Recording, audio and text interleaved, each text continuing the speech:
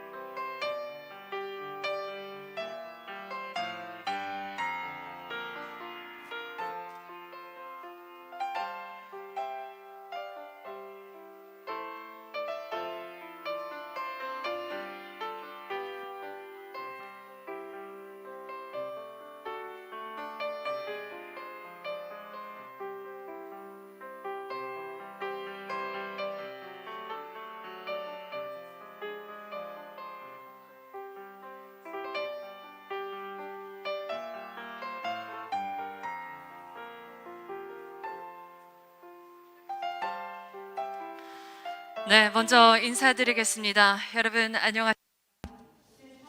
Let me greet you first, ladies and gentlemen. Good morning, and would like to send you a wide welcome to the fourth Seoul Dialogue on Africa. My name is Park Sang-yeon, and I'll be leading you through today's dialogue. Nice to meet you all. Thank you very much, and we would like to appreciate your presence for being with us for this meaningful event on and offline.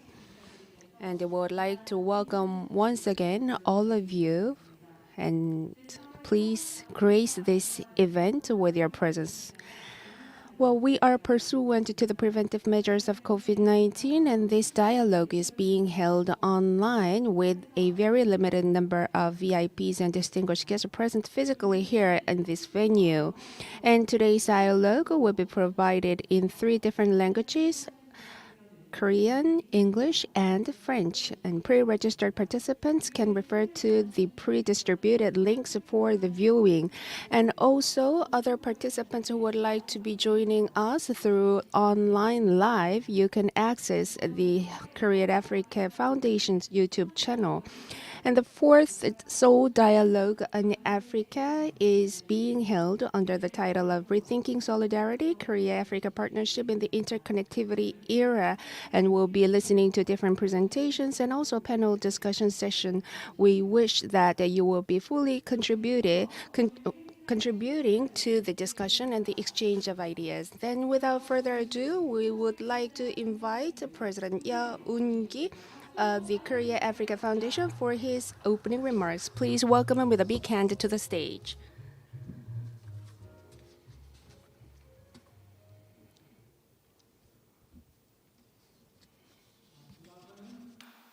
And of course, good morning to Africa. Welcome all of you to the first Seoul Dialogue on Africa, and thank you for your presence in this conference. Particularly, His Excellency Ban Ki-moon, Chairman of the Ban Ki-moon Foundation for a Better Future, and former Secretary General of the UN, Honorable Member of Parliament, Shin Hyun-young, Secretary General of the Forum for Africa's New Era of the National Assembly, Honorable Dr. Choi Jong-kwon, First Vice Minister of Foreign Affairs of the Republic of Korea, His Excellency Carlos Victor Bungu, Gabon Ambassador and Dean of the African Diplomatic Corps in Korea, Honorable Dr. Choi Yeol, the President of the Korea Green Foundation. Also, Honorable Professor Fred Newton Binka from University of Health and Allied Sciences in Ghana. Excellencies, distinguished guests, ladies and gentlemen, thank you all for sharing your precious time with us in this Seoul Dialogue Conference on Africa. I would like also to thank all the speakers and panelists in advance for their presentations and discussions at this hybrid forum, as well as all the participants from Korea, Africa, and around the world who have joined us today despite the COVID-19 pandemic situation. It is a great pleasure and honor for me to open the fourth Seoul Dialogue on Africa, hosted by the Ministry of Foreign Affairs and Korea Africa Foundation. Distinguished guests, ladies and gentlemen, the world continues to be gripped by the pandemic and rapidly accelerating pace of climate change, which emphasize the need to strengthen global cooperation. Under such circumstances, the topic of the fourth Seoul Dialogue on Africa, Rethinking Solidarity, Korea-Africa Partnership in the Interconnectivity Era, is much needed and themed in a timely manner. The most serious and urgent issue we currently face is the COVID-19 pandemic as its new variant that demand for a collaborative global response. The severe impact of the COVID-19 pandemic can be clearly seen in the numbers announced by the IMF. More than 3.1 million deaths and counting. 120 million people forced into extreme poverty, and the global recession impacting all economies. No countries have been completely free of damage, but some have been hit harder than others, with the African continent being one of the most affected. The recent variant of COVID-19 sends a signal across the globe on how the virus can grow and spread if more aggressive measures are not taken and the vaccination programs do not ramp up. The recent data from Africa CDC illustrates that just 7% of Africa's total population of 1.3 billion has been fully vaccinated, with only 10.6% having received at least one dose. As the pandemic continues across the world, We must deal with this challenging and demanding situation together by reinvigorating multilateral cooperation. The global health crisis has made it clear that the world is so interconnected, and our current predicament can be only overcome through effective international cooperation. Distinguished guests, ladies and gentlemen, besides the pandemic, the world is facing another unprecedented risk from climate change. Climate change is wreaking havoc on the world, not only harming the environment, but also economic development and national security. As temperatures surge across the globe, long-term droughts increase, sea levels rise, and storms become more frequent and severe, causing the lives of people in all parts of the world to suffer. These anomalies can exacerbate factors around economic, social, and political uncertainty, especially in conflict-affected regions, putting an already vulnerable group of people on the bleeding edges of the multiple overlapping crises. Malians suffer from unreliable rainfall and land degradation, resulting in lower crop yield, which is correlated to intra-communal conflict between farmers and herders across the Sahel region. In 2020, 79% of Somalians were displaced due to either droughts or floods caused by climate change. Although the African continent has contributed a very low level of carbon emissions compared to other continents, large areas of the African continent are now severely affected by climate change. Urgent action against the threat of climate change is necessary. All countries need to take initiative to come up with countermeasures with global solidarity. Distinguished guests, ladies and gentlemen, all the aforementioned crises we face highlight the importance of international cooperation and inclusive partnership. I am confident that this year's Seoul Dialogue on Africa will become a meaningful forum for useful discussions on international solidarity, allowing us to find opportunities for multilateral cooperation and partnership. Through the candid dialogue and discussion today, we can share opinions, experiences, and information on these international challenges to effectively react together. Finally, I hope that this conference will serve as a venue for more prosperous and greener future in the Korea-Africa relations in the era of interconnectivity. I look forward to having constructive conversation. Thank you very much. Thank you. 네, 좋은 말씀 감사합니다. 큰 박수 부탁드리겠습니다.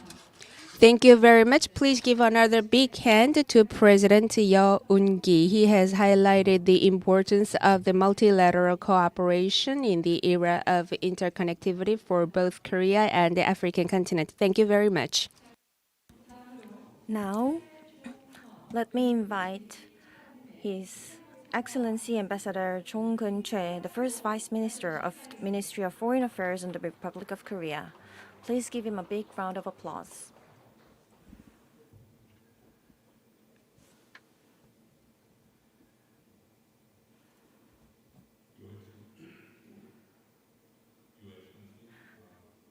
Ban Ki-moon, the 8th United Nations Secretary General, the Honorable Shin Hyun-young, Secretary General of the National Assembly Africa's New Era Forum, and also the member of the National Assembly, and also our dear friend, Your Excellency Carlos Bongo, the Dean of the African Group of Ambassadors, and also Ambassador Yeon-gi, President of the Korean Africa Foundation, and ladies and gentlemen. First of all, the warmest of welcomes to all of you. I'm very delighted that you're all here, despite the fact that we have this pandemic rising up, whether online or offline, at the 4th Seoul Dialogue on Africa. My sincere thanks to Ambassador Leo especially and his team for their wonderful preparations for this meaningful event. Also, I'd like to take this opportunity to recognize the presence of Secretary General Ban Ki-moon, who is here with us to support our partnership with Africa. We are, and I am personally, very proud that he's here with us this afternoon. Today's topic is Rethinking Solidarity, Korea's Africa partnership in the interconnectivity era. COVID-19 and the climate crisis are chilling reminder to us how deeply interconnected we are and how important it is to work in the spirit of solidarity and cooperation. When the pandemic erupted, Africa combated the pandemic collectively under the coordination of Africa CDC. As soon as the Omicron variant emerged, South Africa was very quick to detect it with its advanced genome sequencing technology. Thanks to South Africa's early report and its transparency, the entire world has saved enormous time in responding to new variant. So, using this opportunity as well, I'd like to pay our respect to the nation of South Africa and its great people as well. African countries are working in solidarity, not only in the response to COVID-19, but also in the fight against climate change at the same time. Heads of states across Africa rolled out the Africa Adaptation Initiative 6 years ago to scale up the response to climate change on the continent. The African Union also initiated the Great Green Wall project to grow a 7,800 kilometer long natural forest spanning Africa. We are also witnessing with great respect Africa working hand in hand to protect its democracy during this pandemic era as well. ECOWAS, the Economic Community of West African States, intervened in a very timely manner with condemnation and sanctions when militaries took over civilian governments in West Africa. And also IGAD, Intergovernmental Authority on Development, engaged in the mediation in Ethiopia and South Sudan, something that we don't see very often before. In short, Africa is collectively, actively responding to the global crisis. It has proved itself as a major player, and this means that it is truly vital to join hands with Africa during this pandemic era as well. Korea is indeed very keen to forge ties of partnership with Africa, a partnership grounded in equality and partnership that is also sustainable into the future as well. In this spirit, I'd like to invite your attention to 3 areas in which I believe we can continue to deepen our bonds of cooperation and our ties of cooperation at the same time. First, Korea hopes to forge a partnership for co-prosperity with Africa in the fields of health, climate change, and peace and security. At the G7, the Korean government pledged $200 million to COVAX AMC. We did so in recognition to ensure equitable access to vaccines. Korea will also be delivering additional vaccines to Africa in close coordination with the Africa CDC and UNICEF. Korea, as a global vaccine hub, will gladly play a leading role to increase the supply of COVID-19 vaccines to Africa. we are manufacturing and supplying 4 different COVID-19 vaccines at this time, and the first Korean COVID-19 vaccine is scheduled to be on the market before the first half of next year. We will also engage with Africa in responding to the climate crisis. Our shared endeavors with Africa in moving towards a low-carbon economy will focus on the development of renewable energy by increasing Green New Deal ODA. And we also signed a Korea-Africa Energy Investment Framework Agreement with the African Development Bank last June, under which we will provide $600 million over a period of 5 years. Korea fully supports Africa, playing a leading role in building sustainable peace and stability on the African continent. In addition to providing United Nations peacekeeping troops, we will also provide a medical training center for peace operation for the African Union peace and security activities in the continent. Secondly, Korea wishes to build an economic partnership with Africa, which is mutually beneficial and future-oriented. The recent global supply chain disruption speaks to a very simple fact that Africa will become a more important geo-economic player beyond the pandemic era.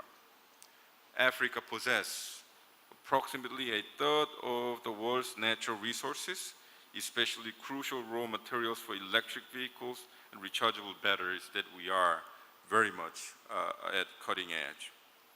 Natural resources possessing in Africa can contribute to supply chain diversification over the medium to longer term. And Korea recognizes Africa's increasing presence in the global value chain, and we are very much ready to work with Africa much more. We are also keen to support the effective implementation of the African Continental Free Trade Area, AFCFTA, particularly in the areas of tax administration and customs. We hope to introduce UniPass, an electric custom clearance system, which is currently adopted by 5 African states already, so 2 more African friends and partners. We'll also introduce FTA Pass, an origin of goods management system which will be a useful tool for our African partners too. Lastly, but not the least, we wish to forge a people-oriented partnership with Africa. This year, despite the pandemic, high-level exchanges with Africa thrived. Since June this year, there have been 15 visits to African countries by our Deputy Ministers of Foreign Ministry Affairs, including my trip to Senegal, Nigeria, and Morocco. Korea has received 6 high-level delegations from Korea during this pandemic era, so the links between Africa and Korea has never been stronger. Let us maintain this momentum. We hope to hold the 5th Korea-Africa Forum, but unfortunately, it had to be delayed, and we are trying our best to make sure that we are meeting again at the earliest possible juncture next year. Hopefully, we do this really fast. Young people should not be excluded from people-to-people exchanges. They should be the center of the people-to-people exchanges as well, and they should be in the driver's seat. Africa is the continent of young people, with 70% of sub-Saharan Africa under the age of 30. They are the key for the continent's growth, and Korea is ready to work with them for the future too. We will expand the governmental scholarship and vocational training for African students. As of last year, about 2,600 students from African countries have come to Korea to conduct various studies. Over the next 5 years, we hope to see more African students coming to Korea, and the number should increase at least 2 times more. As a professor myself, I hope to see more African students in my classes in the future as well, when I go back to Yonsei University, if you will. As we share our thoughts today, I hope that from this dialogue, we will gain a renewed sense of connectiveness between Africa. I trust that this will serve as a source of inspiration in our future journey together. And I think the future journey is not that far from now. And thank you so much, and thank you for listening. Thank you very much. 네, 좋은 말씀 감사합니다. Thank you for your wonderful speech. I hope that he will play an essential role in strengthening the relation between Korea and Africa. Thank you very much. Thank you once again. 그럼 계속해서 Moving on, we would like to Parliament member Shin Han-young and the Secretary General of the National Assembly's African New Era Forum for his remarks.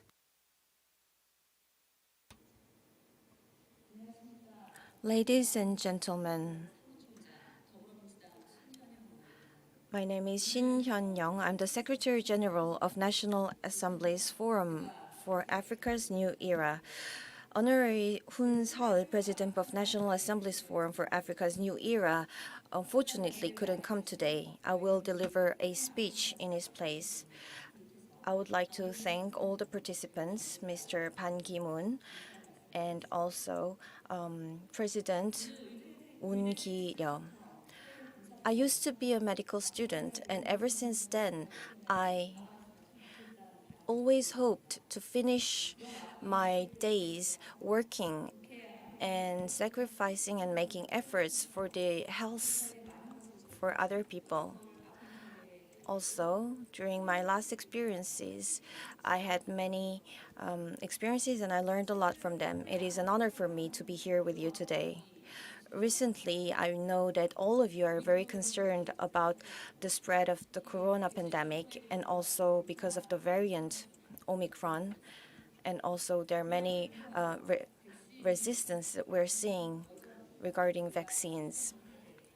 However, I truly believe that our first mission is to deliver vaccines, and therefore we need to reinforce cooperation in the international community. And that is why this Seoul dialogue on Africa will serve as a foundation to create a new strategy and work together with Africa CDC, the Korean Ministry of Foreign Affairs, and also all the African delegations. I believe it is a very meaningful event. The Korean medical and is known all over the world, and Korea is becoming a more important country in this field. And as a global hub, we're making many multiple efforts. In Africa also, which is not free from the consequences of COVID-19, I hope that we'll be able to deliver through cooperation in the health area at a national scale and also at the people scale and protect its people. Rethinking Solidarity, Korea-Africa Partnership in the Interconnectivity Era, which is the theme of our dialogue today, is a very important subject, and I hope that we'll be able to discuss here today how to overcome the challenges we're facing, like climate change and also the COVID-19 pandemic. I hope also that very soon we will have another opportunity to discuss about new strategies. I would like to congratulate you once again on the opening of the Seoul Dialogue on Africa, and the government will make many efforts. Thank you very much. Yes, thank you very much for your remarks. To strengthen the amicable relations between Korea and Africa, she has just committed to fully support. Thank you very much. And moving on, now we would like to invite Ambassador Carlos Bungu of Gabon Embassy in Korea for his remarks.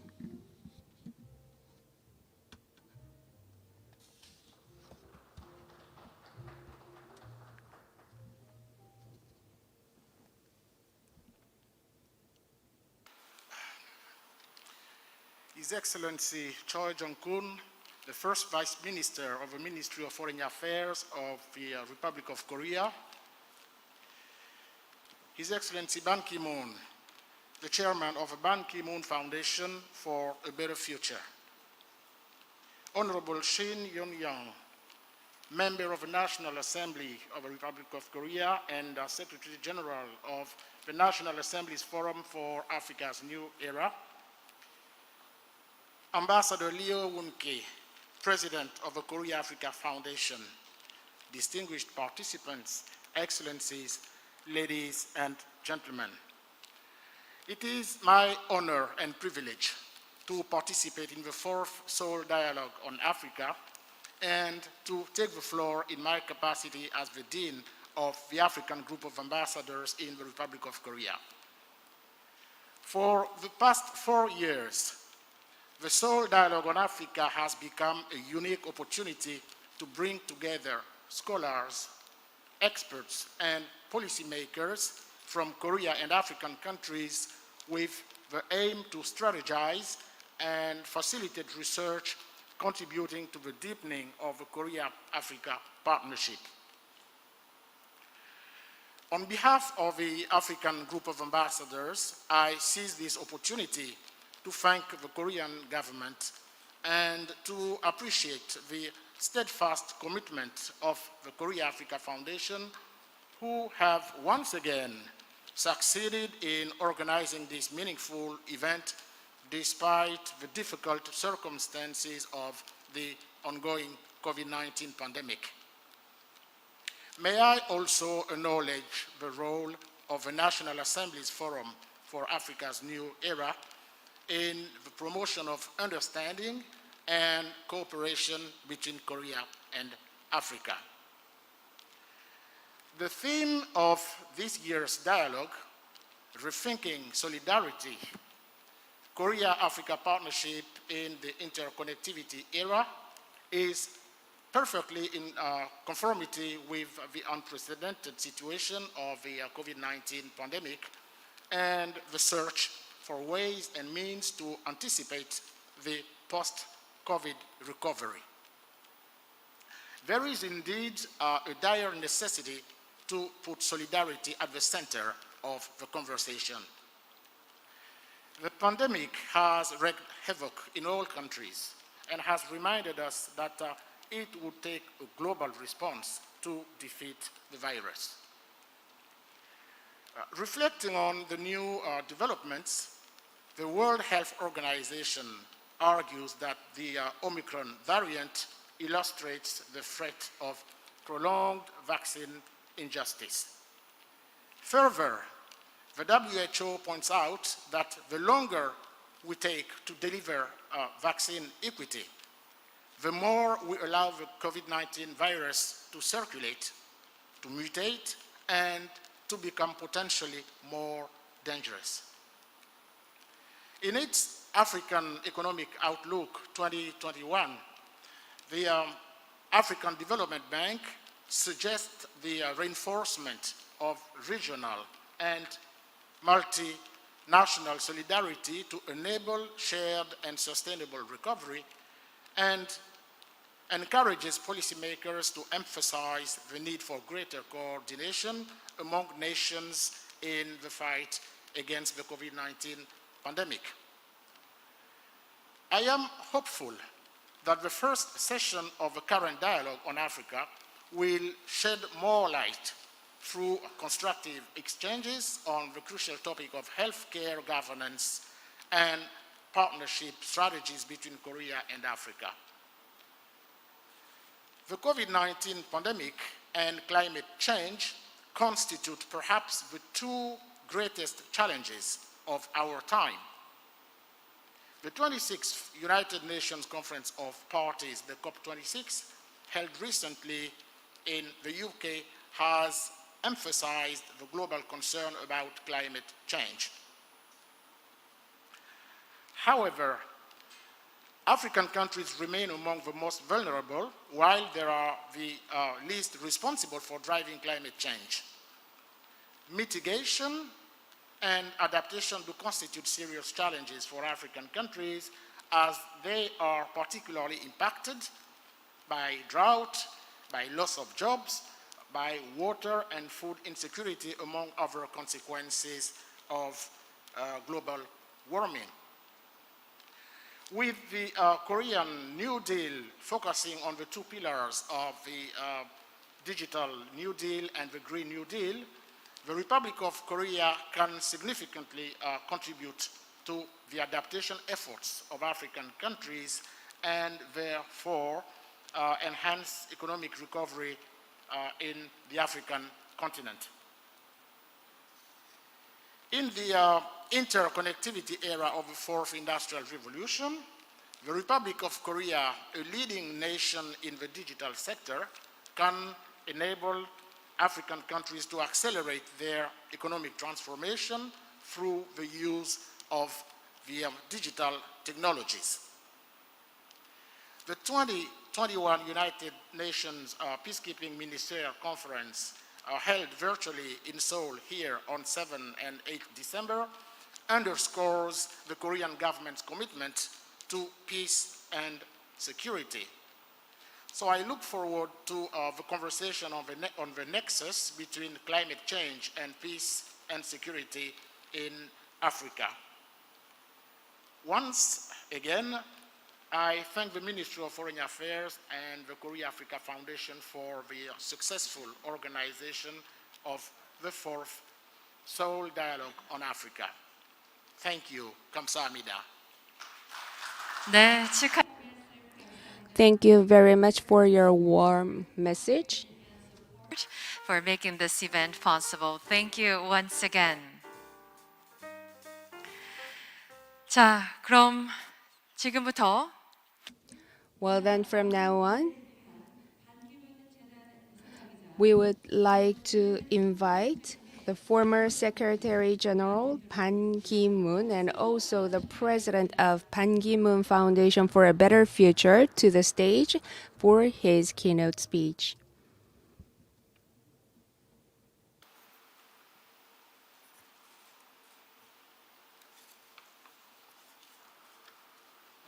Thank you for your warm introduction. Merci pour votre introduction amicale. Please allow me to speak without mask. I think we have quite the reasonable social distancing.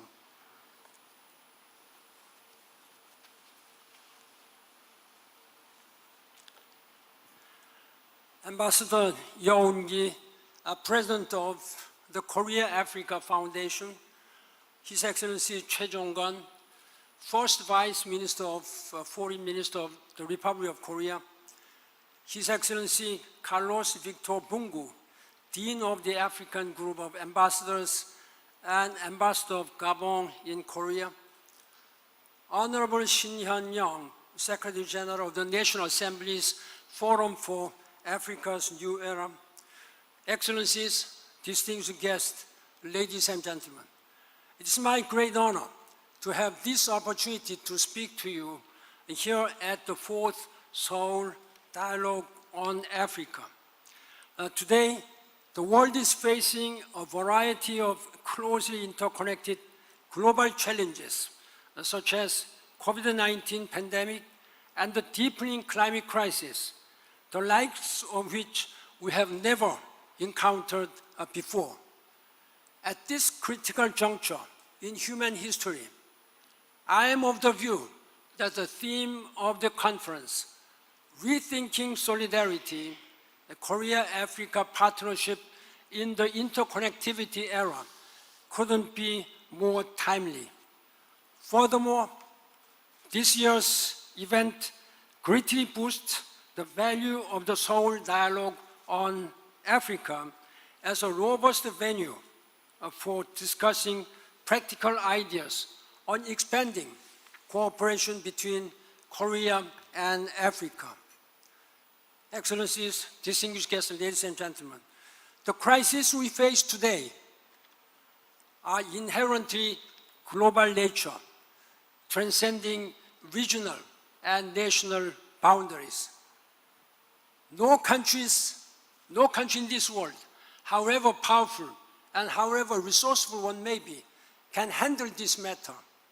The pandemic has upended our daily lives, and the current climate crisis, unleashed by unchecked emission, is a resounding warning that we simply cannot continue with business as usual. Such challenges underscore the reality that we now stand at a juncture where global interconnectivity is more vital than ever before. With this in mind, the global collaboration and partnerships are critical for effectively responding to global threats and challenges, as well as for establishing and solidifying inclusive and effective multilateral cooperation. The COVID-19, Excellencies, distinguished guests, ladies and gentlemen, the COVID-19 has drastically altered our societies and is reshaping a global economic paradigms and international order. This unequivocally points to the need for crisis responses at the international level, going beyond national borders. With the development and rollout of vaccines, we thought that we might be able to address this COVID-19. And also, we are feeling, particularly in Korea, we are feeling that we may finally seeing the end of the tunnel. However, we are overshadowed by the pressing need to ensure universal equal access to vaccines and improve healthcare infrastructures and governance in the developing world. These issues underscore the need for a collective response by the international community. And the rapid spread of this new Omicron variant underlines the urgency of vaccinating the world and fighting back inequity. Under this backdrop, there is no question that we need elevated international cooperation, particularly in the form of multilateral partnerships to effectively tackle the COVID-19 pandemic. As a former Secretary General of the United Nations, I was deeply angered and ashamed ourselves that multilateralism was in disarray by those countries, by those big countries who are leading the multilateralism. For the past 2 years, the world has rallied together to fight the pandemic under these very difficult situations.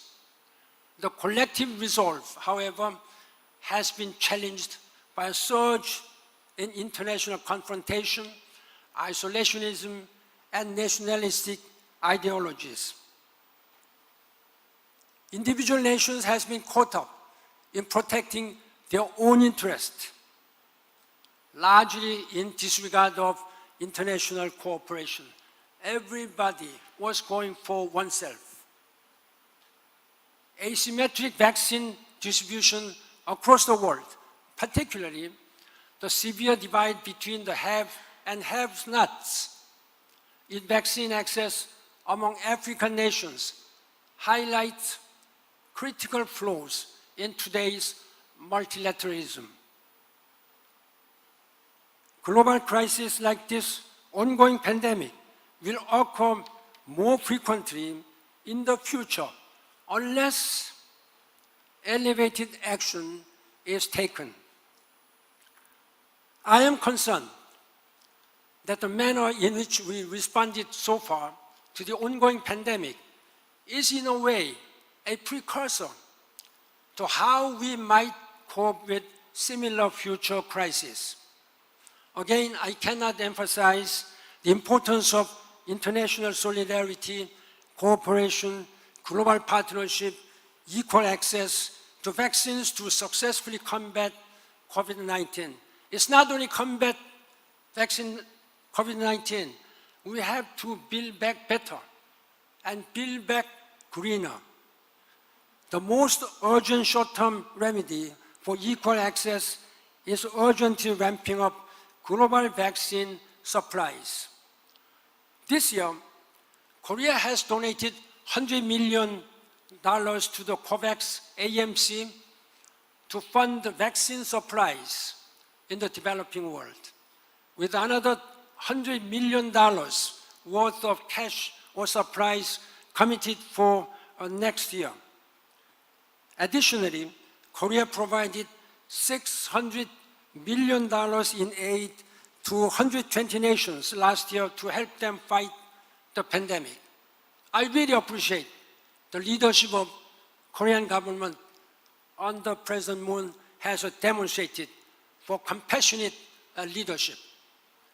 Effective responses to the continued cross-border spread of the pandemic and improvements in global health care critically hinges on effective mechanism of multilateral cooperation that can bring together diverse stakeholders into a well-functioning partnership.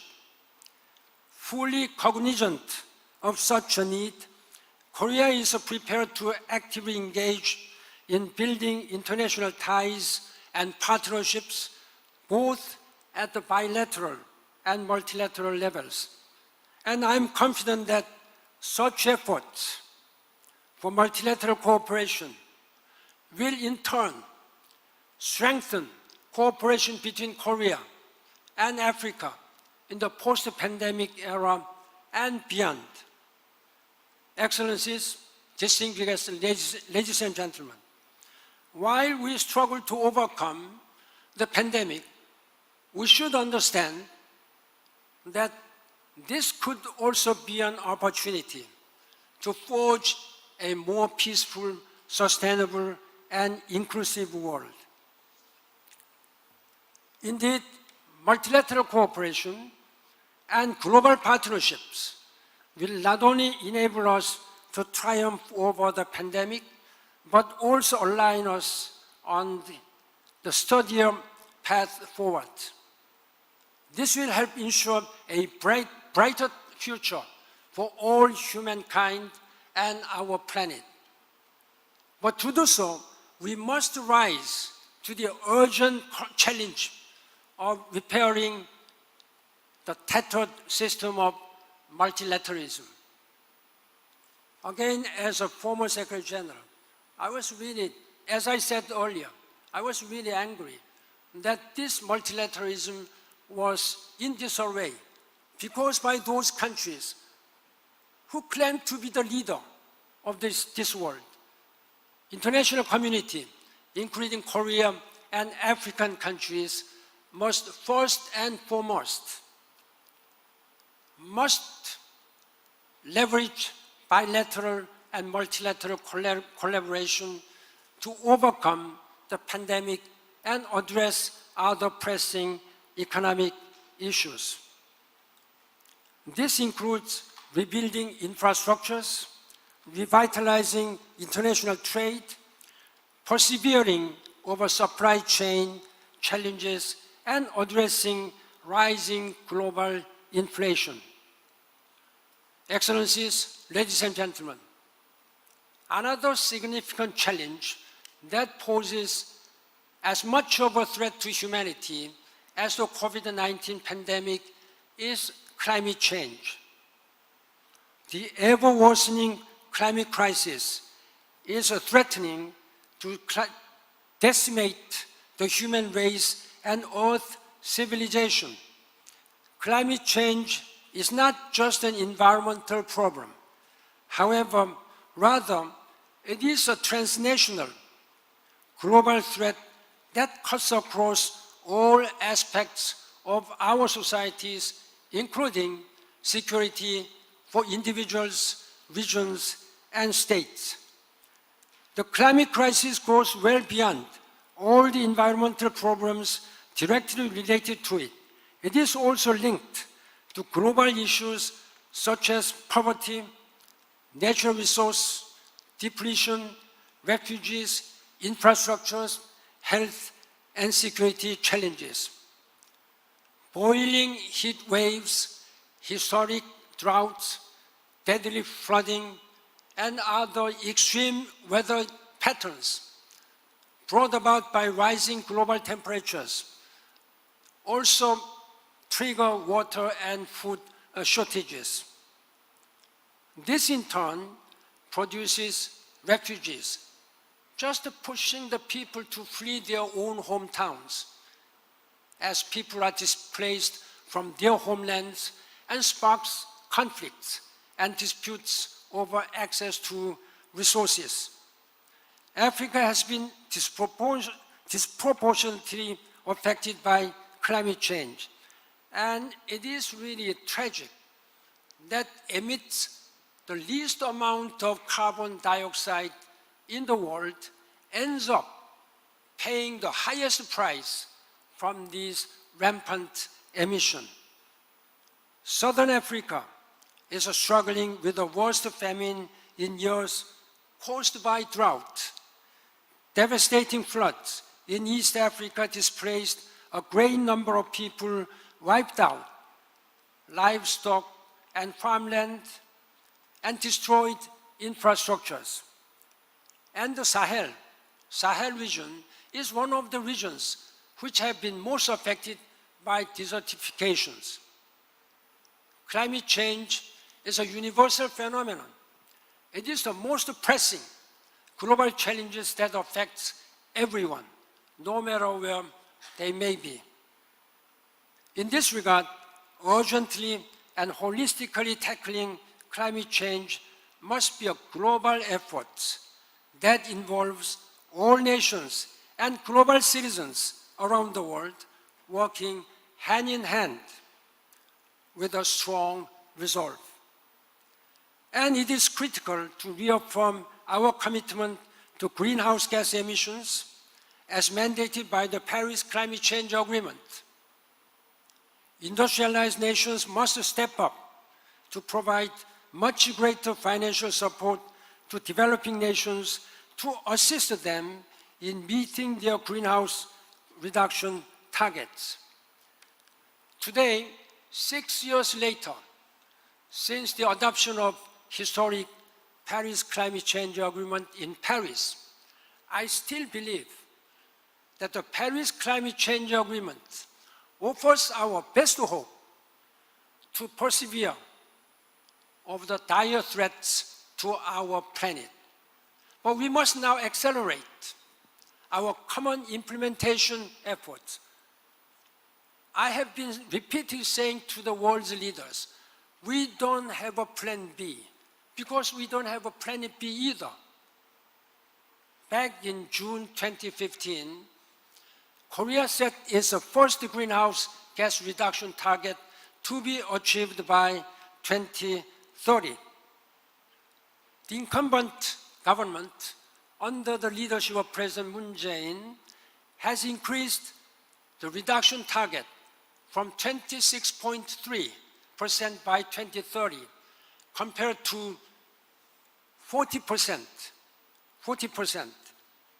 I know that there are some complaints coming from industrial community. I know that this is a highly ambitious goal because it requires cutting back emissions by an annual average of 4.17%. It's a challenging. Nobody said that it is easy, but also reflects a strong policy commitment. Now is the time to respond to the cascading climate crisis with much greater urgency and alarm. To do so, we must begin shifting away from closed individual responses towards a more open-minded framework of global cooperation that is underpinned by cooperation, partnership, and solidarity.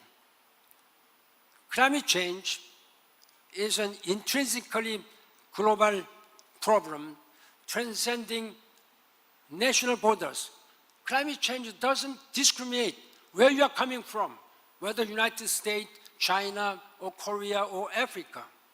As such, we need to make sure that our responses are inclusive so that they involve all nations and all stakeholders, including those on the fringes of society. We must step up international cooperation as we take tough actions against the climate change to ensure a safer and more sustainable future for ourselves, our future generations, and our planet. Some people may believe that we have another planet to move on, but at least at this time, I don't know, 100 or 200 years later, we may find one planet, but this is the time where we have only one planet. There is no plan B, as I said earlier. Excellencies, distinguished guests, ladies and gentlemen, all of these efforts are in line with growing worldwide demand to foster multilateralism. Worldwide demand to foster multilateralism and alliances as the foundation for tackling common global challenges and creating a path toward enhanced security, shared development, and greater prosperity. The importance of reinforcing multilateral cooperation is further accentuated by the growing level of interdependence across the world on multiple levels, including healthcare, environment, security, and trade.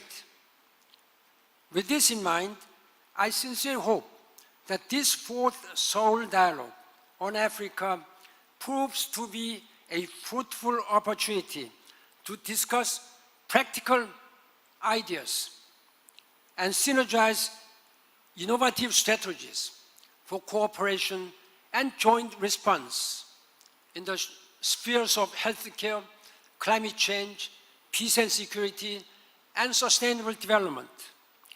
Furthermore, it is my great hope that this forum will serve as a catalyst for revitalizing substantive exchanges and multilateral cooperation between Korea and its partners on the African continent.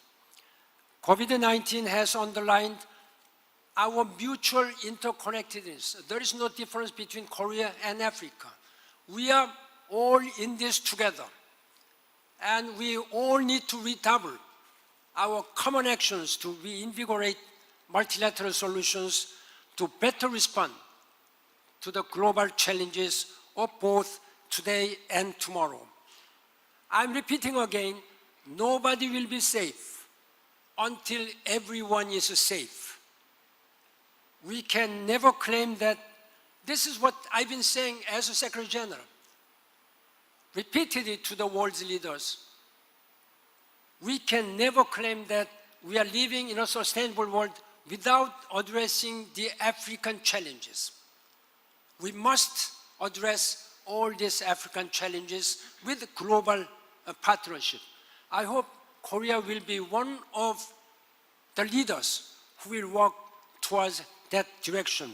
Let us work together to make this world better and to make this world more sustainable and happier, healthier. That is our moral and political responsibility living in this era. Thank you very much for your leadership, and thank you. All the best to you. Thank you very much. 네, 여러분 큰 박수 부탁드리겠습니다. 고맙습니다. Thank you, ladies and gentlemen. Please give him a round of applause. A better world, a better Africa. Not only that, but also a multilateral cooperation for a better world. Thank you very much. And this will be the last program of the opening ceremony. We would like to invite our distinguished guests up onto the stage for the commemorative photo session. Once your name is called out, please come up onto the stage.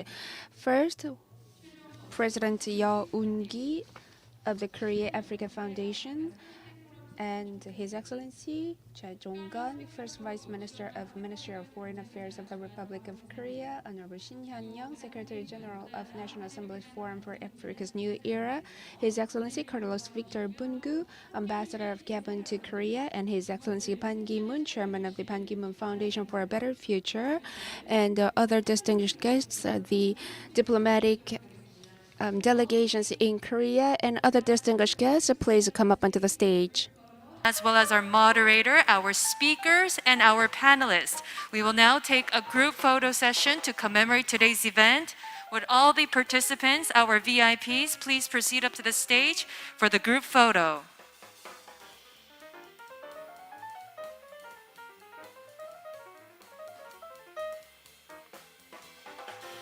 네, 무대 위로 자리해 주시기 바랍니다. Please make your place in the middle of the stage.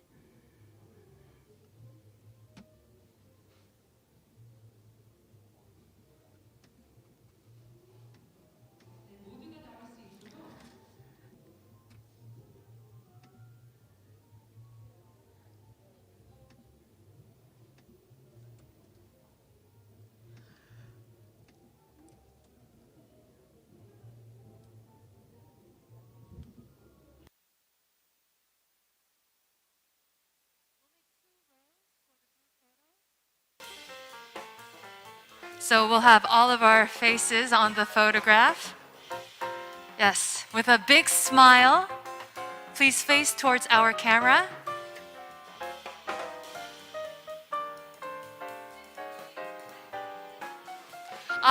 Will the second row please move 2 steps to the right, please? Just 1 step to the right. That'd be great. Are you good? Please face towards the photo. Yes, we'll have all the VIPs on the photo. 네, 됐나요? 네, please face the photographer. And on the count of 3. Big smile, please. 1, 2, 3. Yes, thank you very much. And then we'll have fighting. Korea, Africa, fighting! Yay! 네, 여러분 큰 박수 부탁드립니다. Please give another round of applause to our VIPs on the stage. Thank you very much. And support. 네, 그럼 이것으로 This rounds out our opening ceremony of the 4th Seoul Dialogue on Africa. Please take a short break and we will resume the session at 2:45. Please regain your seats at 2:45 sharp. Thank you very much, and we will also see you, our online participants, very soon.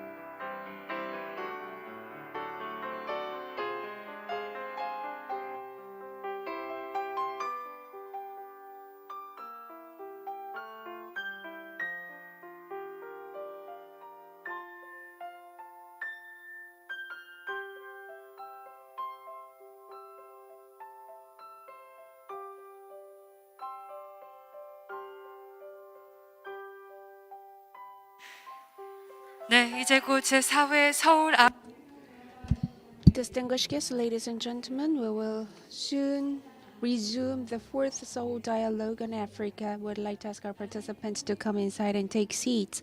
Those who are still staying outside of the conference hall in the lobby would like to ask you to come inside and take seats. To begin session 1, please proceed into the conference room and take your seats. Thank you.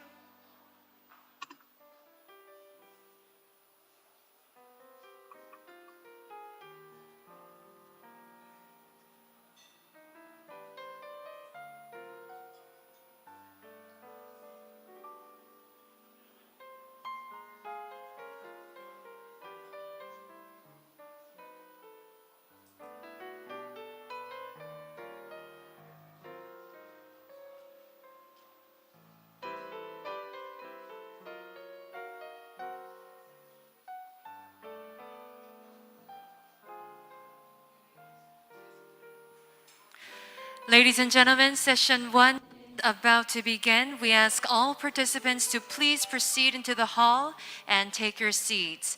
Once again, session 1 is about to begin. We ask all participants to please proceed inside and take your seats. Thank you.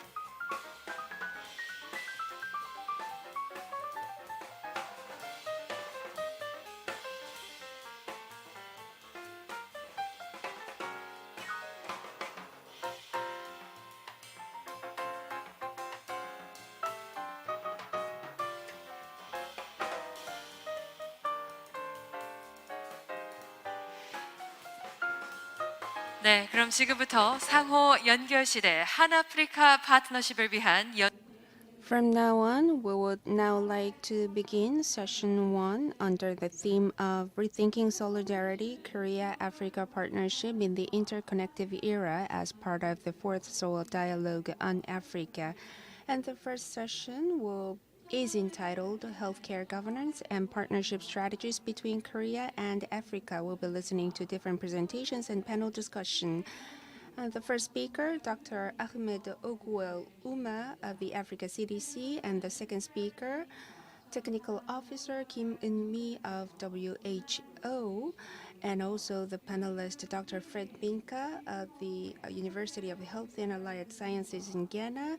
These three will be joining us online, and on the stage now we have Professor Kim Sung-hee of Medical School at Hanyang University and Secretary General Kim Uk of Africa Future Foundation. And we have a moderator online, President Lee Hun-sang of Global Health and Development Partners.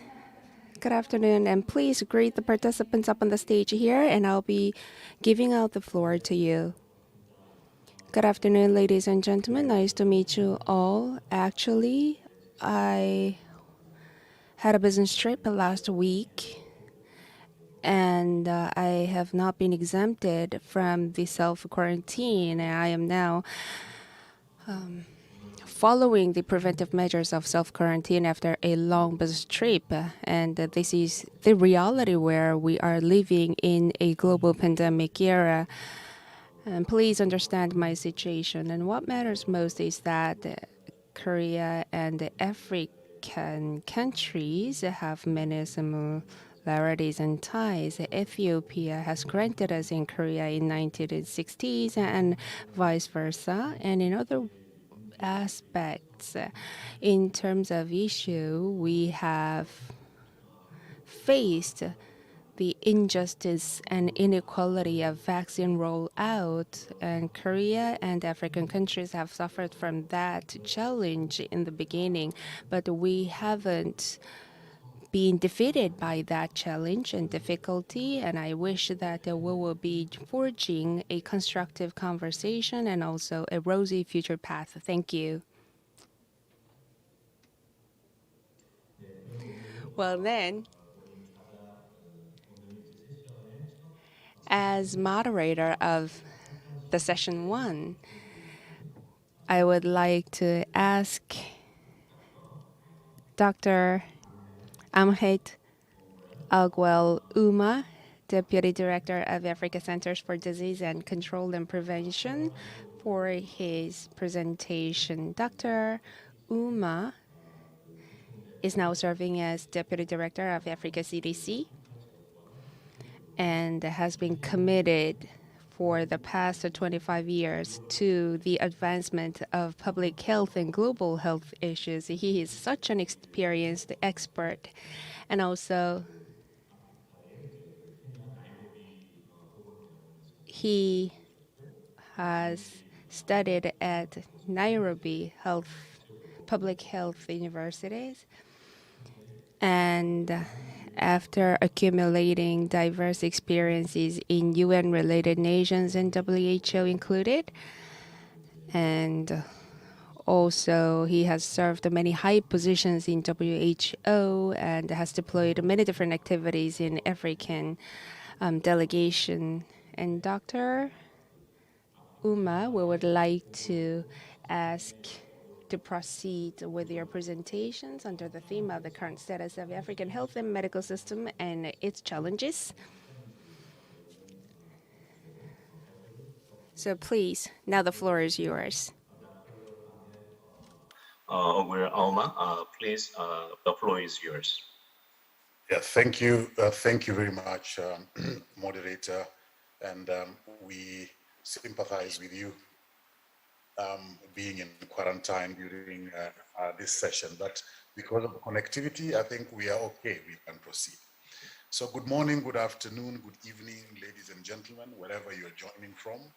I would like in the next few minutes to share with you what we at Africa CDC and the African continent are doing in as far as addressing our medical systems and other challenges is concerned, particularly in the context of this COVID-19 pandemic.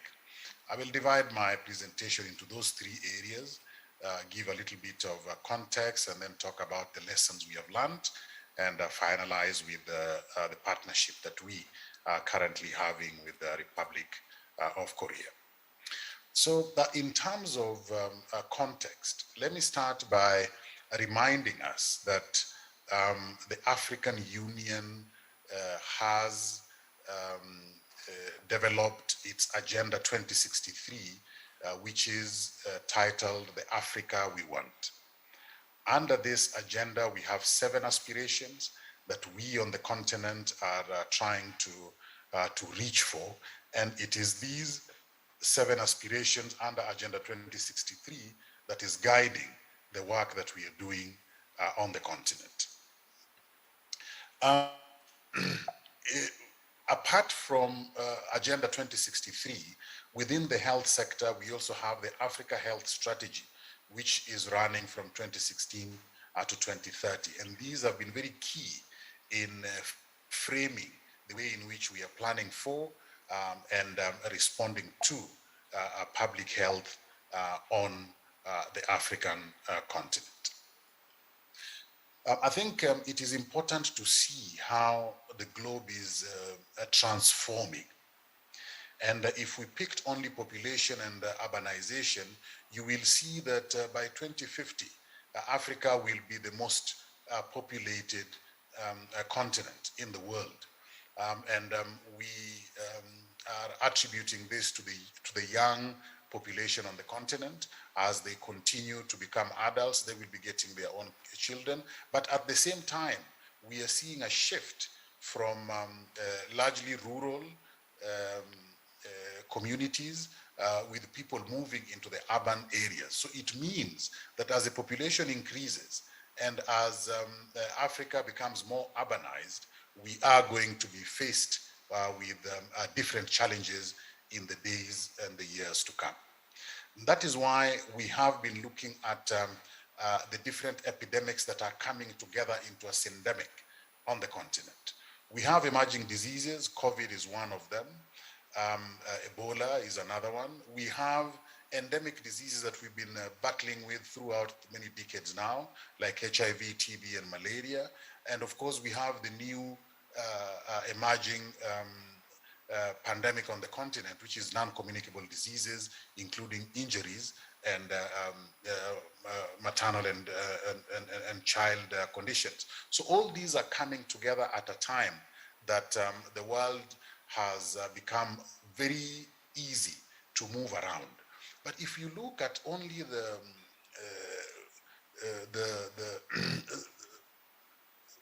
the range of communicable diseases that have been emerging on the continent and well documented from the 1950s to the current one, it tells you that we have a complex, a group of different bacteria, viruses, parasites that are actually affecting the African continent. And these have been progressively resulting in health emergencies and outbreaks, and we have been responding to these over time, and we would like to increase the efficiency that we do this. And this is precisely because we are losing a lot of healthy life years, over 227 million by our last count. We are losing a lot in terms of productivity, over 800 billion over the last year. So it means that we have to reimagine and reevaluate the way that we prepare and plan for all these different health emergencies on the continent. This needs to be looked at in the context of very limited facilities. Indeed, the gaps that I would like to share today are only these 3. If you look at our health facilities on the continent, less than 50% of our member states have, in good numbers, modern health facilities. The health budgets of the different countries on the continent is less than 10% of the GDP. Health workers, we have 2 for every 1,000, while if you compare to other parts of the world who have over 20, 25, it means that we are working with very, very few numbers. to address a very big problem within the health sector.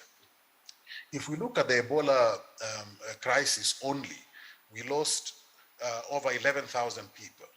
Over 28,000 were infected. Up to 5 billion losses in West Africa alone.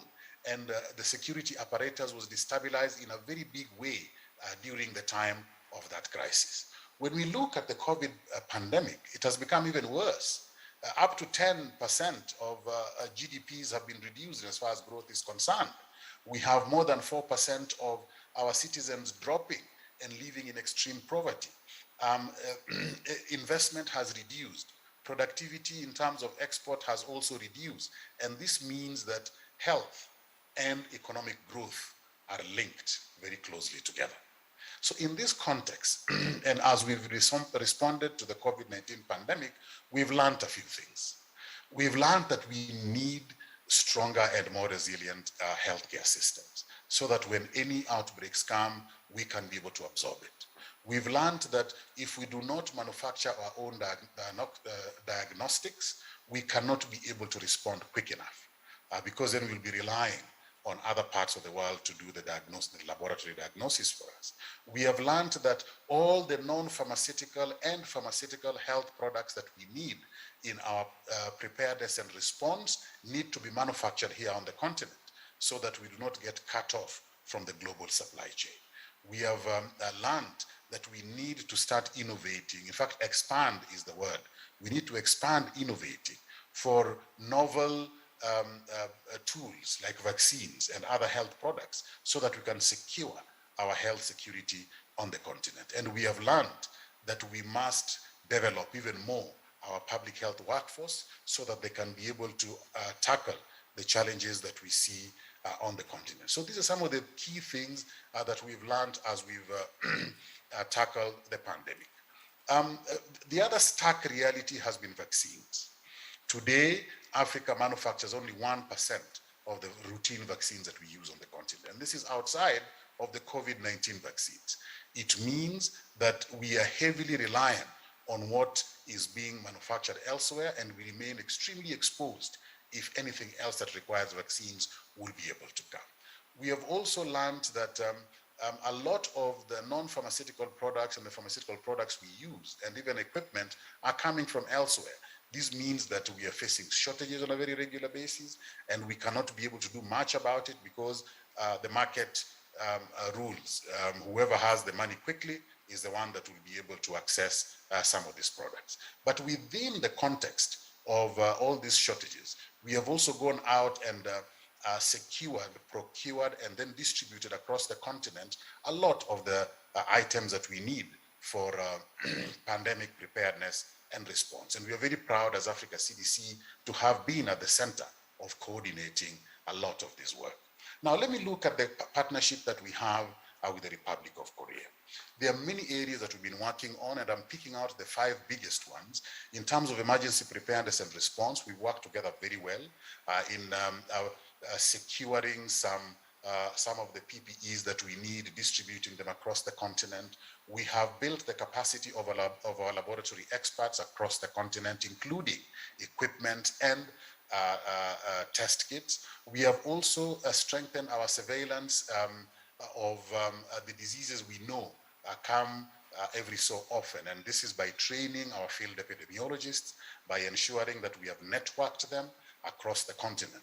We have also been deploying experts using the partnership that we have with the Republic of Korea. And this has really helped because some areas have more experts than others, and we have been moving them around depending on the gaps on the continent. And of course, we're also working together now in tackling hepatitis on the continent. So the partnership has been very good, and it has resulted in a lot of understanding between our two peoples. Let me finally share with you our thoughts in as far as the new public health order is concerned. There are 4 main things that we want to tackle.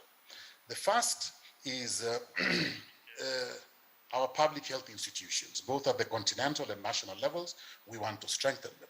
Secondly is our public health workforce. We want to be sure that we have the right numbers. We want to be sure that we have the right cadres of professionals.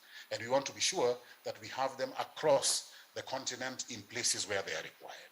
We also want, the third pillar is to expand manufacturing of every health product that we need on the continent to be able to prepare and respond adequately to any health emergency that may come. And finally, we want partnerships. Partnerships that are based on the priorities of the African continent, partnerships that are respectful, and partnerships that are very action-oriented so that we get results as quickly as is possible. And these, ladies and gentlemen, are the points I wanted to share today. I'm glad that we have had the opportunity to be able to share with you some of the work that we are doing at Africa CDC, and I'm looking forward to strengthening the partnership with the Republic of Korea even more. I thank you. Thank you very much. Thank you for your very insightful presentation. I think Africa truly has risen to the challenges despite a lot of difficulties. But I think your presentation really enlightened us for some of the way forward that we would look forward, especially in terms of the building resilient health systems, but also building manufacturing capacity within African continents, including diagnostics and vaccine and others. So I think, and also the spirit for the good partnership and solidarity with respectful partners, which I think Korea can be a very promising one. And in this regard, I think we will be going into our next presentations by Ms. Mi Kim from WHO headquarters. Ms. Mi Kim is no newcomer for the situation in Africa. She has been recently working in as a pharmaceutical and regulatory affairs experts in WHO Africa Regional Office, but now she is doing the same work as the regulatory experts in WHO headquarters in Geneva. Ms. Mi Kim has more than 20 years of experience in the area of pharmaceutical policy and regulatory affairs. And also she has worked on those issues globally and especially in Africa continent as well. While she had been working for management science for health, and also she served as expert for USAID funded SciOps program for working with the Medicine Regulatory Authority strengthening the regulatory system in LMIC, especially in many of the African continents, but also in some of the Asian continents.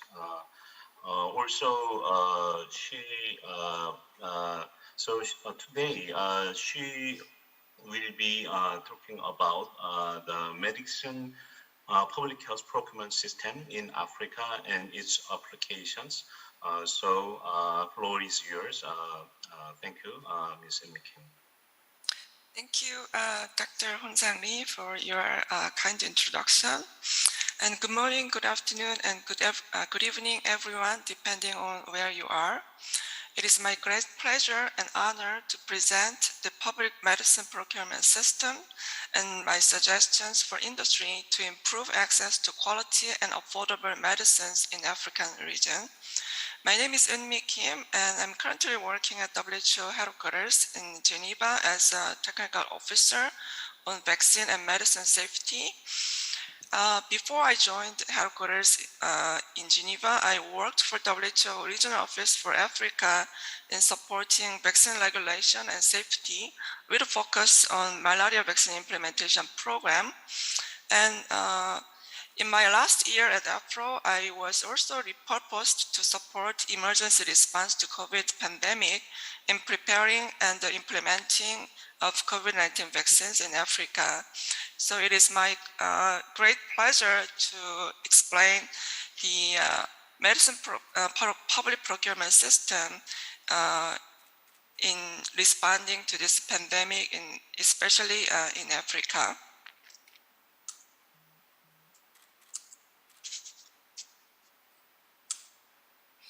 So Today, I'd like to discuss the recent development for local vaccine and medicine production capacity initiatives in Africa. Then I'd like to briefly discuss the medicinal product procurement system in the African region, and then my advice for industry, how to participate in global regional country medicine procurement system, and the remaining gaps and expected future trends, and final suggestions for industry and stakeholders. The shortage of essential medicines in Africa has been a critical issue for a long time.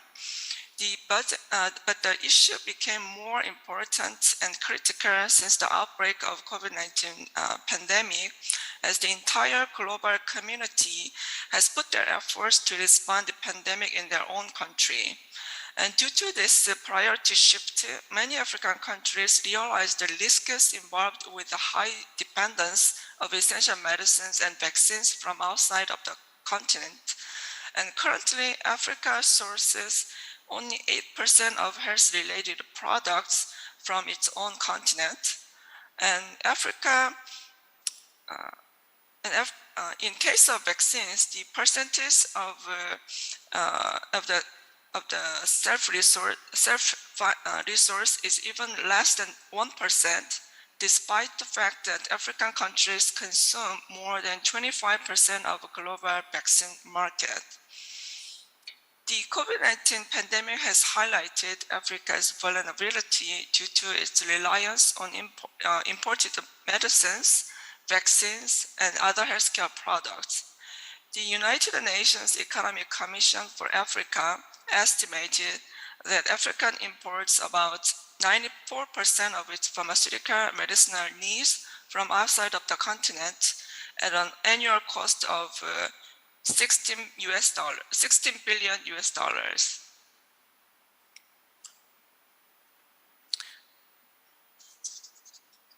After the outbreak of COVID-19 global pandemic, African leaders called for collaborative efforts to initiate the efforts to build local vaccine manufacturing capacity.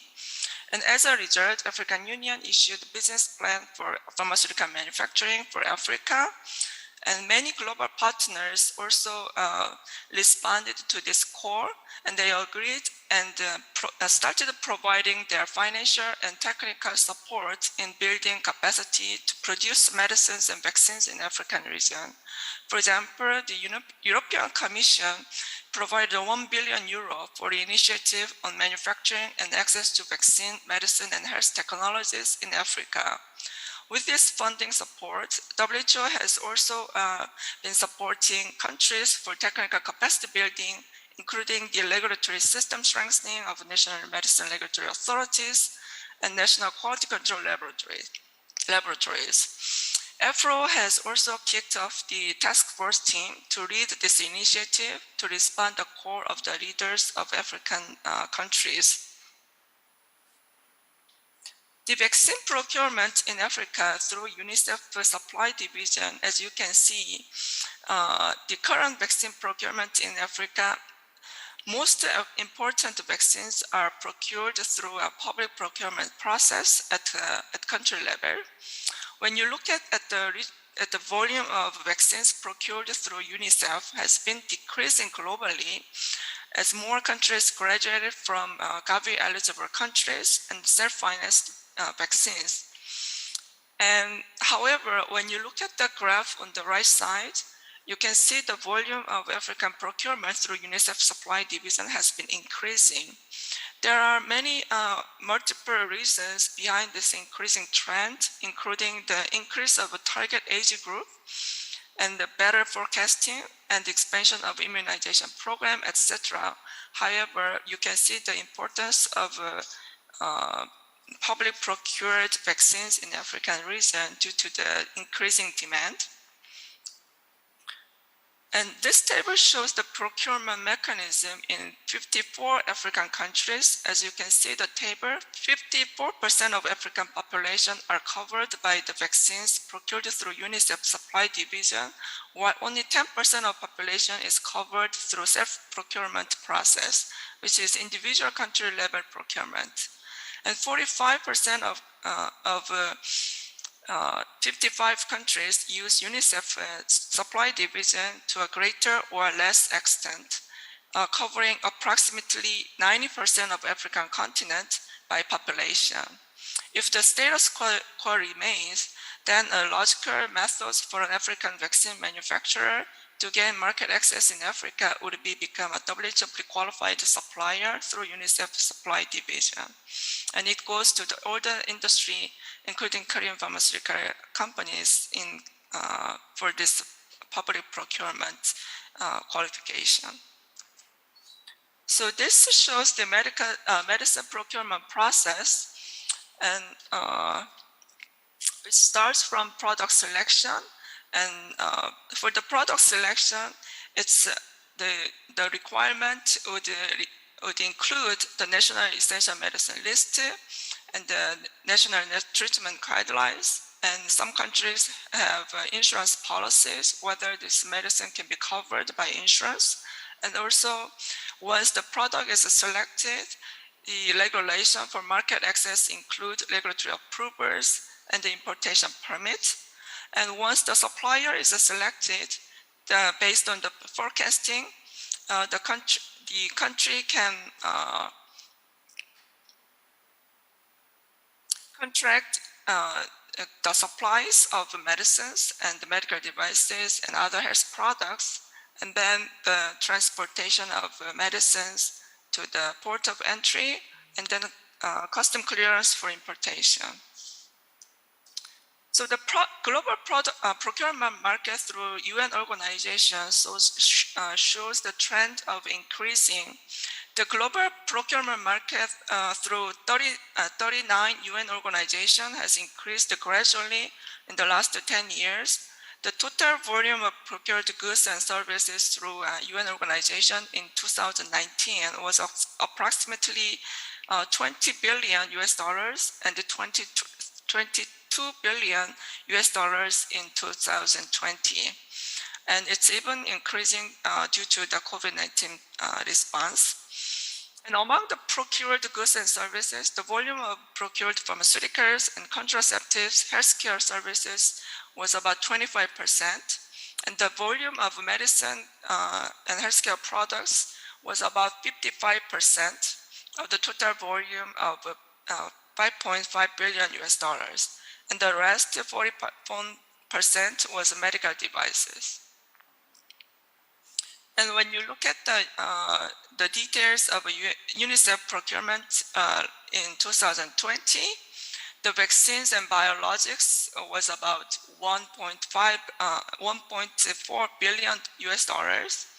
And the medical supplies and equipment was about 800 million US dollars. And pharmaceuticals was about 143 million US dollars. And with the COVID-19 pandemic, there was increase of procured equipment such as personal protection equipment, and which includes other healthcare products.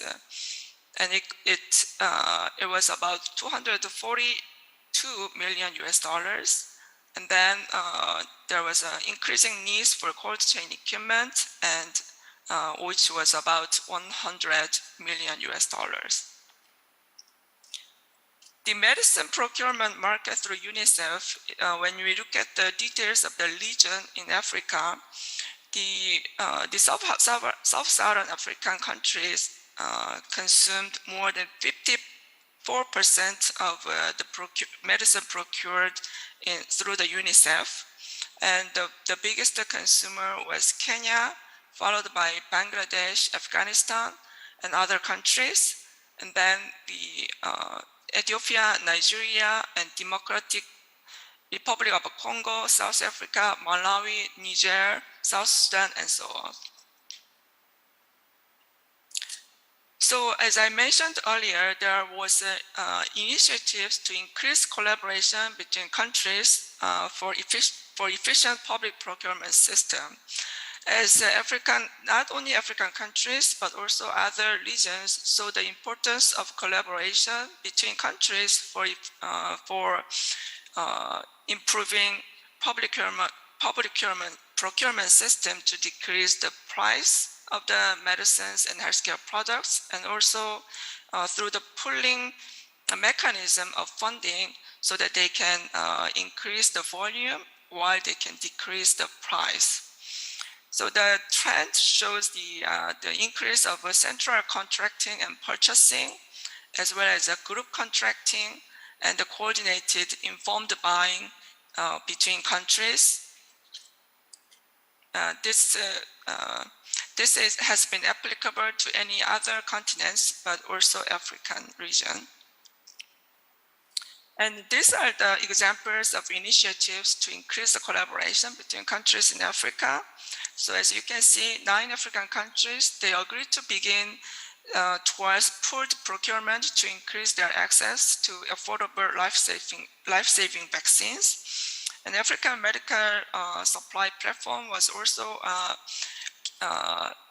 acted fast to respond to the needs for the COVID-19 vaccine procurement. And the World Bank and African Union, they also teamed up to support rapid vaccination by pooling the funding to secure the procurement of vaccines, COVID-19 vaccines. And this is one of the examples of regional economic development community in Africa. For example, SADC, they also created a strategy for pooled procurement of essential medicines and health commodities.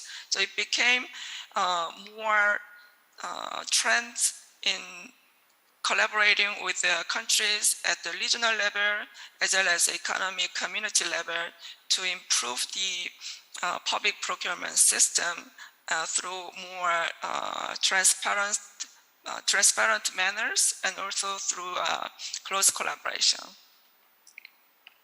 So now I'd like to move to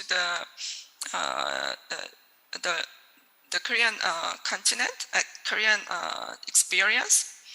When we look at the UNICEF procurement participation by Korean companies last year, the volume of procurement supplies through Korean companies increased by almost 40% from 62 million US dollars in 2019 to 89 million US dollars in 2020. In the past, not so many Korean pharmaceutical companies or medical device companies or vaccine producers were interested in public procurement system. I still remember a long time ago, I had to contact Korean pharmaceutical companies to supply TB medicines through WHO and other UN organizations because of good quality and acceptability of Korean medicines. However, not so many Korean pharmaceutical companies were interested in this market, but now the trend has been changed and many suppliers became interested in global and regional public procurement system, public procurement of medicines and vaccines and medical devices. When you look at the details of medicine procurement through the UN organization, South Korea ranked 7th among supplier countries, and the total volume of supplies is 100 million US dollars, which is about 3.6% of total supplied medicines, which is still considered as a small amount compared to other leading countries. So these are the suggestions for the industry who are interested in participating in the public procurement system. And there are fast tracks available at the national level for the national regulatory authorities. They can review and approve using fast track in case of public health concerns, such as new vaccines for malaria, Ebola, and other communicable diseases. And there is also emergency use authorization or emergency conditional approvals so that national medicine regulatory authorities can review and approve using fast track in case of pandemic or public health emergencies such as COVID-19 pandemic and Ebola outbreak. And there are also increasing use of joint reviews at the regional level and continental level. The national medicine regulatory authorities in Africa, they conduct joint reviews for the same application of medicines and vaccines through work sharing and reliance on the reviews done by other agencies to avoid duplication of work and to fill the gaps in technical capacity and the shortage of staff. And there is also WHO collaborative procedure for accelerated registration, which involves many national regulatory authorities at the same time through the joint reviews. And so there are many this kind of regulatory pathway for the industry to consider to expedite their registration and approval of medicines and medical devices in African continent. So I believe that this is my last slide.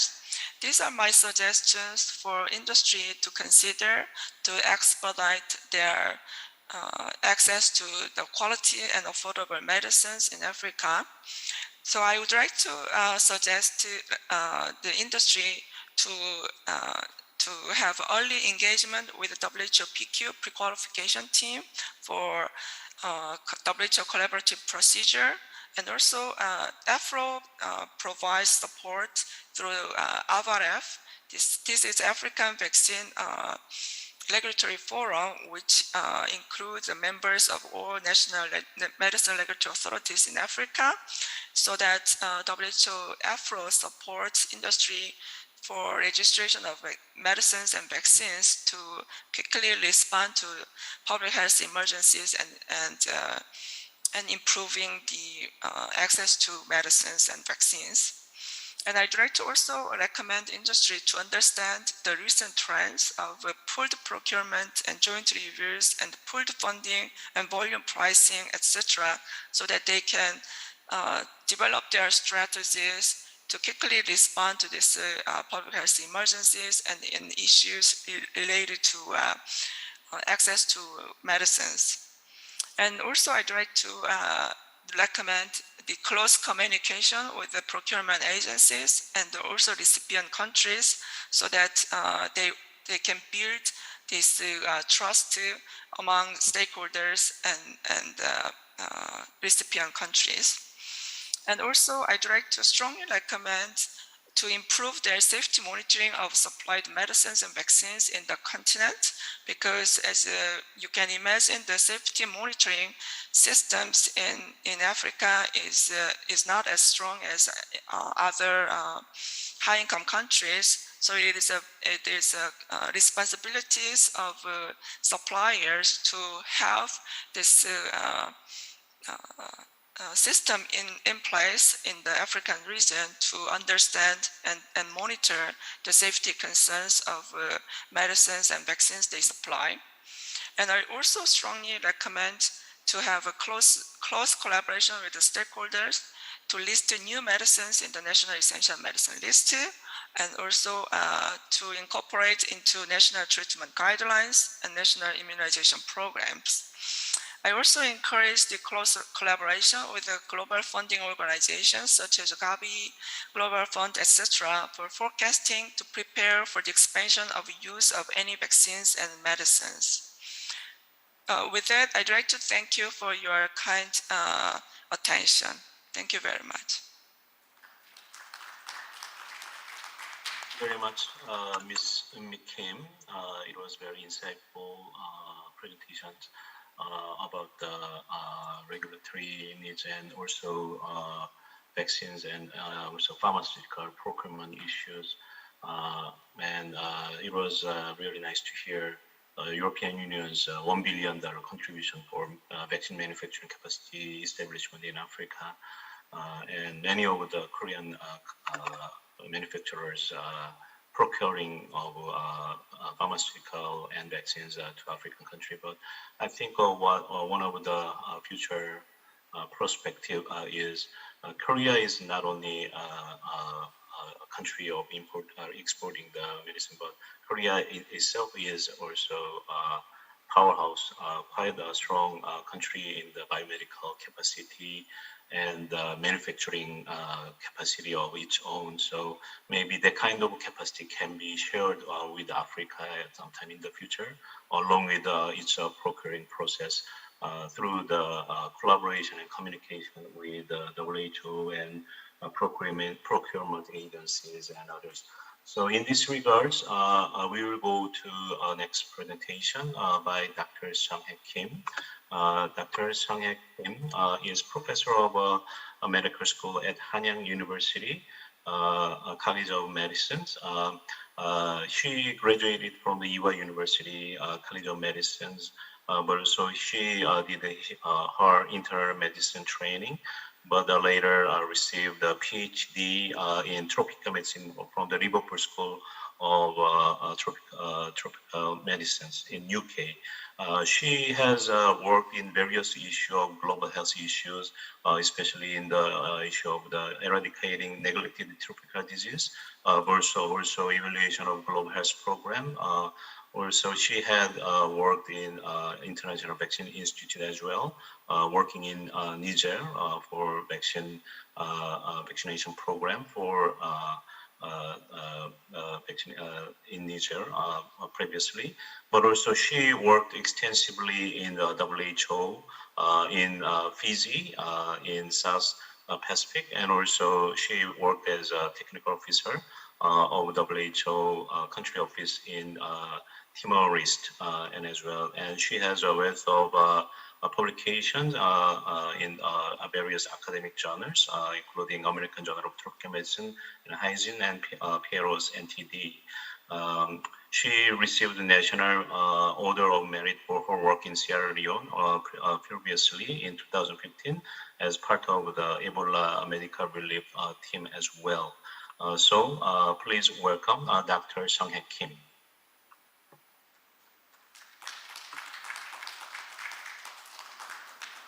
Good afternoon, everyone. This is Professor Kim from Hanyang University College of Medicine, and thank you very much for having me at the fourth Africa dialogue. Let me start with Africa and COVID-19. The full impact of this pandemic in Africa is yet to be known, as the outbreak is constantly evolving. As of this week, we have almost 9 million reported cases and 1.86 deaths per 10,000 population. And this is comparable to now the number of deaths in Europe. Last year, before we have this surge in the cases, the number of deaths in Africa was not very much high as we have now, and we thought that there are many speculations on why, but we didn't really figure it out. And now we are having surge of cases and death, which is more alarming at the moment. In recent months, many countries in Africa have started seeing exponential growth in the spread of diseases. And with low, but we should also remember that with low testing capacity in the continent, the true disease burden may be underestimated. Maybe we have many more cases than we see now. This experience of previous outbreaks in Africa, such as Ebola, suggests that the health impact of COVID could be devastating.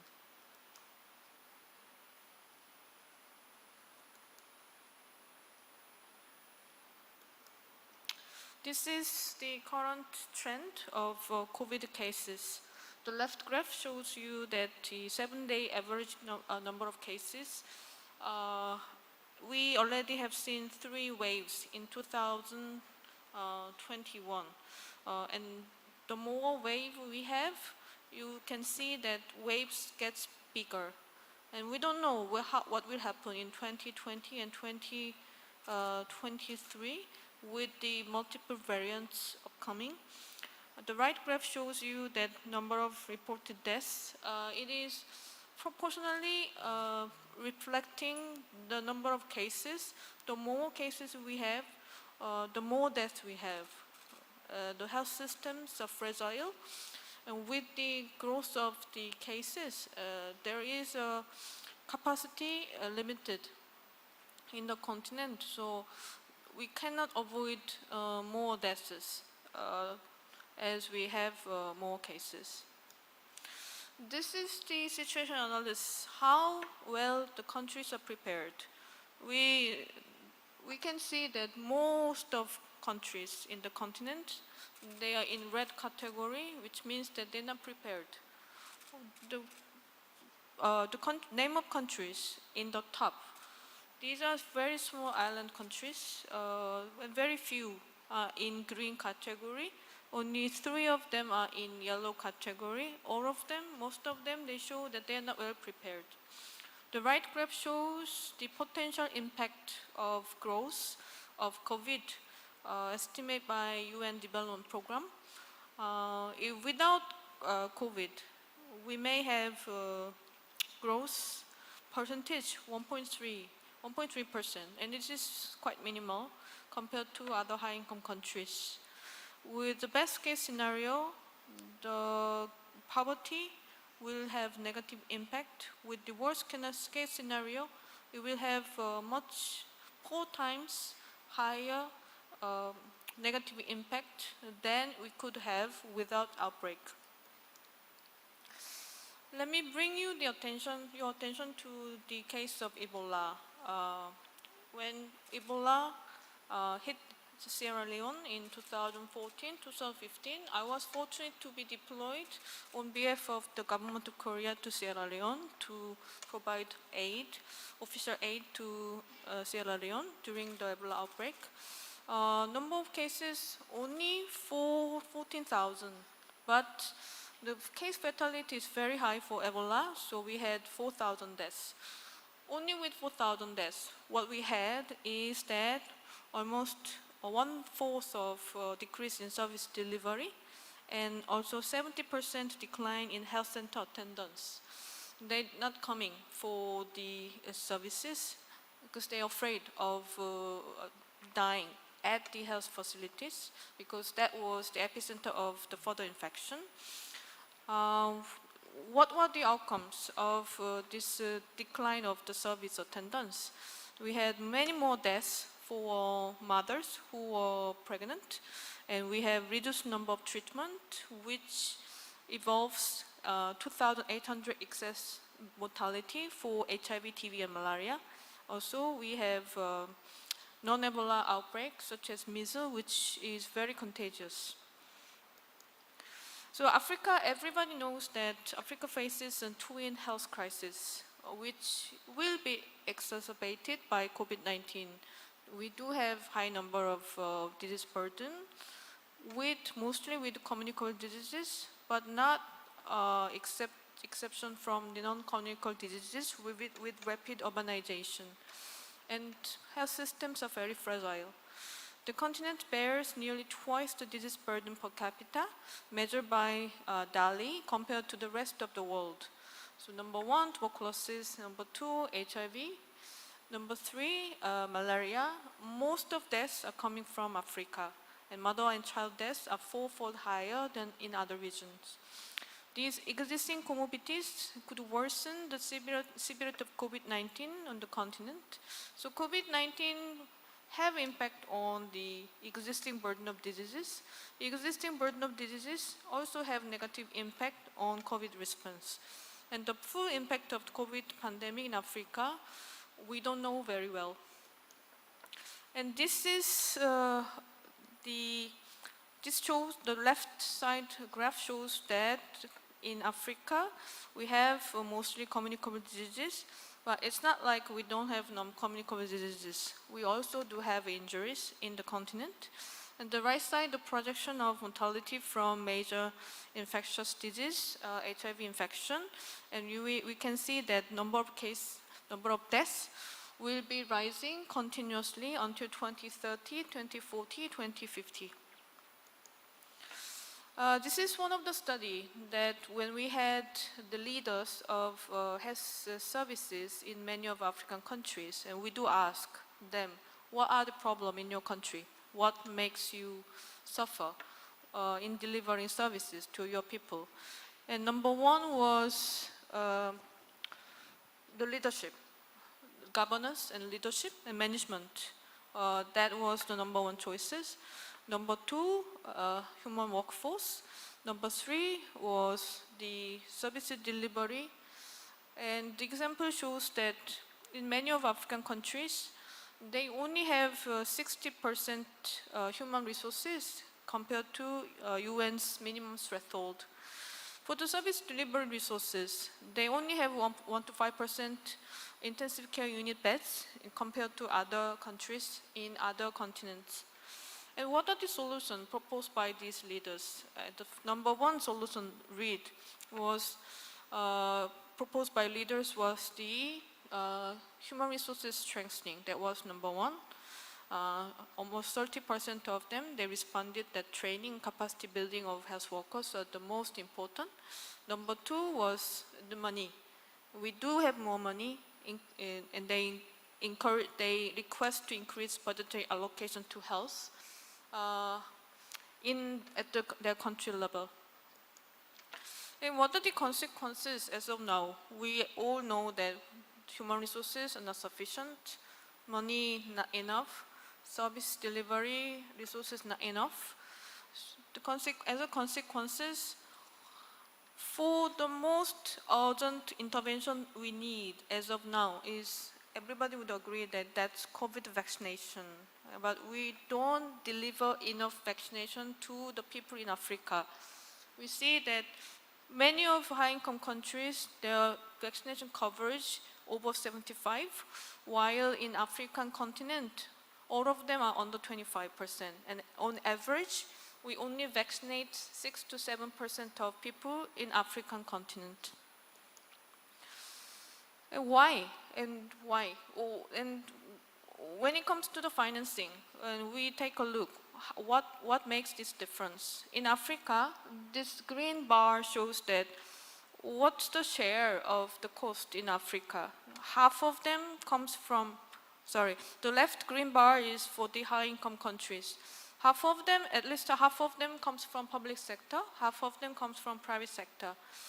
The right side bar shows that in Africa, higher than 70%, people should pay.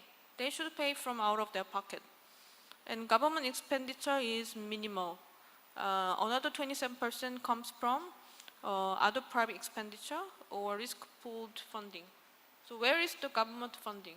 It's negligible. So that shows, the next graph shows that still government funding is not catching up the demand. It is limited.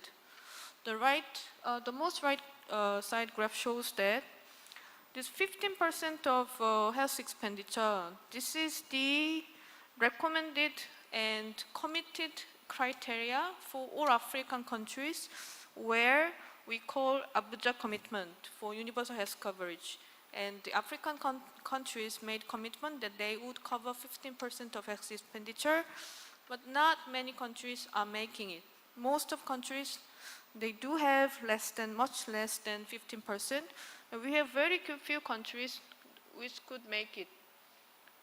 The number one is Rwanda, and Botswana, Zambia, Togo. We all know that these are in better situation. They have much better health indicators compared to other countries. So we now a word. What matters is really financing. Finance comes first, then people. And from Korea's perspective, what are we doing?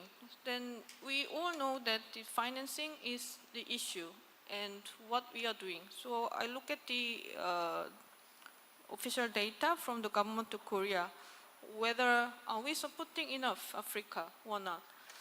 So for from 2006 to 2016, this yellow bar is the aid funding provided to Africa. And it's much less then Asia. The number one is Asia, almost 40%. And Africa, only we are providing 20% of our all funding. So you get 20% of Korea's aid. And how big is the population? You have more than 1.2 billion, but we are only giving you the 20% of what we can give. So then is it enough or not?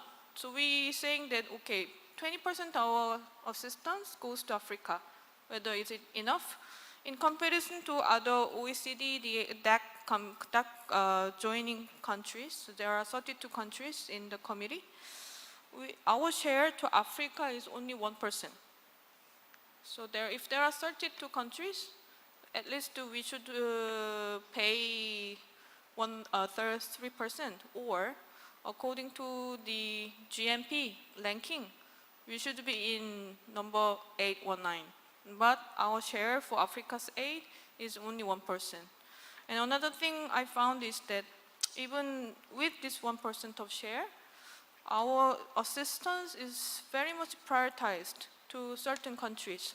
Like Senegal, we are providing 3% of all share given by OECD DAC countries. So for certain countries, we provide much more.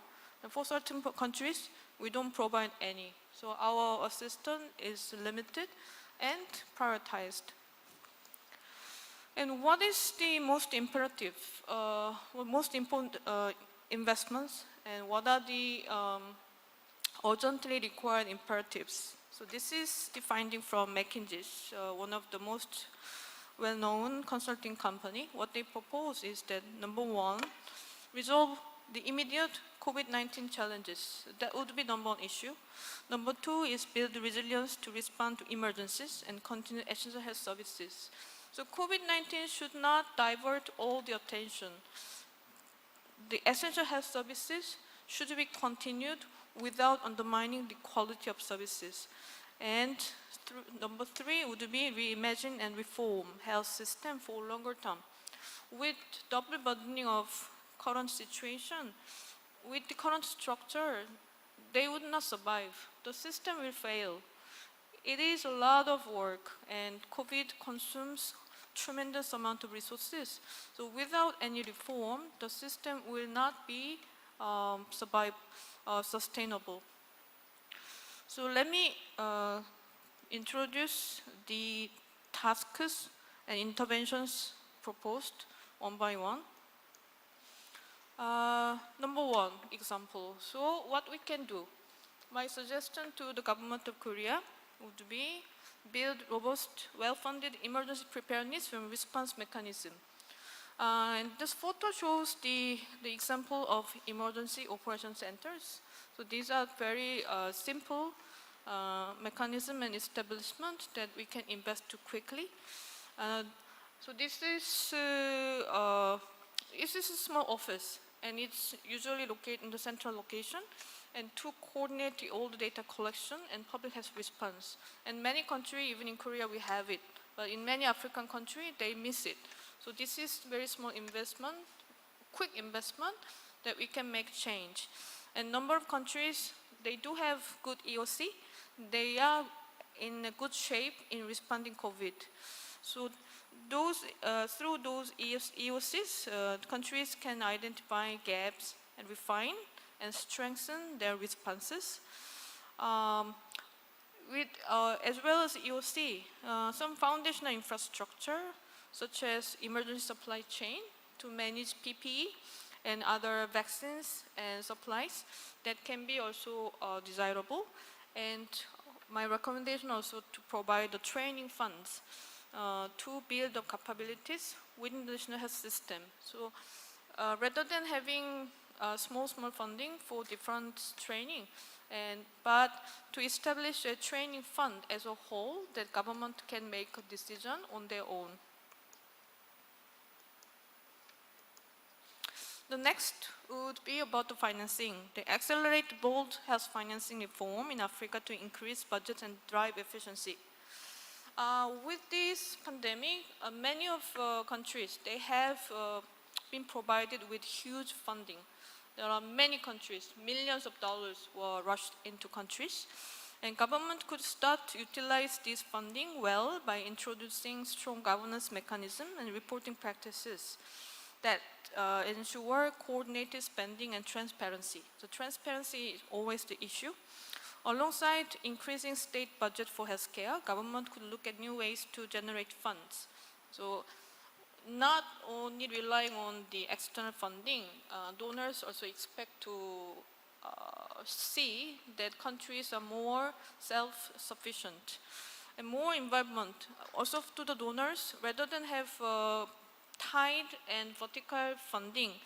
Also, government of Korea should think of how we can be more involved in pooled funding, which will provide more power to the government to make their own decision and to have good spending practices and eliminate duplication. And now the many global health initiatives such as Global Fund and Gavi, they, World Bank as well, they provide mechanisms such as performance-based financing. This could help maximize the value of dollars spent and improve the quality of service provided, also incentivize the health worker engaged. Next would be to build patient-centered digital health ecosystem. So digital health became in epicenter of attention with the COVID-19 pandemic. Pandemic has highlighted the lack of digital readiness for tackling the urgent and coordinated response. So strategic investment is needed to provide solution. And this will help to collect the data in a coordinated manner and to streamline the operation as well. So full-scale data collection will enable countries to predict disease outbreak more easily and identify high-risk populations and improve targeted data-driven clinical decision-making. And over time, government could achieve interoperability by connecting this flexible application to a centralized system. And we have seen some example like Rwanda. They are one of the champions in applying those digital health platforms.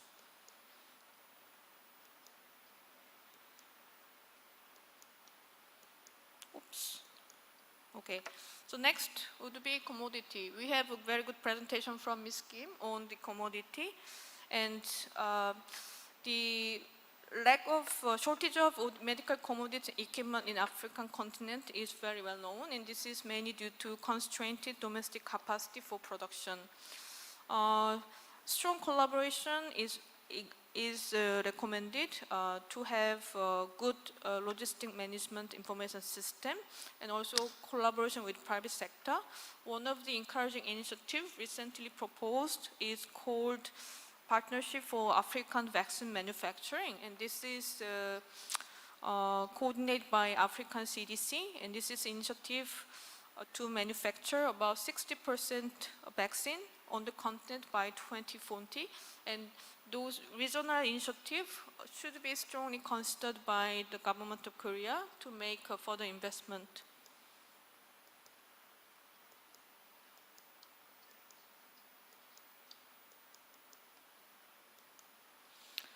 Lastly, we should highlight the importance of human resources strengthening.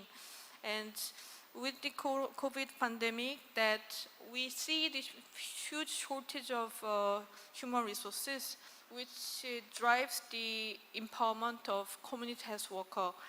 And we see in many countries that the benefit of strong community health worker workforce, like Liberia, they are able to leverage them for COVID-19 preparedness and response, especially for surveillance, case tracking, and providing isolation, etc. So government can think of how to integrate those workers into the health system and start with the regulatory frameworks that recognize the role of community health worker. And also digital training platform could play a big role while they may have adaptation challenges, but we think that there are good examples in many countries that could pave the way, this digital platform could pave the way for better training. Oops. Okay. And it's my last recommendation, how to cooperate. And number one, rather than having a country-specific approach only, my recommendation would be to establish strong regional level cooperation with the regional entity, African Union and African CDC, and this will help us to identify the regional agenda.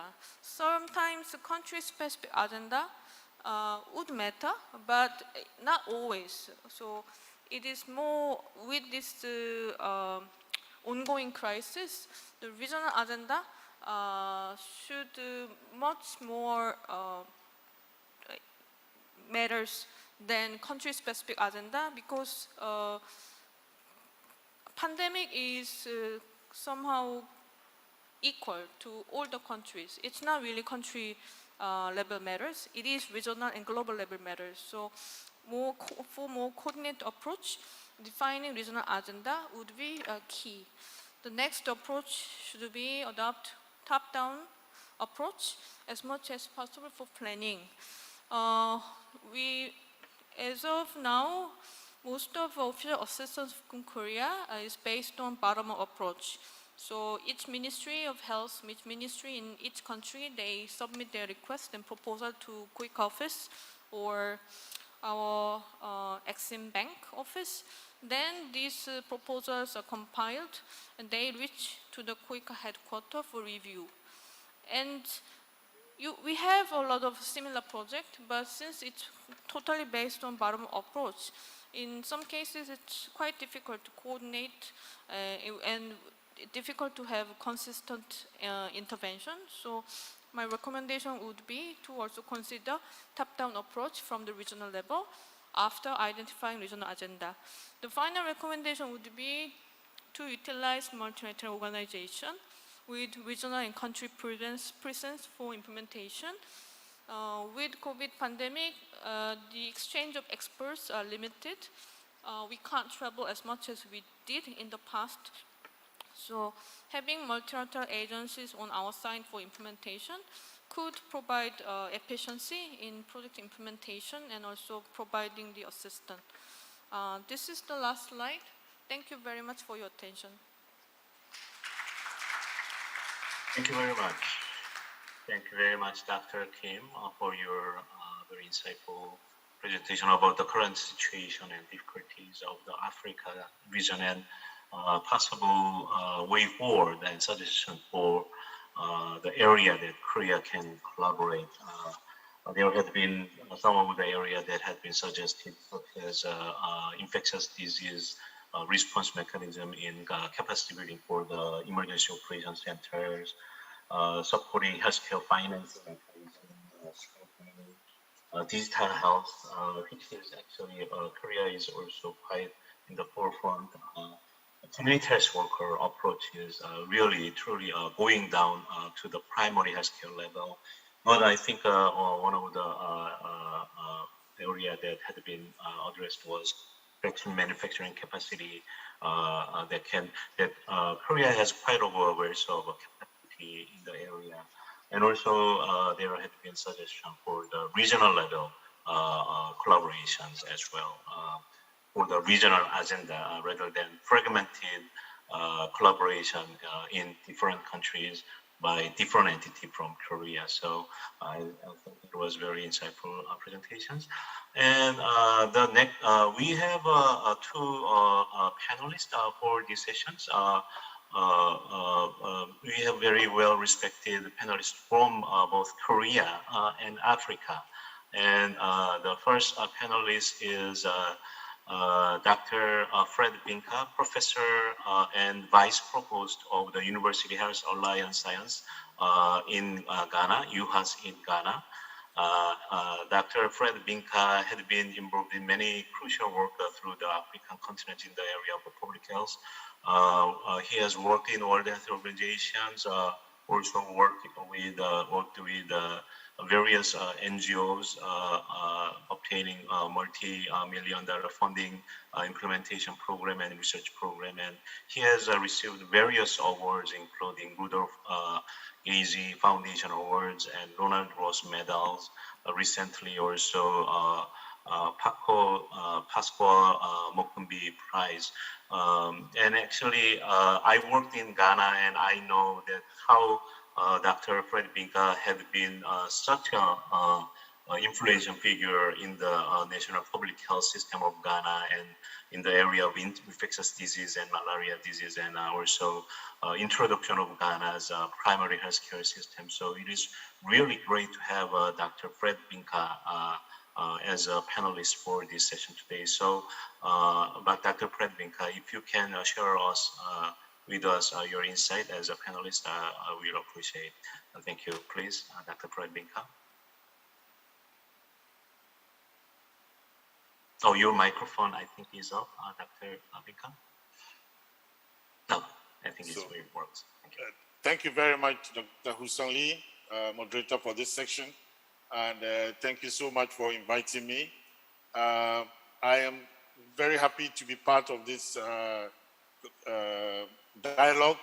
And I think this is an opportune time for us to have dialogues like this, especially when we have just had this big pandemic that has actually shifted all our hopes and has brought a lot more challenges to our healthcare systems in Africa. So I don't know, am I supposed to make a first go at what has been presented, or am I to wait for questions and answers? Oh, the floor is yours. Actually, okay. It will be great if you can make any of the response for the three presenters, any of your commentaries, right. But also you can share with us. So thank you very much. I think that the three presenters were really excellent. Dr. Ahmed Omar really succinctly put the African case on the table.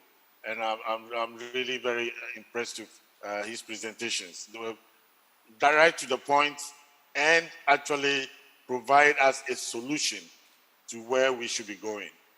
I think the regional approach of the African CDC has made a lot of difference in this pandemic, and that we did not have 54 countries running around trying to solve all the problems. The African CDC did solve most of the problems. It started, but it's also faced most of the challenges because we do have challenges with our medical and healthcare system that needs to be fixed. And apart from that, there are no structures actually to help us have a continental-wide approach. And I will go back to Dr. Kim's final presentation talking about the regional approach. Yes, there must be a regional approach. It is obvious that Africa has to look at its own resources, look at its own systems, and to support each other, because this pandemic, if there's anything at all, that is the first thing that we should all be looking at. Number two, it helps us not to be talking about 54 countries, but we are talking about the Africa as a region. And we could put our resources together and solve most of our problems, if not all our problems. For example, the issues of supplies, manufacturing, regulation, and all this should be things that we should be able to put in place as we go ahead. So it doesn't need vaccines to be regulated from 54 countries, but it can be regulated from the African Union.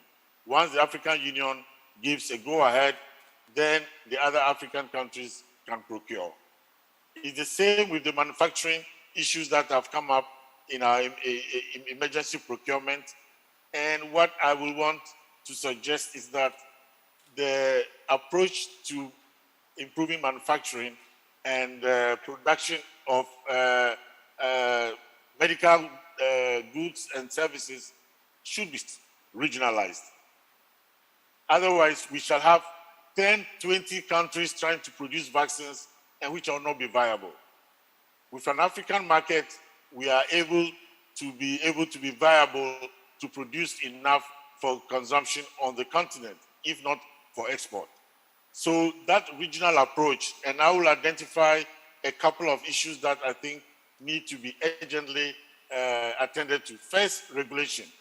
We have 54 regulatory authorities, and that is not great for our progress into manufacturing. We must have an African-wide regulatory authority.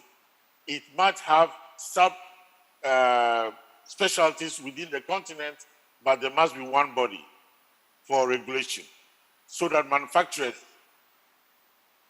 can interact with the regulators and be able to make sure that production is within time. Secondly, I think we also need to look at the issue of procurement. The regional approach to procurement should be one alternative. I know there has always been a big problem with procurement, and that has had to do with support from partner countries that are supporting the African countries. They make choices as to where procurement should be done.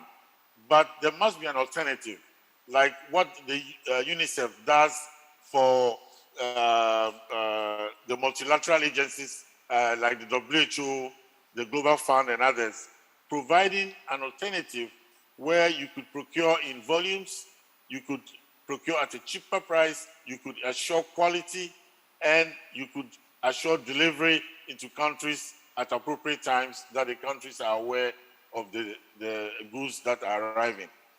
I think that dovetails into what Miss Yumi King told us about. The processes are so many.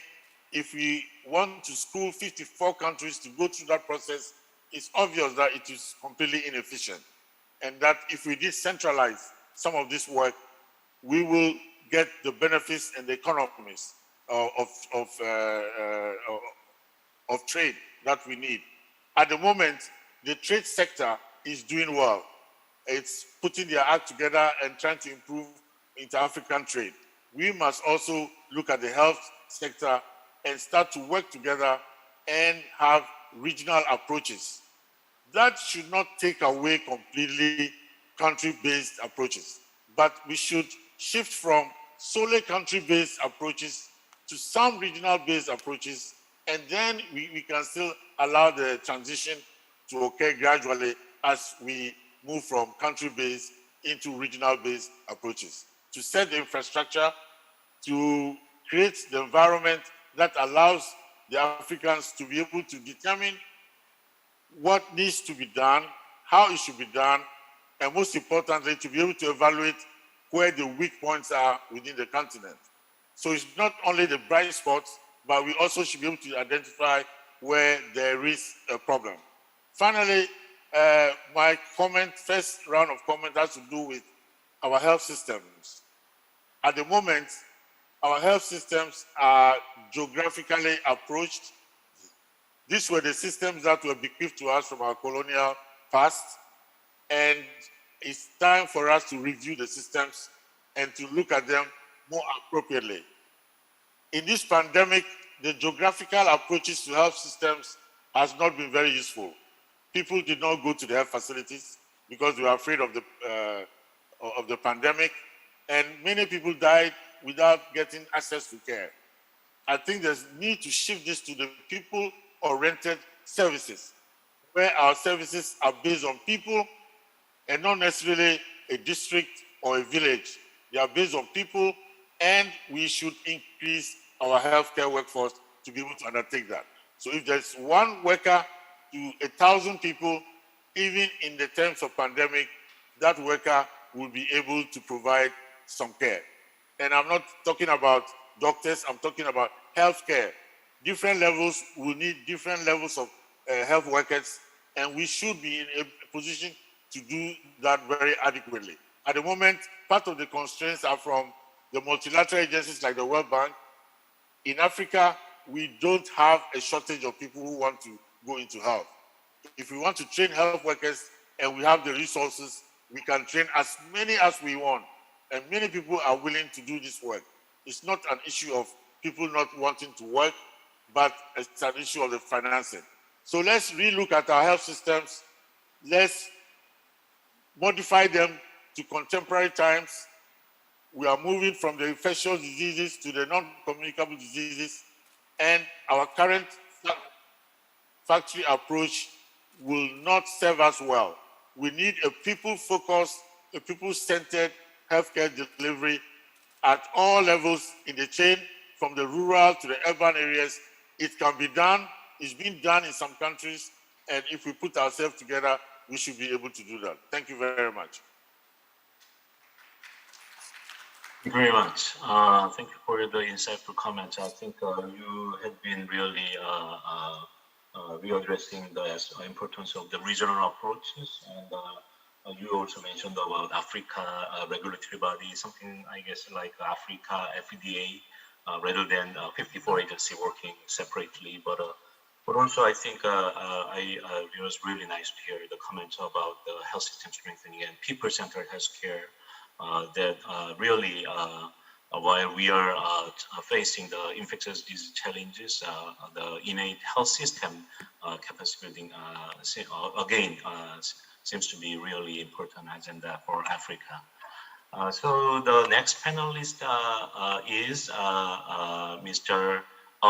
Kim.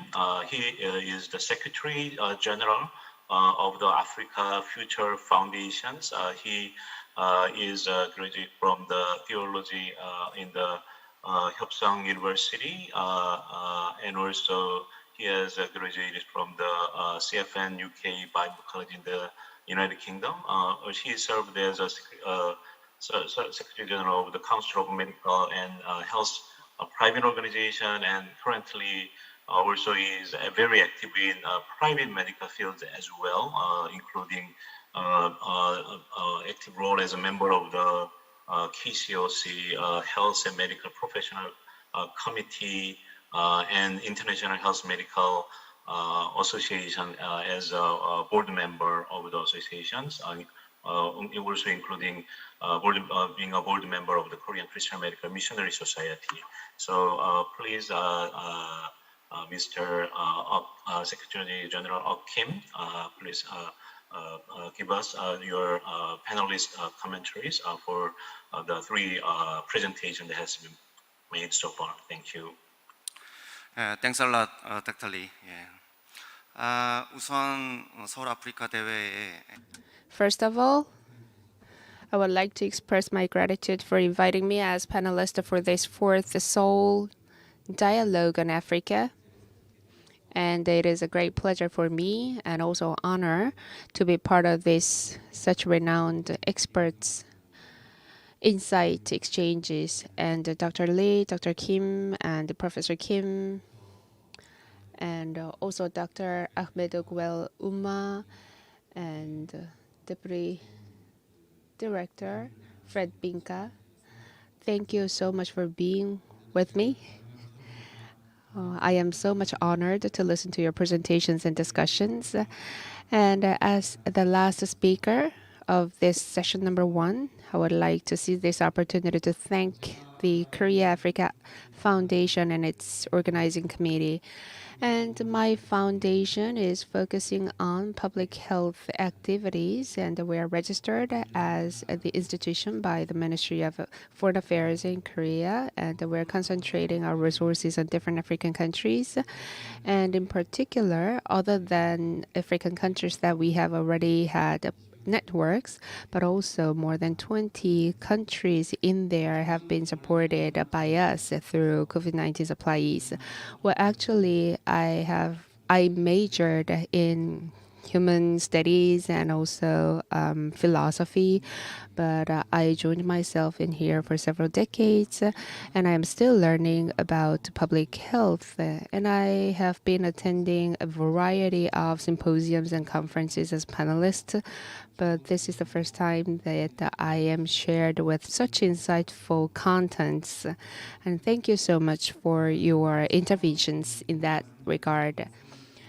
And the first comment I would like to make is related to the presentation of Dr. Ahmed Ogwal Uma. And by listening to your presentations, I was able to learn more than I knew about the current status of the African continent, and I came to recognize once again the severity that the continent is facing.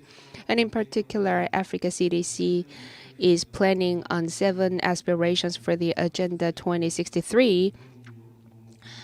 Well, I wish the great success for that agenda with the relevant programs, and I also look forward to a greater partnership with Korean government from the perspective of modern medical studies and diagnostic. Medicine is one of the key trends these days. So under the current pandemic situation, not only Korean people but also global people have already recognized the importance of the equitable supply of vaccines and PPEs and personal masks. Well, these are intertwined with the importance of public health system, and COVID-19 has given us a chance in that sense to recognize the importance of those supplies. And you have exactly touched upon that needs with the central role of Africa CDC. I thank you very much for that insight. And also concerning two recommendations that you made in the latter part of your presentation, I would like to add up some comments onto that. First, related to the partnership with Korean government and the Africa continent, I came to resense again that how much partnership have been made between these two entities, but still, unfortunately, under this pandemic situation, we still have a need to strengthen the cooperation and collaboration between Africa CDC and the Korean government. That is my personal hope, but I am sure that this will be made by the two concerted efforts by Africa CDC and Korean government. So I look forward to a constructive result out of the concerted efforts. And on the basis of that, the strengthening of a public health system and its capabilities will be implemented in an efficient way through the cooperation between two entities. Last September, we have provided a consulting service with the hospital in Tanzania, and I visited Tanzania for the hospital of Jerusalem, and I had a chance to see myself and feel it, how it's going in relation with the response to COVID-19. And we have His Excellency Ambassador of Tanzania to Korea, and I had a chance to greet with him. Well, actually, what we feel here from far from Tanzania or the African continent was really different when I was in there. Well, the level of recognition by the grand public and the response by each country's government has such a big gap. And when in September, when I visited Jerusalem of Tanzania, the vaccine rollout was quite promoted by the government of Tanzania, but due to the lack of understanding about the vaccine by general people, the vaccination rate was quite low. So I felt really sorry for that situation. Well, working for Africa and working for the sake of Africa more precisely, Dr. Kim has shown several data related to the current status of Africa. It is true that we are suffering from the lack of right records or precise data due to the lack of gathering capabilities. So to be equipped with precise data or records to be shared with the international community, then it will be a lot more helpful for stakeholders who are willing to help the African continent so that they can have a better picture or a bird's eye view over the current status of the Africa to identify the practical needs. In that sense, if Africa's CDC could send out a request for cooperation or collaboration by the international community, it would be very much helpful and appreciated. And also, well, moving on, concerning the presentation of Dr. Kim Moon-mi, who is a subject matter expert of on-site, well, it was quite astounding to me because through this type of meetings and forums, the needs for medical supplies is always pointed out in this special situation of COVID-19 pandemic. And I am so happy once again to hear that needs. Well, as I have many relationships with Korean companies specialized in medical equipment and supplies in relation with COVID-19 in particular. When in 2016, I had 19, sorry, I had some connections with diagnostic equipment Korean companies who would like to export that to Tanzania, and we visited Tanzania together. So, aside from COVID-19, malaria diagnostic equipments are available by Korean companies. And in 2019, we visited Dar es Salaam once again with those Korean companies. And we came to know that there's a system called CCM, Country Coordinating Mechanism, for exporting those diagnostic equipment. So through this mechanism, we are allowed to figure out the current supply status by country of medical equipment and facilities, and these are all counted by that mechanism. So if Korean government and the civil associations could take advantage of CCM-like mechanism of Korean version so that we can leverage the support.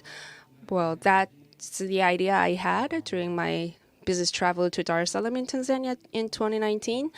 And also, Dr. Kim has highlighted the importance of EOC and ECC, Emergency Operations Center, and Emergency Supply Chain. And these can be served as some mechanisms like countries control. And also regional cooperation was such an informative recommendation that should be kept in mind by the government, and we should keep our monitoring activity and communication with multilateral organizations. And you pointed out the right path that we need to find. And also, we were able to better our understanding about the procurement system and the information sharing on a real-time basis. And thank you very much for sharing that kind of information. Well, to my knowledge, several Korean companies are specialized in diagnostic equipment, and African exports are present for this session. So the second speaker, Dr. Kim's presentation, might have provided a very informative data, and securing a personnel on site who could be serving as a liaison is also important. That Dr. Kim has pointed out. Well, it's true that Korean companies should have local branches and local contacts.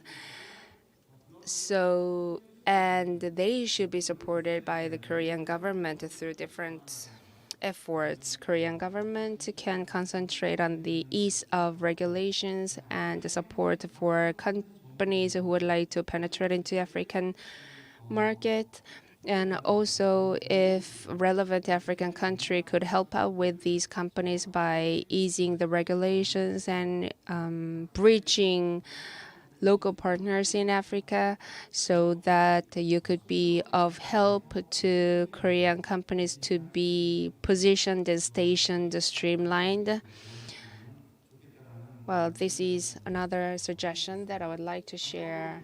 And last but not least, Professor Kim Sung-hye has made lots of important recommendations.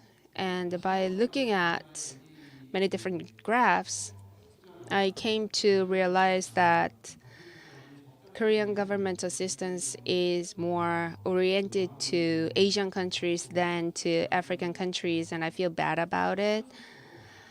And I wish that we can accelerate our investment into African countries in line with ODA.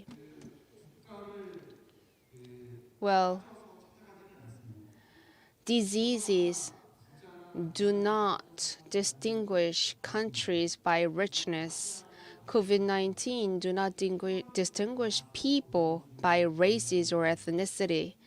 So that's why we need to go and provide assistance where needed. And the fact that we have been providing assistance less in African countries than in other regions asks Korean government to rethink it over.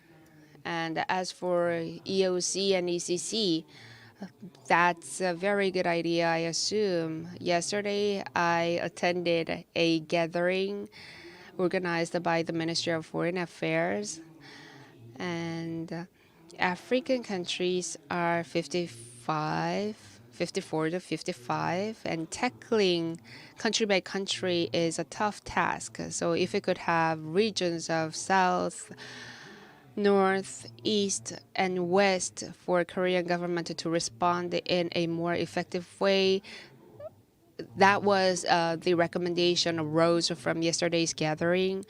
So if we could establish that kind of cooperation network, well, that would be helpful. I agree with that idea.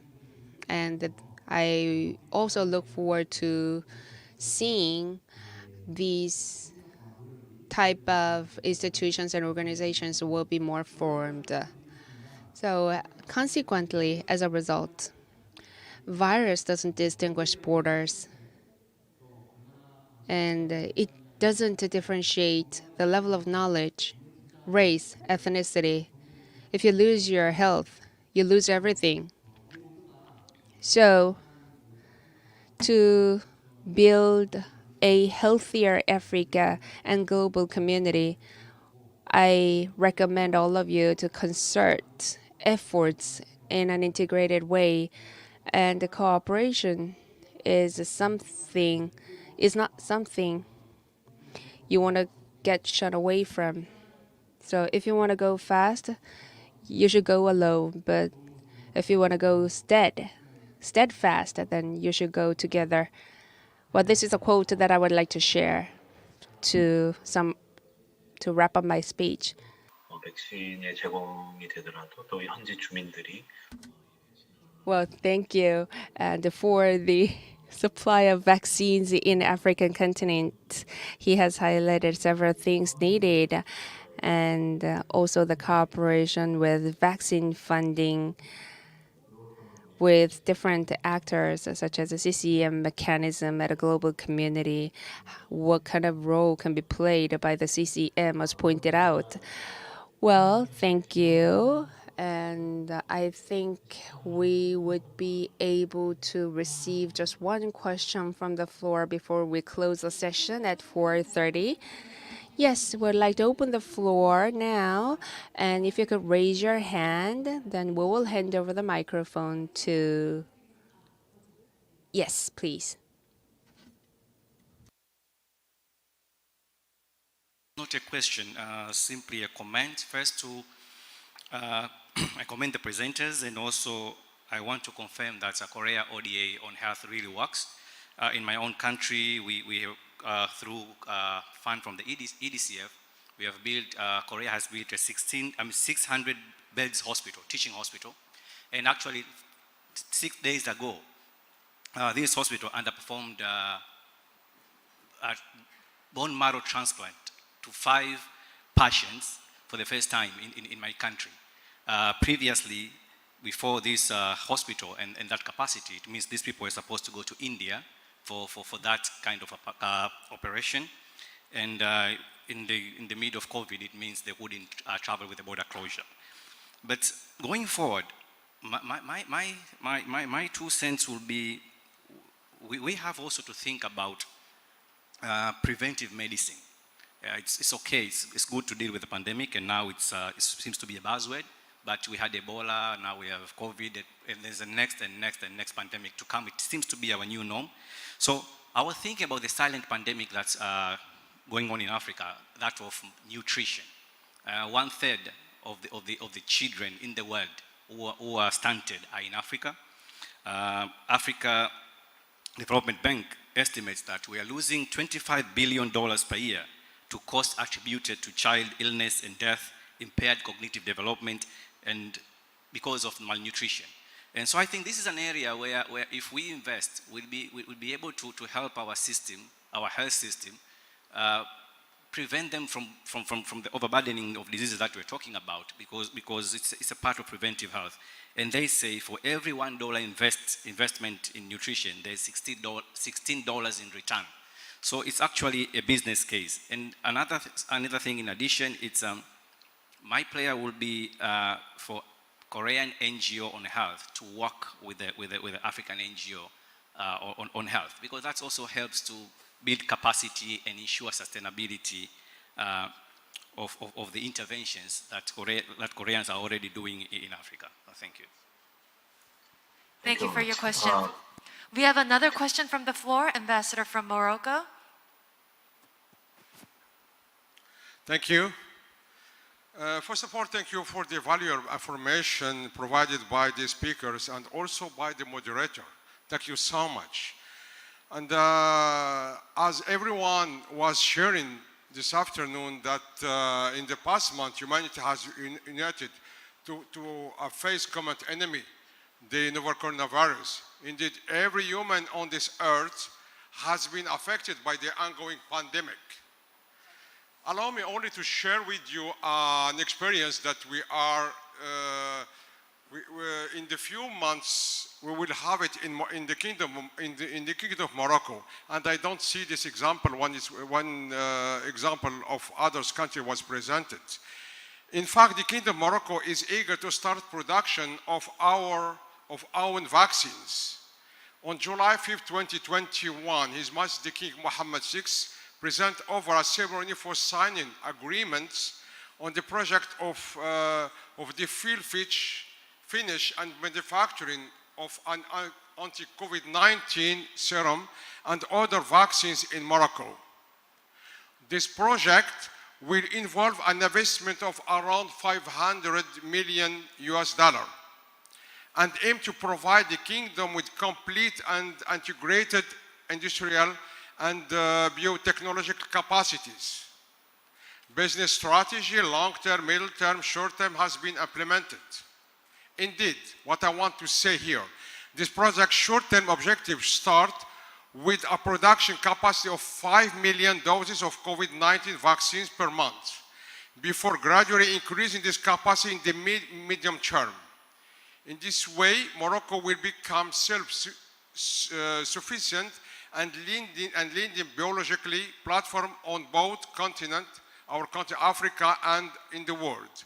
Therefore, my country will reinforce its health sovereignty, and the kingdom puts solidarity with the African continent and with the world at the center of the conversation, and believe that the global community needs strong relationships at every level in order to succeed in our fight against a facile adversary. Thank you. Thank you very much. I think we have to wrap up our session because of the time is almost up. But since we have very distinguished speakers today, if we, especially from the presenters, regarding the comments that was made by the floor, if we can have comments from our especially distinguished speakers, and also finally also Dr. Binka as well. Starting from from the Africa CDCs, Dr. Ahmed.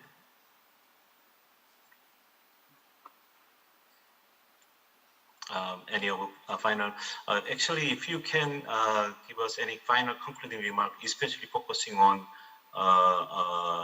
the way forward for upgrade, facilitating, strengthening the one aspect of that is necessary for strengthening the partnership between Africa and Korea in the area of health. Maybe one comment each from the presenters.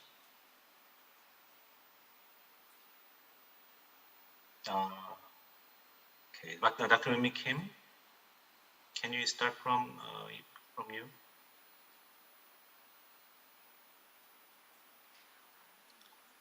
Dr. Kim? Thank you, Dr. Lee. I'd like to welcome all the remarks made by the floor and also other presenters. So I also agree with all the comments related to her system strengthening and the emergency response strengthening, as well as local capacity building for vaccines and medicines supplies in Africa. Due to the time limitation, I didn't specify or introduce all the details of initiatives in Africa to build local production capacity, but there are many countries which showed their willingness and also capacity to produce vaccines. There are 7 or 8 countries which already produce vaccines in African continent, but this really shows the desperate their situation and their willingness to overcome these challenges. And I hope Korean companies and government can support these initiatives to build their technical capacity and also sustain the supply of essential medicines and vaccines in the continent. Thank you. Thank you very much. Maybe because of the time, maybe we can, I think, hear from the Dr. Uma for your final comments.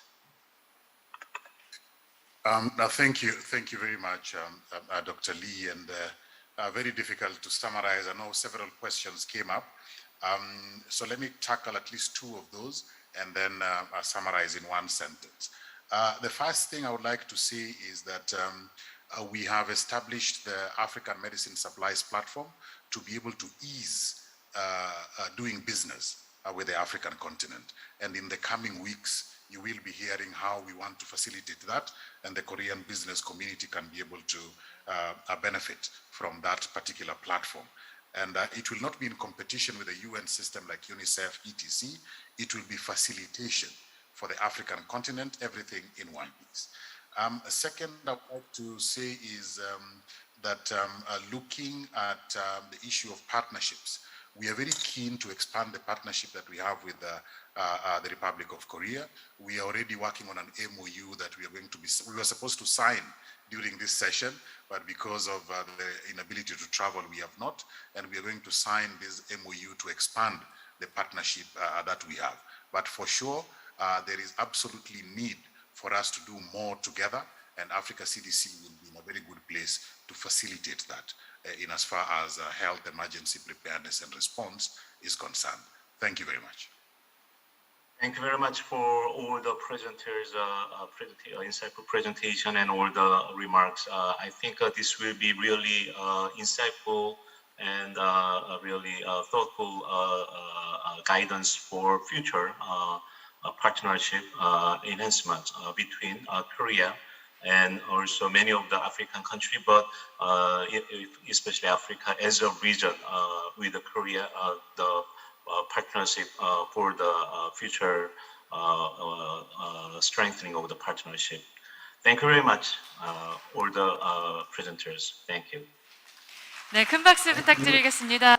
Please give them another round of applause, and thank you very much for sharing your precious insights. I would like to thank once again our moderators, speakers, panelists, online and offline. Thank you. Thank you very much, and that is a wrap for session 1, and we would like to have a short break session for 15 minutes. So we will come to you again at 4:40, and your coffee and some assortments will be delivered to your place. Please remain seated while you're enjoying your nibbles. Let me rephrase that. We will resume the session 2 at 4:50. Thank you.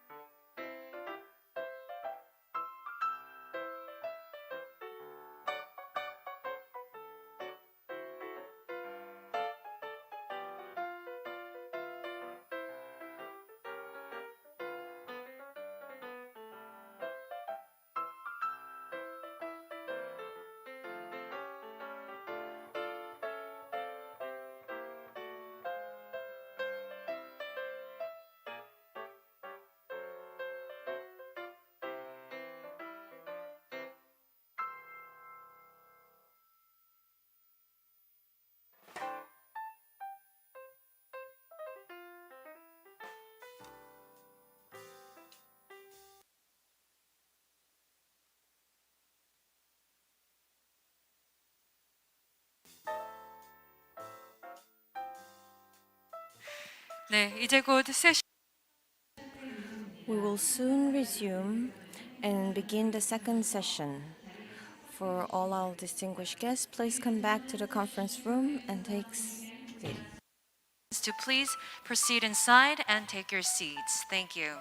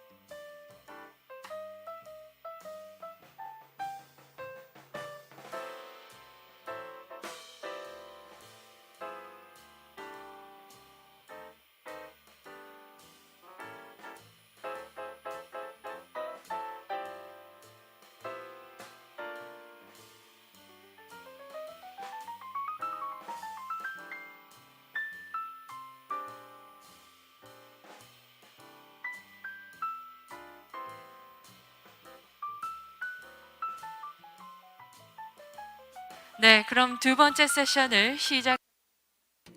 We will now resume and begin the second session. The second session is held under the theme of climate change adaptation, peace and security in the interconnectivity era. Then Chae Yeol, Chief Director of the Green Korea Foundation, will lead the session. The first presentation will be by Mr. Andrew Harrop, Minister Counselor of Economic Affairs. The second presentation by Dr. Kim Lim Ki-tae, Director of the African Studies Center.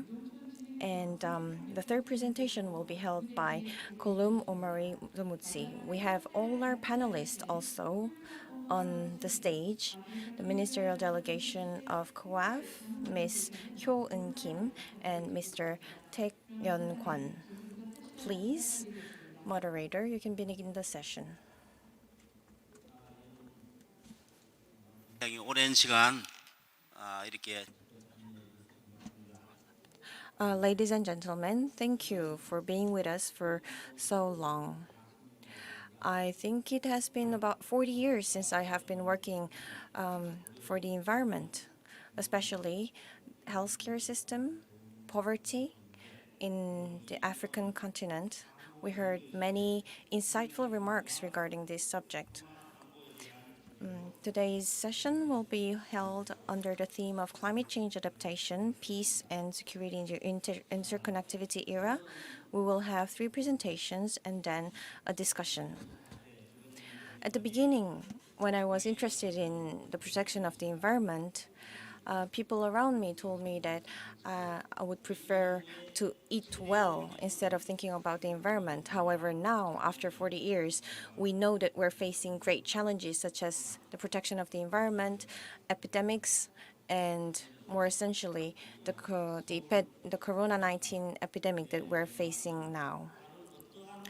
The Fourth Seoul Dialogue on Africa is, I believe, one of the most important meetings for us because it is related to our lives, not only ours, but also to the lives of other people and the whole ecosystem. And the reason why we are facing this kind of situation is because after the Industrial Revolutions, we have been using too many resources and putting on waste on our planet. And the African continent and Asia are the 2 continents that are facing the most of those consequences. That is why I know that everybody here knows that environmental problems are very important for us to solve. And that is why I would like to discuss about finance, technologies, the priorities in developed countries, and also what Korea needs to do on the road forth. So many international events were held regarding climate change, and I have assisted to some of them in Johannesburg, also in Durban, also in Marrakesh, COP. And I learned that in order to solve environmental problem, we cannot adopt a country-centric approach. We need to discuss with other countries and find a way to cooperate. In that sense, I hope that our 3 presentations and also the panel discussion will give us the foundation for further thoughts. So I will now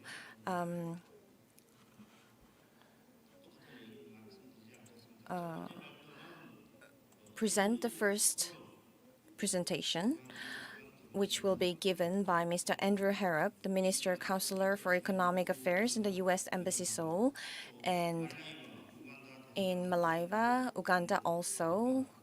He worked as an expert regarding African affairs. Please, the floor is yours.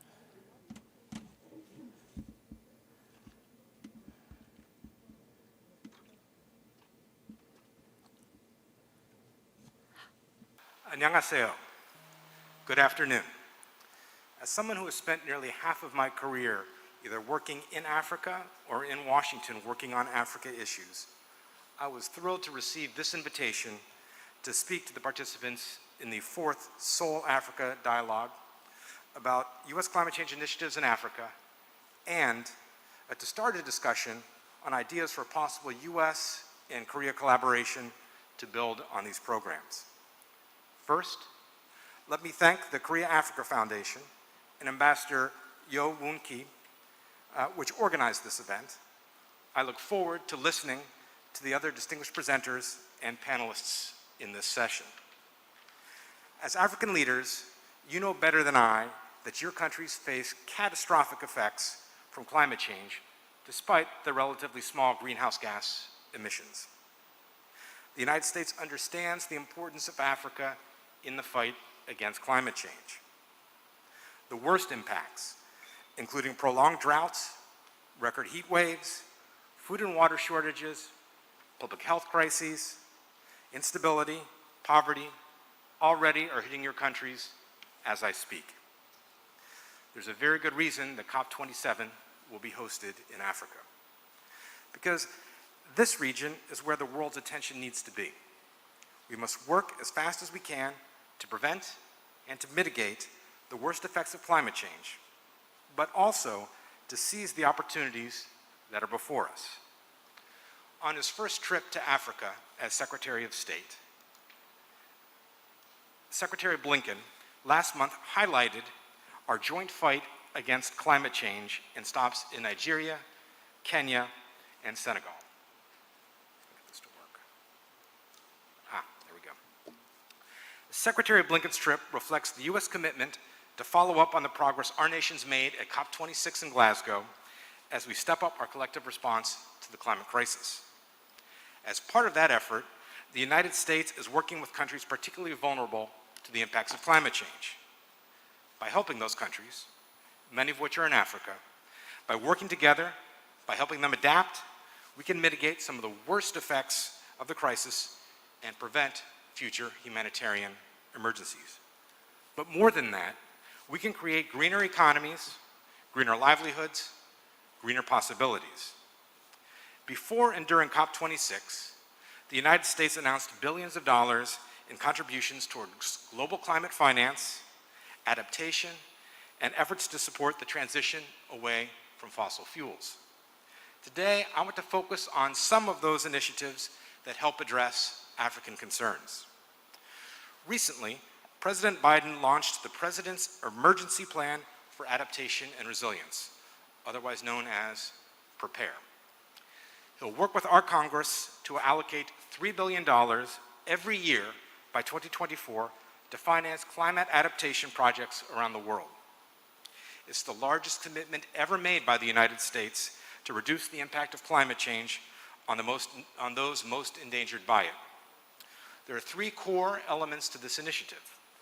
First, we intend to focus on knowledge, deepening the understanding of climate risks, vulnerabilities, adaptation techniques, and supporting early warning systems and other informational tools that can save lives in climate emergencies. Second, we'll focus on plans and programs that support climate adaptation. And third, we will focus on resources, mobilizing finance and private capital in service of adaptation projects. As part of this plan, the United States will support the Africa Adaptation Initiative, launched by heads of state across Africa 6 years ago, and especially their accelerator program, which aims to plan and finance infrastructure that's energy efficient and resilient to climate change.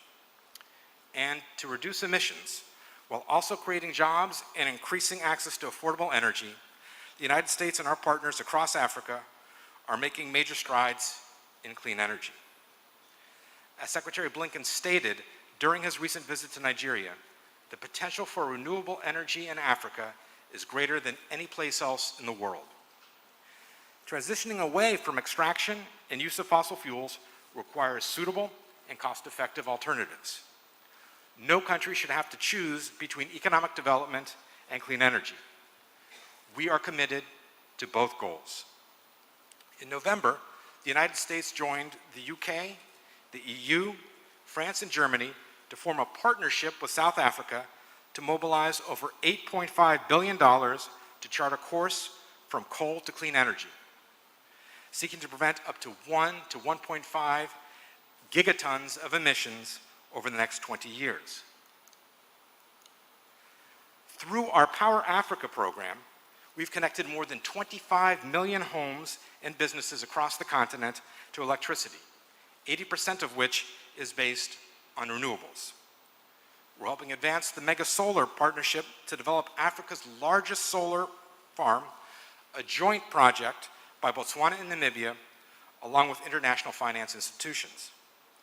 Our Development Finance Corporation supports renewable energy across Africa, including a solar project in Nigeria and wind farms in Senegal and Kenya. And that support attracts other support. For example, DFC's nearly $600 million in investments in wind farms and other renewable projects in Kenya helped attract an additional $1.8 billion in private investment, assisting Kenya to obtain 90% of its power from renewable energy. These ventures could be just the start of our partnerships in green tech, the industries and infrastructure of a low-carbon, climate-resilient future, everything from solar panels to electric bikes and cars to sustainable shipping. We're also aware of the need to build climate resiliency. At COP26, the United States joined 33 other nations to launch a new initiative aimed at adapting agriculture to climate change. For example, by making crops more resilient to droughts, to floods, and to rising temperatures. On agricultural best practices, we were very proud to participate in the National Adaptation Planning Global Network to help countries in Africa develop practical, whole-of-government adaptation plans. And our work will continue with partners across the region to promote clean energy, prevent deforestation, and improve climate awareness. The USAID administered Feed the Future program boosts African resilience to climate change. The United States also works with the African Union Commission to shape and help implement continental policy frameworks such as the Comprehensive Africa Agricultural Development Program, CAADP, which supports agricultural best practices and includes climate-smart approaches. And in many African countries, USAID and other US agencies are working with your governments to develop climate responses tailored to your specific circumstances. So why am I talking about US climate initiatives in Africa at a climate dialogue in Seoul? As you've noticed, over the past several decades, the Republic of Korea has developed an increasingly outward-looking approach to the world. We see that in cultural exports, such as K-pop and K-drama, but also through increased investment, infrastructure development, and assistance programs, a growing amount of which are in Africa. Once an aid recipient, the ROK increasingly is looking to share the lessons it learned as it transformed into a developed country. The United States sees real opportunities to partner with this emerging global Korea to respond to global challenges. Among those global challenges, the United States is committed to collaborating with the Republic of Korea to fight the urgent climate crisis facing the world and particularly Africa. During their May summit in Washington, President Biden and President Moon strengthened our commitment to net zero greenhouse gas emissions by 2050, within our borders and around the world. In their joint statement, President Biden and President Moon explicitly recognized that the US ROK alliance will play an increasingly global role, allowing us to rise to these defining challenges. President Biden and President Moon agreed to set examples among the world leaders in reducing carbon emissions, conserving and enhancing natural carbon sinks, and expanding much-needed collaboration on technology and innovation. Our two leaders pledged to align official international financing with the global achievement of net zero greenhouse gas emissions no later than 2050 and deep emissions this decade. In addition to building cooperation in the fight against greenhouse gas emissions, President Biden and President Moon welcomed the chance to strengthen bilateral development ties, including closer collaboration between USAID and the Korea International Cooperation Agency. USAID and KOICA already collaborate on several initiatives in Africa. For example, KOICA intends to provide $1.25 million to co-finance the USAID Philippines Climate Resilient Cities Initiative, a 5-year, $15 million program to improve the capacity to adapt to, mitigate, and manage the impacts of climate change in 6 vulnerable climate cities. So building on the mutual US and Korean commitment to fight climate change and our existing collaboration on development projects, we are beginning discussions with our Korean counterparts about what we might be able to do together in Africa, including on the fight against climate change. As dependable partners for Africa, with histories of high standard transparent engagement, we hope we can identify areas to work together. I hope that my remarks today will prompt discussions with my African colleagues here today about these possibilities. We have much work to do, but I am optimistic that together we can join to make a real contribution. Thank you very much. 감사합니다.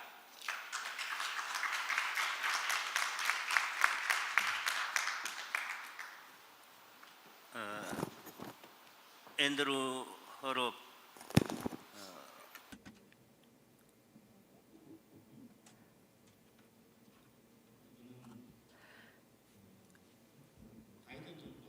Mr. Andrew Harrop is a very important person in the Biden government and is making a lot of efforts in developing countries and also in African countries in order to reduce fossil fuel usage and increase renewables, and mainly is contributing to increase jobs and gather more finance. He also mentioned that Korea experienced a very fast growth and is very eager to make new initiatives in order to counter the climate change consequences, and is also sharing its experiences. Thank you, Mr. Andrew Harrop.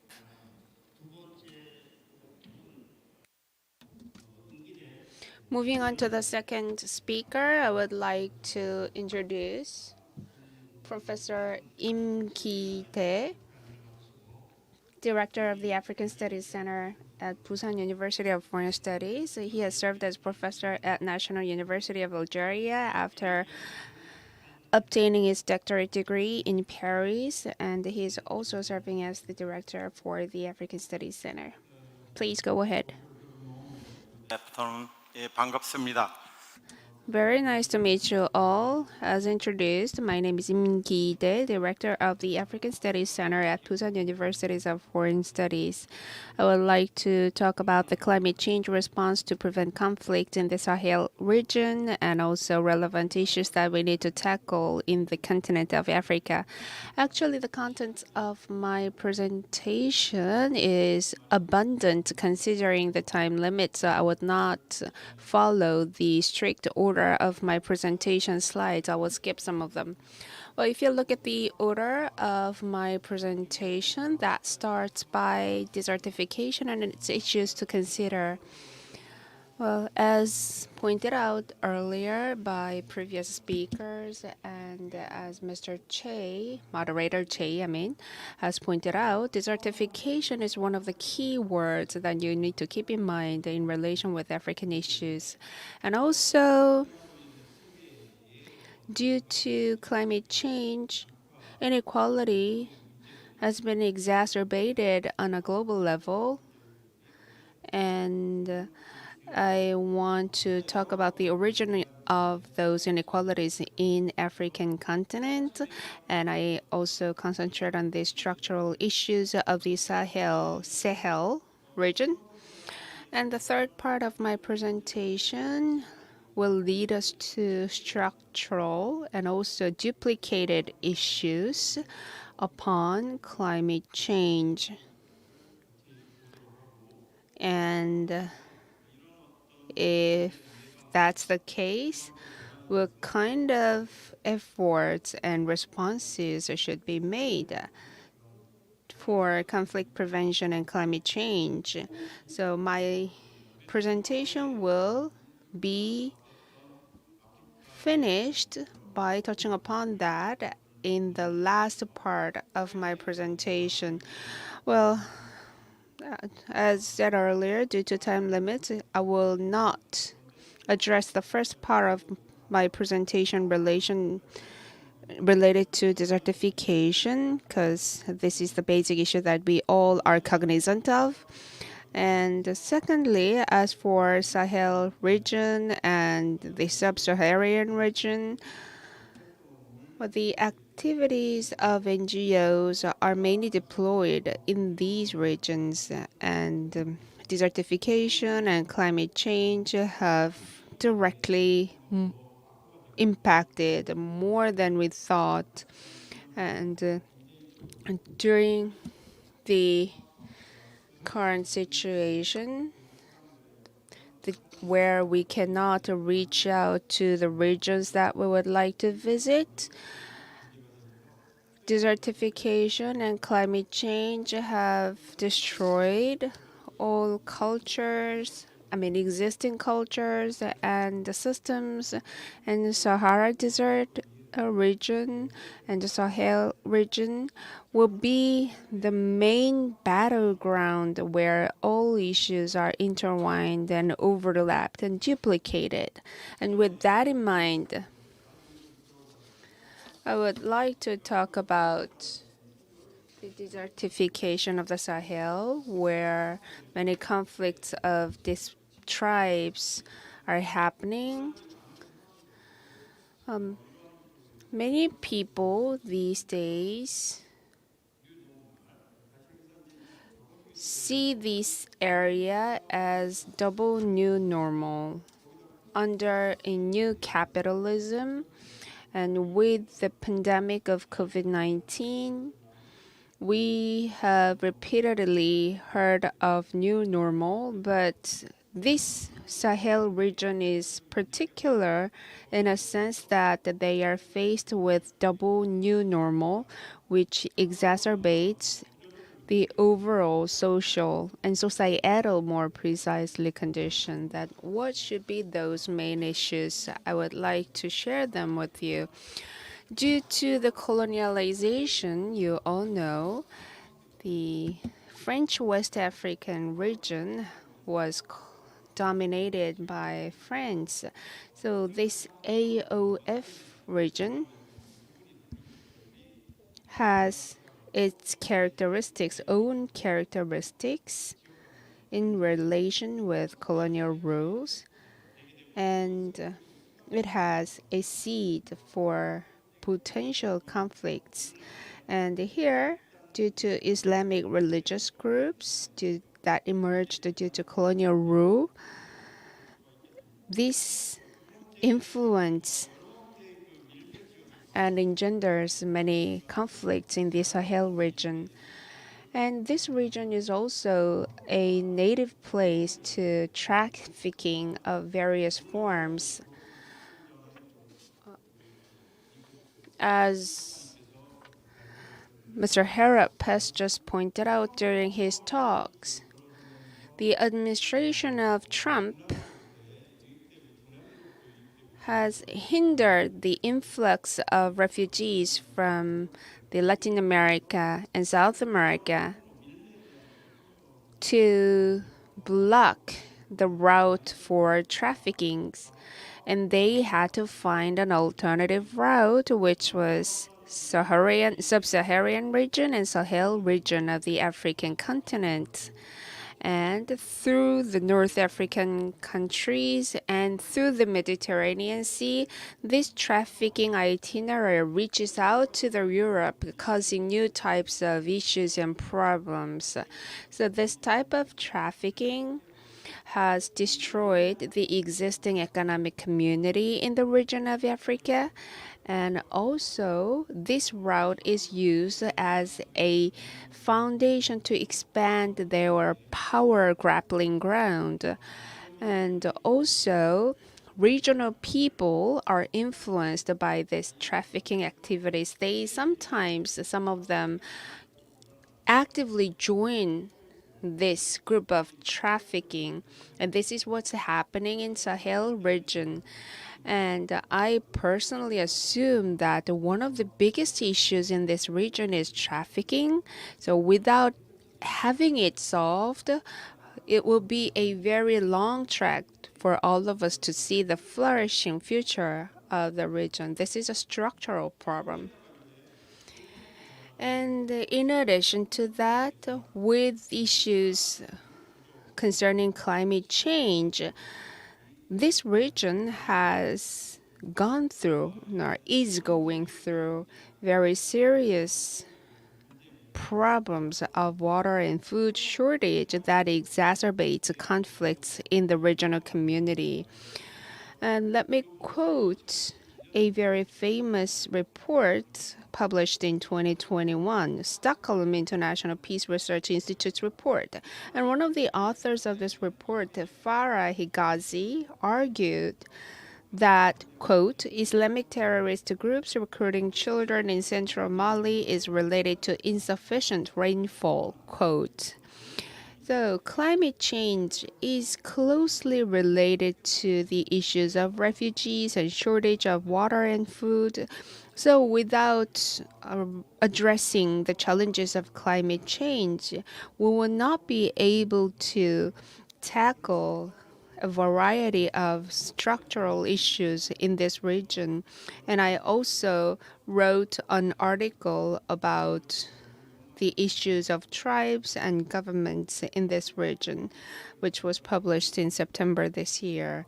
And also political unrest within the region, including coup d'etat. And we all know in Mali they have a coup d'etat related issues. Niger has failed with its coup d'etat, but in Chad, the current president is trying to transcend this power to his son, and all these current issues are accelerating structural issues already existing in the region.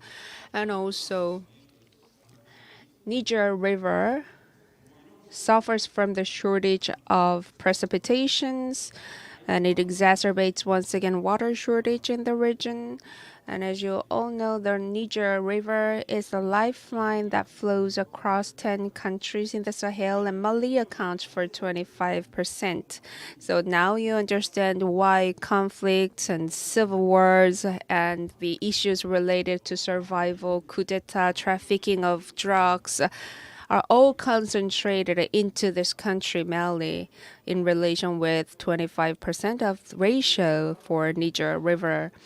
And also, if you look at the Chad case, in 1963, you can check it on your left side, on the bottom side of this slide. The Lake Chad was another source of water in the Sahel region, but it is shrinking these days. It used to provide water and food for the population, and it was the reservoir of the whole ecosystem of the region. But in 2000, you can see on your right side, the graph shows a very minimal part indicated in blue.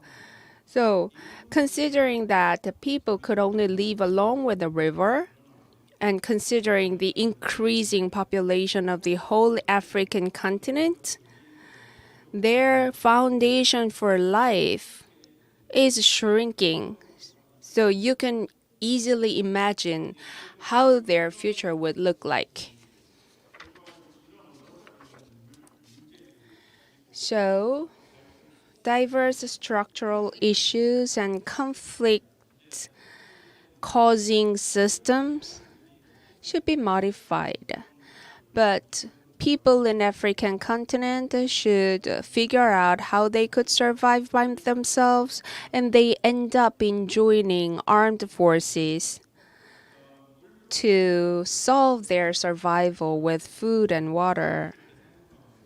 Well, you can see that the lack of water and food is increasing with the population growth onward, and the infant mortality is also increasing. And you can see that Mali, Niger, Burkina Faso are struggling with 3 times higher the food shortage in 2020. When it comes to Burkina Faso and Mali, with this aggravated situation, they are now facing with the dislocation of refugees. In 2020, 1.5 million refugees have moved to Sahel region.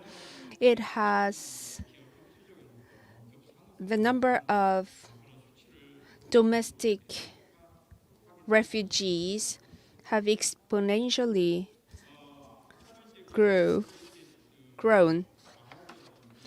Well, just before, I have mentioned about the illegal trafficking of drugs and activities of terrorist groups and the dislocation of refugees.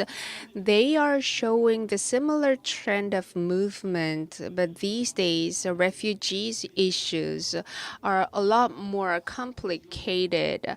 They do not move to the Mediterranean Sea region, but they are staying on the borders of each country, and where the impact or the reach of each government is not guaranteed.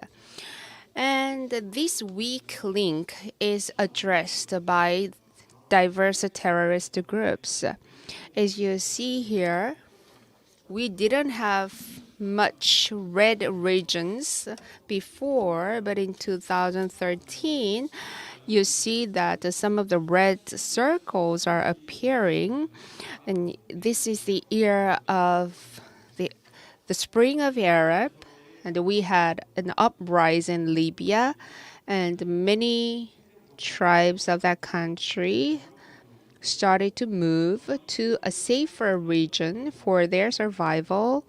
And during the uprising, conflicts between tribes and governments have intensified, and also the conflicts with the armed forces and the friends which intervened in the region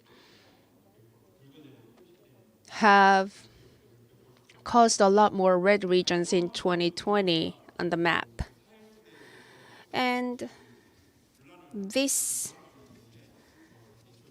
table shows a variety of different terrorist groups that create turmoils in the region. We have Al Qaeda affiliation and also many different tribes such as Plari and Tongai are also joining newly in terrorist groups. This is no more a question of Islamic terrorists, but it's more about tribes conflicts. Well, with this turmoil in Mali, we have Nigeria and Cameroon and Boko Haram. ISD terrorists are coming up to the Sahel region. So, desertification and climate change have caused naturally an unprecedented turmoils and conflicts in this region.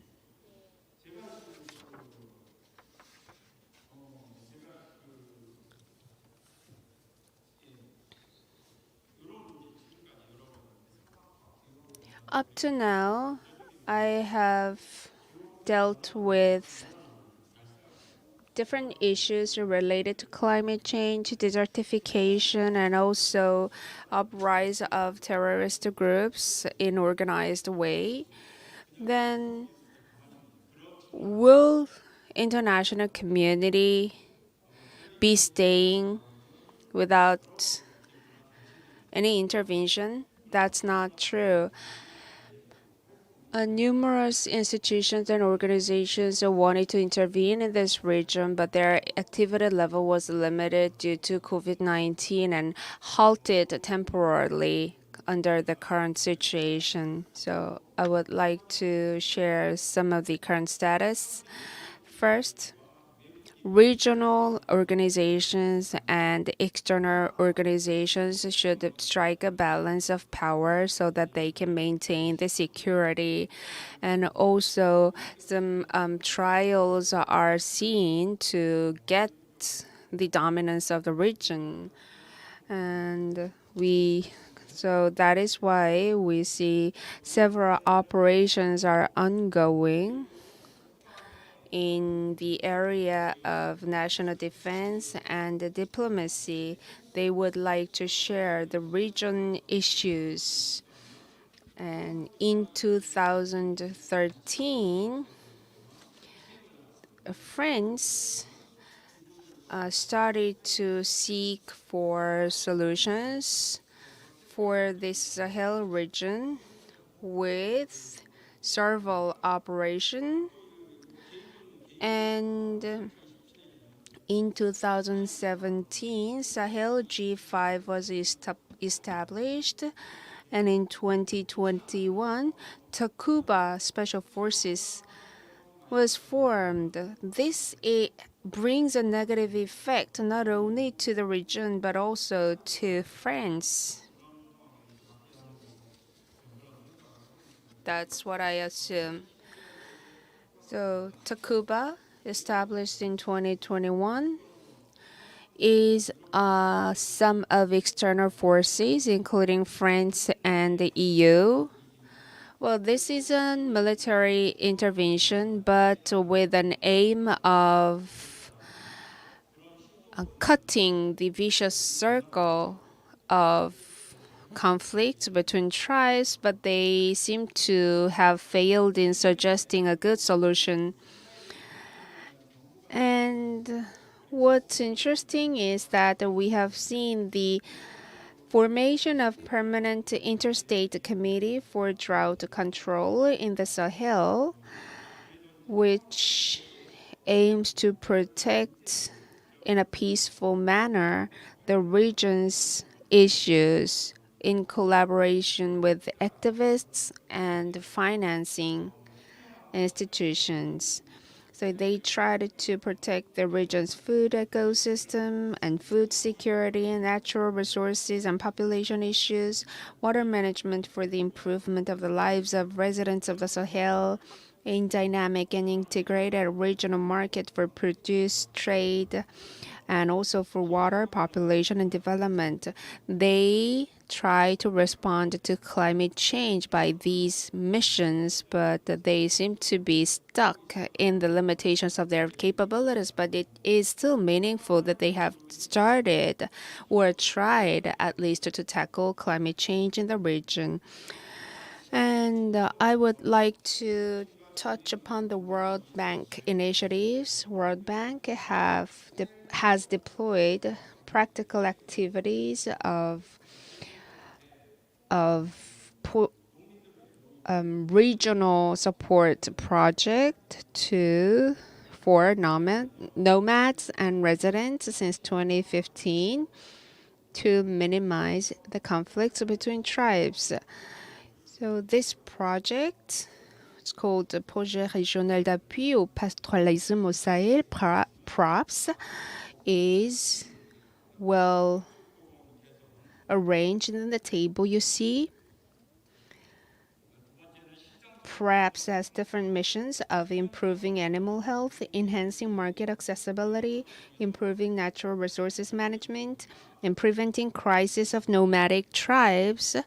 And the World Bank is supporting these different activities through PROPS mission.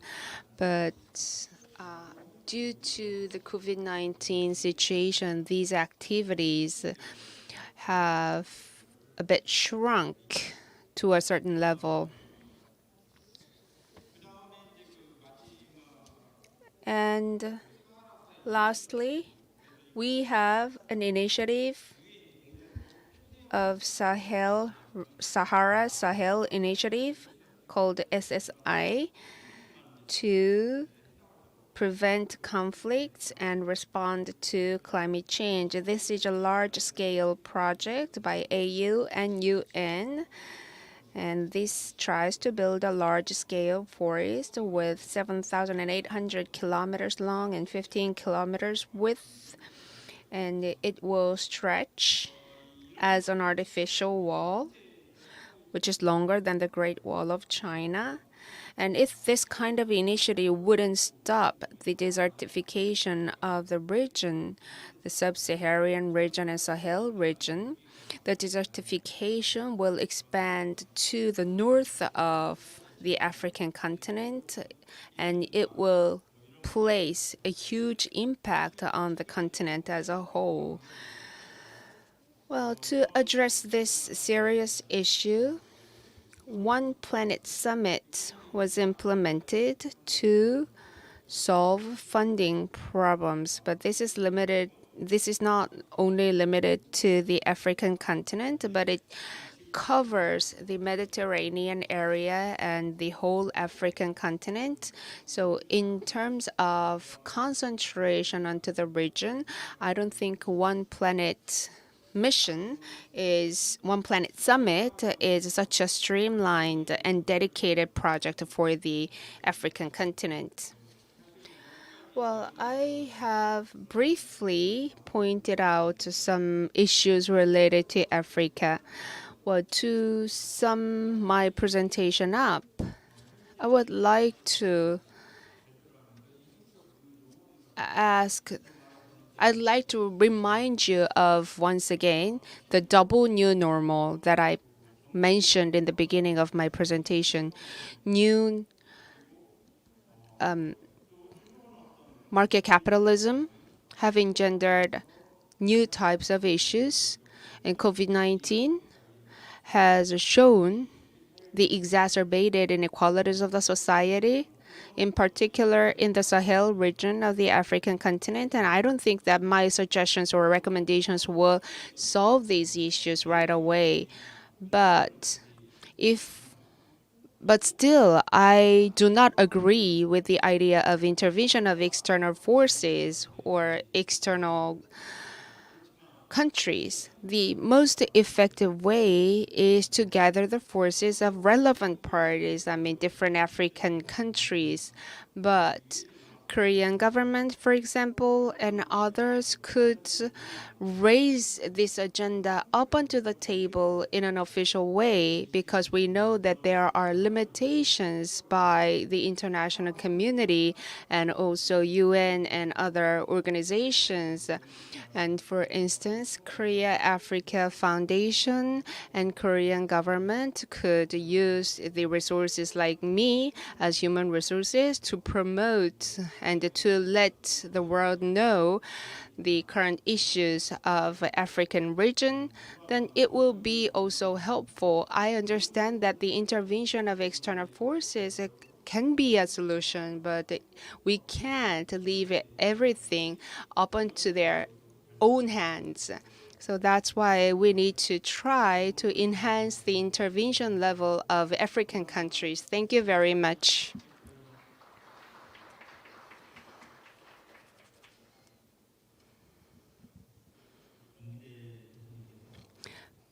It was a presentation delivered by Professor Im Ki-dae, who has shared very detailedly about the current status and issues of the African continent, including desertification, climate change, and inequalities of the society, trafficking of drugs, and conflict of tribes, and conflicts related to water and food shortage. And this is a holistic issue, and to address that, government and World Bank have been deploying their efforts, but ended up been recognizing their limitations. So that's why we need to have a systemic assistance scheme which could provide alternatives. And that's a recommendation he made to Korean African Foundation and the Korean government. And would like to have a separate discussion session to further address this issue, because I assume that the Korean companies should also be involved in the process. Our last presentation will be given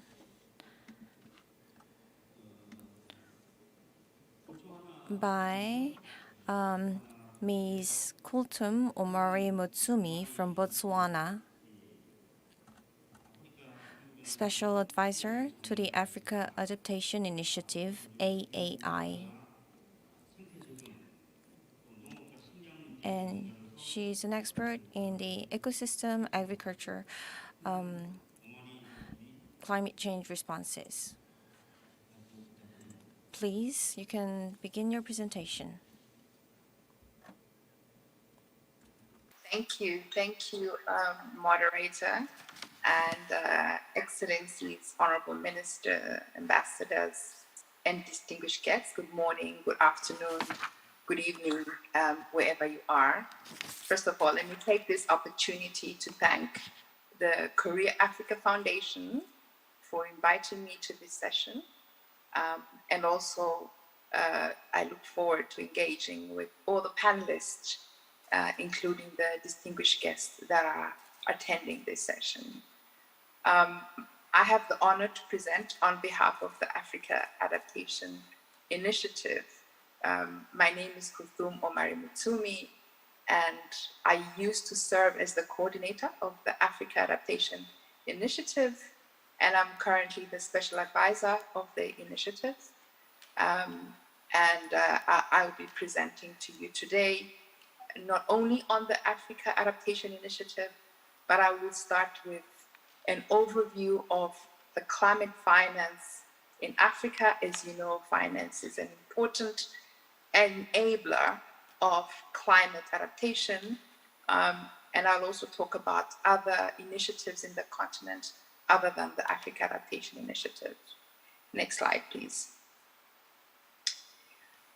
So worldwide, the climate crisis, I don't think I need to remind everyone, but I think it's important to highlight what the recent Intergovernmental Panel on Climate Change report, which is the 6th assessment report, which has highlighted that the average global temperatures have already increased by 1.1 with respect to the pre-industrial temperatures.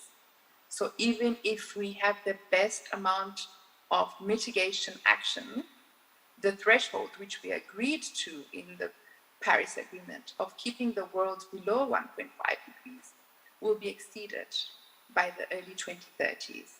This was highlighted in the IPCC report. And I remember the Secretary General of the UN called the release of this report and this information code red for humanity. Now, let me bring it home a little to Africa. Many of you have talked about how Africa has contributed the least to the global climate change. And actually, if we look at the figures, they have contributed about 2 to 3% of global emissions.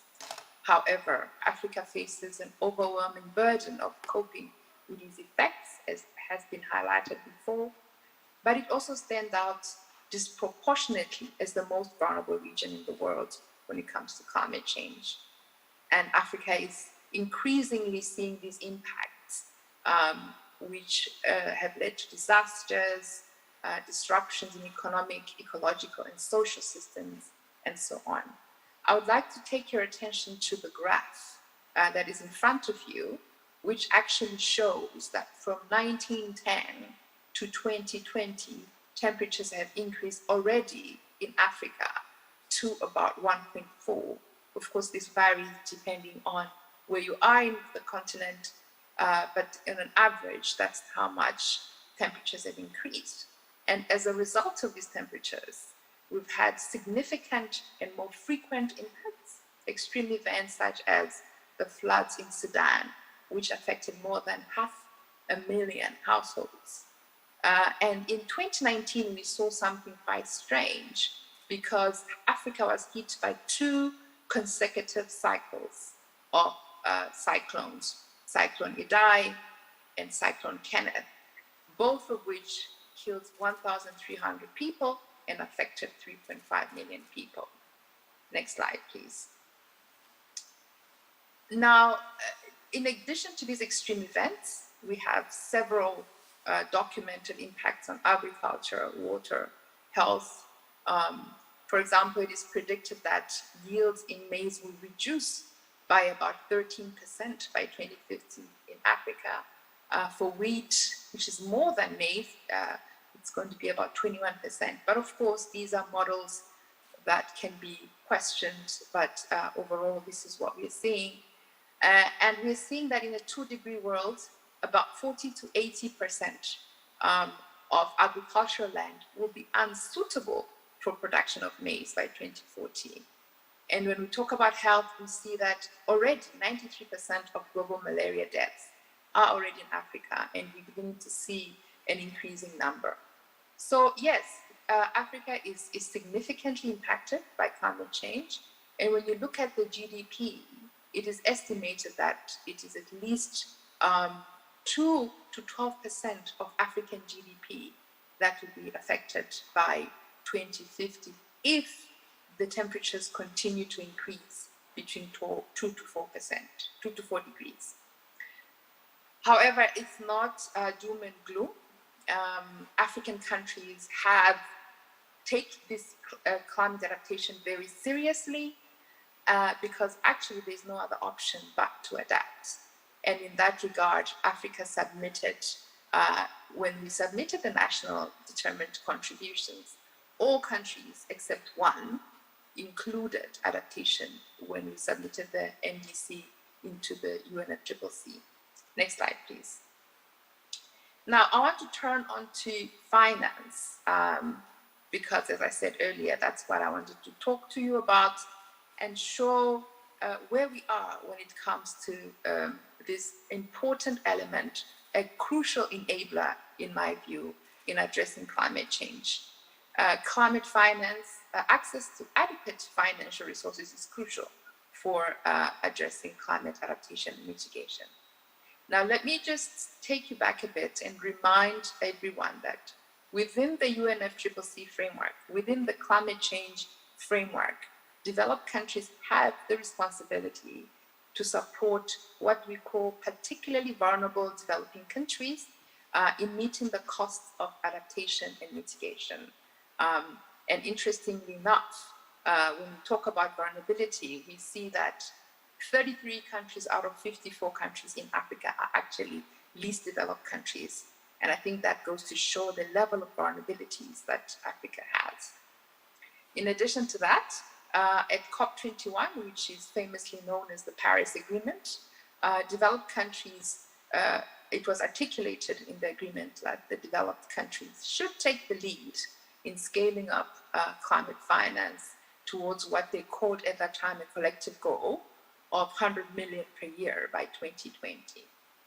But I think important for Africa in terms of what came out of Paris Agreement is this word of balance, because for a long time, the UNFCCC, the Climate Convention, has been very mitigation-centric, and there was a strong call from the leaders to treat adaptation and mitigation in the same manner. So this balance came in the Paris Agreement.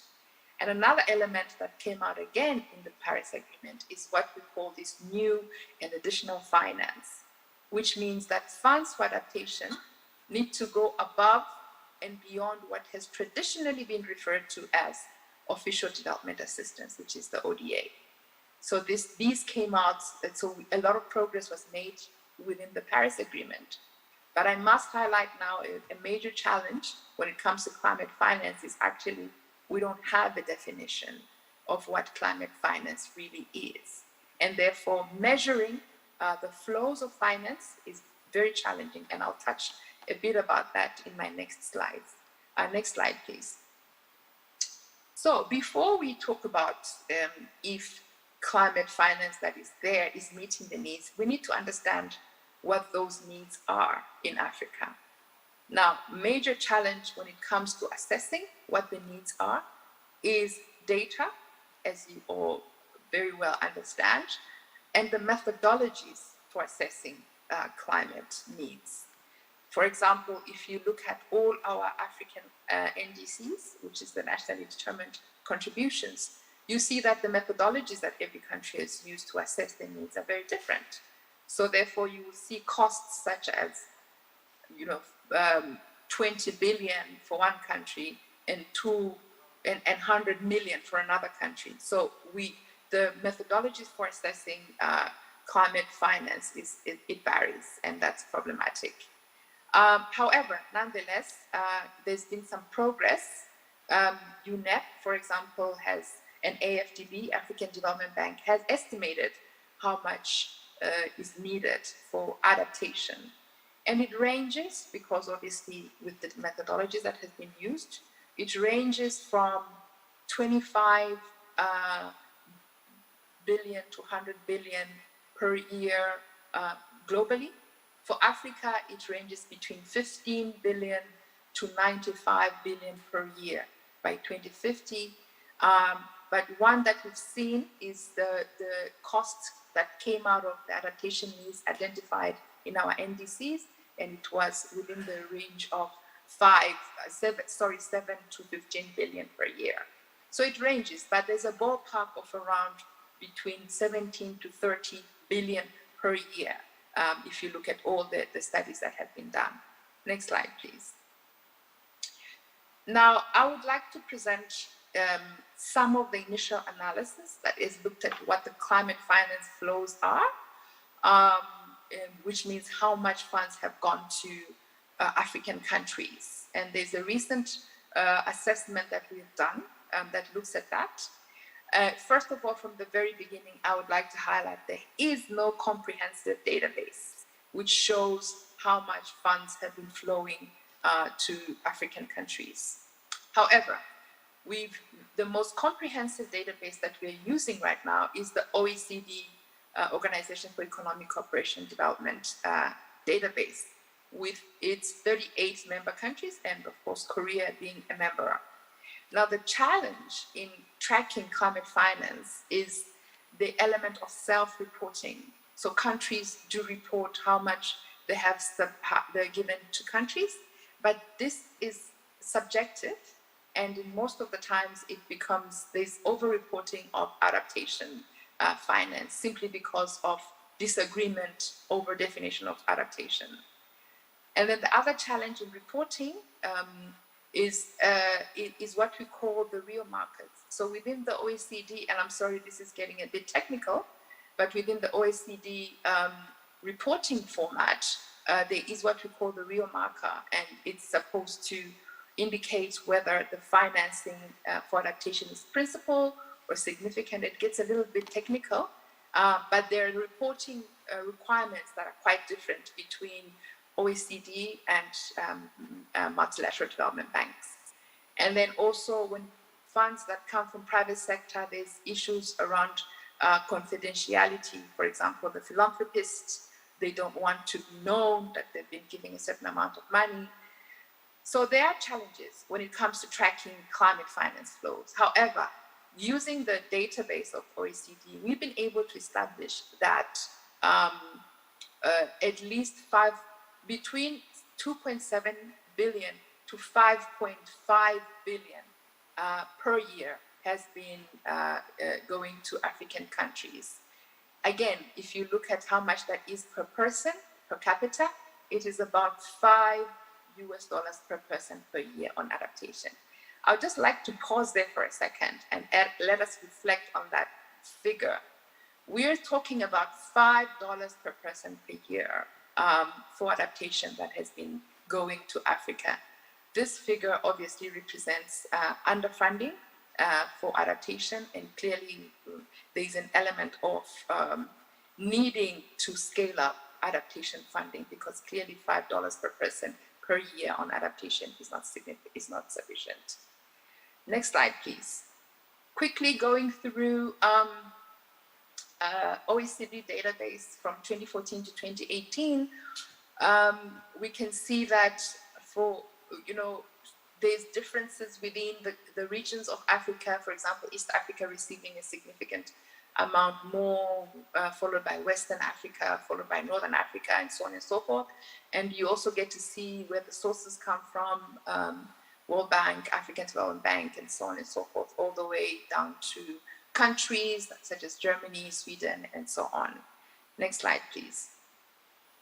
Now, if you look at Africa as a continent and look at how much financing has been going in there, you will see that there's a striking difference between what is considered adaptation. As I said before, adaptation is grossly underfunded. And we see that in all countries, majority of the countries, let me say, adaptation is still low when you think of mitigation. So we have figures such as 61% going to mitigation versus 39% which is going to adaptation. But of course, countries are different and they've got different priorities. For example, Egypt and Morocco have more mitigation than adaptation for their own, because this is very much country-driven and country-led. But at least you can see where the funds have been going into all these African countries. Next slide, please. And then finally, from this analysis, what we are beginning to understand when we map out funding that goes to African countries is that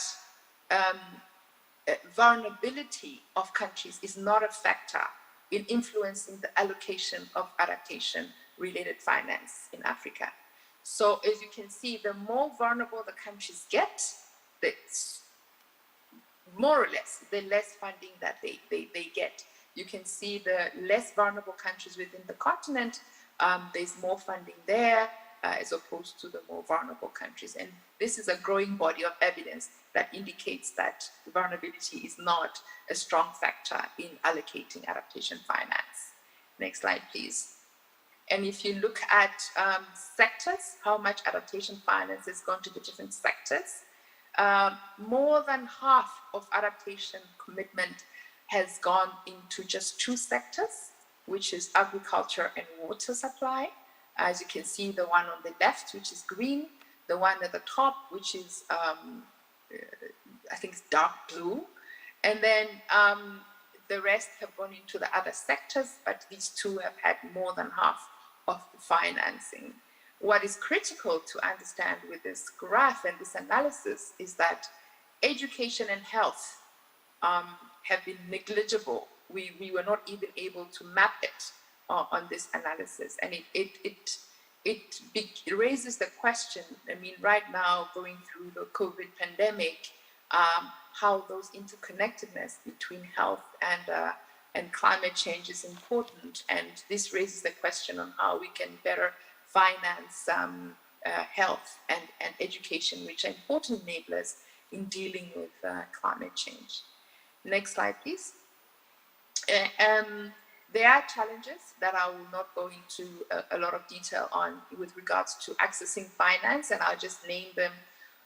Lack of sufficient climate data, some restrictions and limitations of funding requirements, long timelines to access data, lack of support, such as technical to development of concept nodes.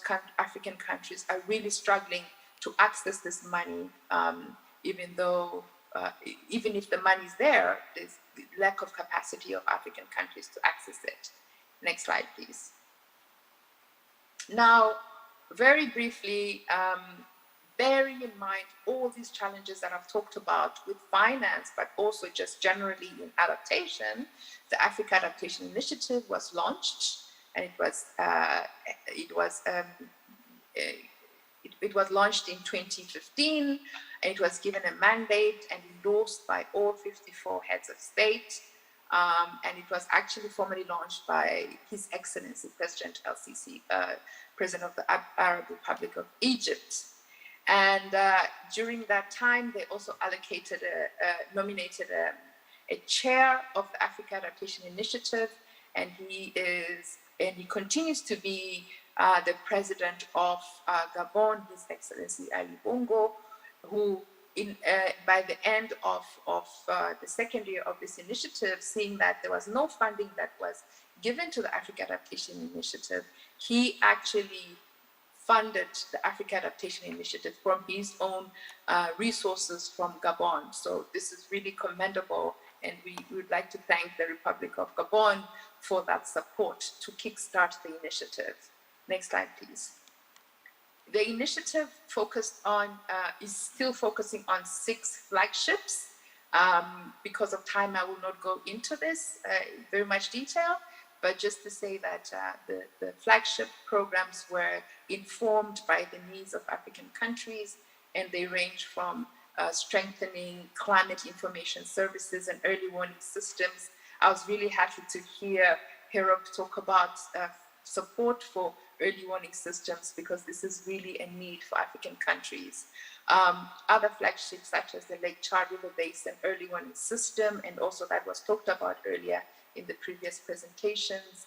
And also, I would really like to highlight flagship 5, which talks about adaptation of African agriculture. This is actually an initiative under the AAI that was launched by the Kingdom of Morocco, and it's spearheaded by the Kingdom of Morocco to enhance adaptation of African agriculture.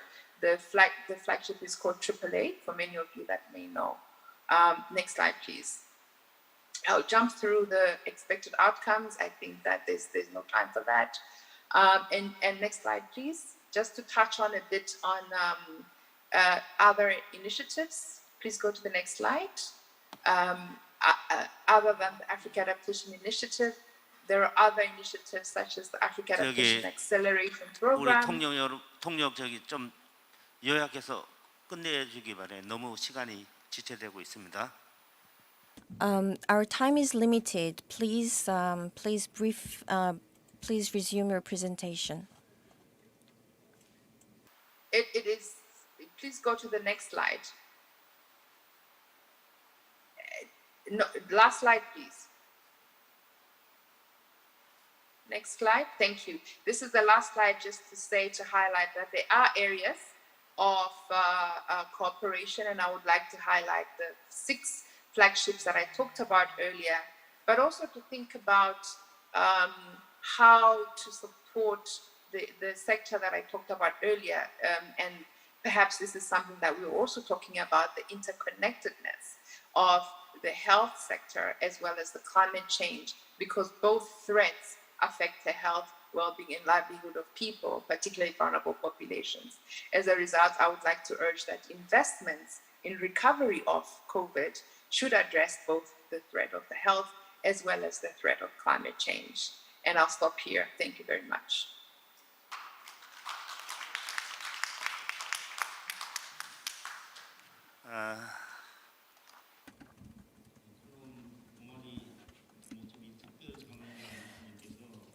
Ms. Kultum Omari Mutsumi, Special Advisor to the Africa Adaptation Initiative, has made a very precise and detailed presentation. 1/6 of the world's population lives in Africa, but emits only 2 to 3% of carbon emissions, but is suffering the most. In order to solve these problems, we need to gather the necessary climate finance, which is not happening. And of course, there were promises about gathering sufficient finance, which accounts to almost $1 billion, but we still have a long road to go. And in order to solve these kind of climate-related problems, not only finance, but also technological transfer are necessary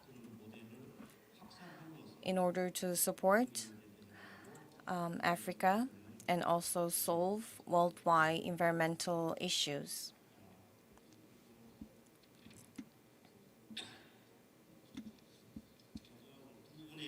Lastly, we will begin our panel discussion.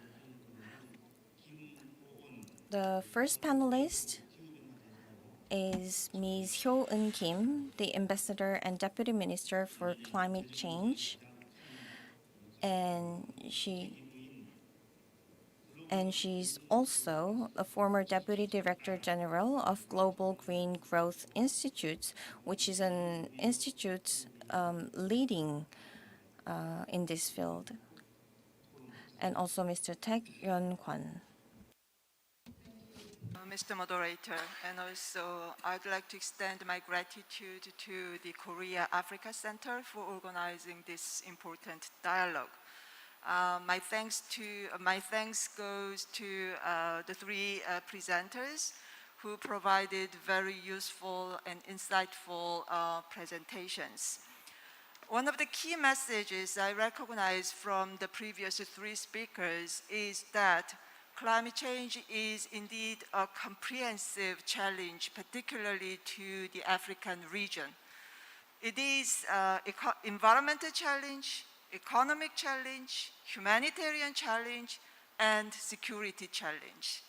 Therefore, the responses and recommended solutions to effectively address climate change in this African region must be comprehensive and must be in a holistic manner. And also, many of you touched upon the specific circumstances and national capacities of African countries. Therefore, when the global community designed the support to the African countries, they must consider the local community's needs and demands as a main component. And also they must understand the local context. And having said that, many of speakers emphasized adaptation as a key area for global partnership. We all agree that African region has least historical responsibilities for climate change. However, they are most negatively affected by the consequences of climate change. Therefore, global community with strong partnership should provide necessary support to the African region. As Mr. Moderator already emphasized, African region, they need financial support, technological support, and capacity building support. They need knowledge sharing and also know-how and experience sharing. And in order to support African countries, particularly African countries' efforts in adaptation, I am pleased to share that at COP26 in Glasgow, developed countries, they agreed to double their contribution to climate adaptation in developing countries by the year of 2025, based on the level of 2019. As a previous speaker pointed out, developed countries, they didn't meet the expectation of 100 billion a year by the year of 2020. So we still have a gap, and developed countries must accelerate their efforts to meet the target of annually 100 billion of financial climate finance to the developing countries. But one meaningful outcome is they agreed to double their climate finance in the area of adaptation of developing countries. In addition to that, all UNFCCC members agreed that climate finance must be allocated in a balance between mitigation and adaptation. As presenters emphasized, so far, majority portion of climate finance was allocated to the mitigation. So we have to increase the portion going to the sector of adaptation. When we are talking about African region adaptation efforts, we cannot rule out the strong role of agriculture, fisheries, and forestry. Agriculture is a major industry in many African countries, occupying significant portion of jobs.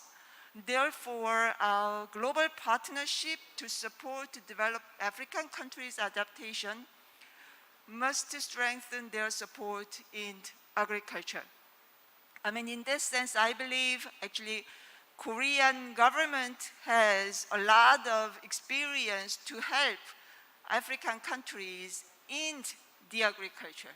That's why I think we have an expert from agriculture sector today at this panel.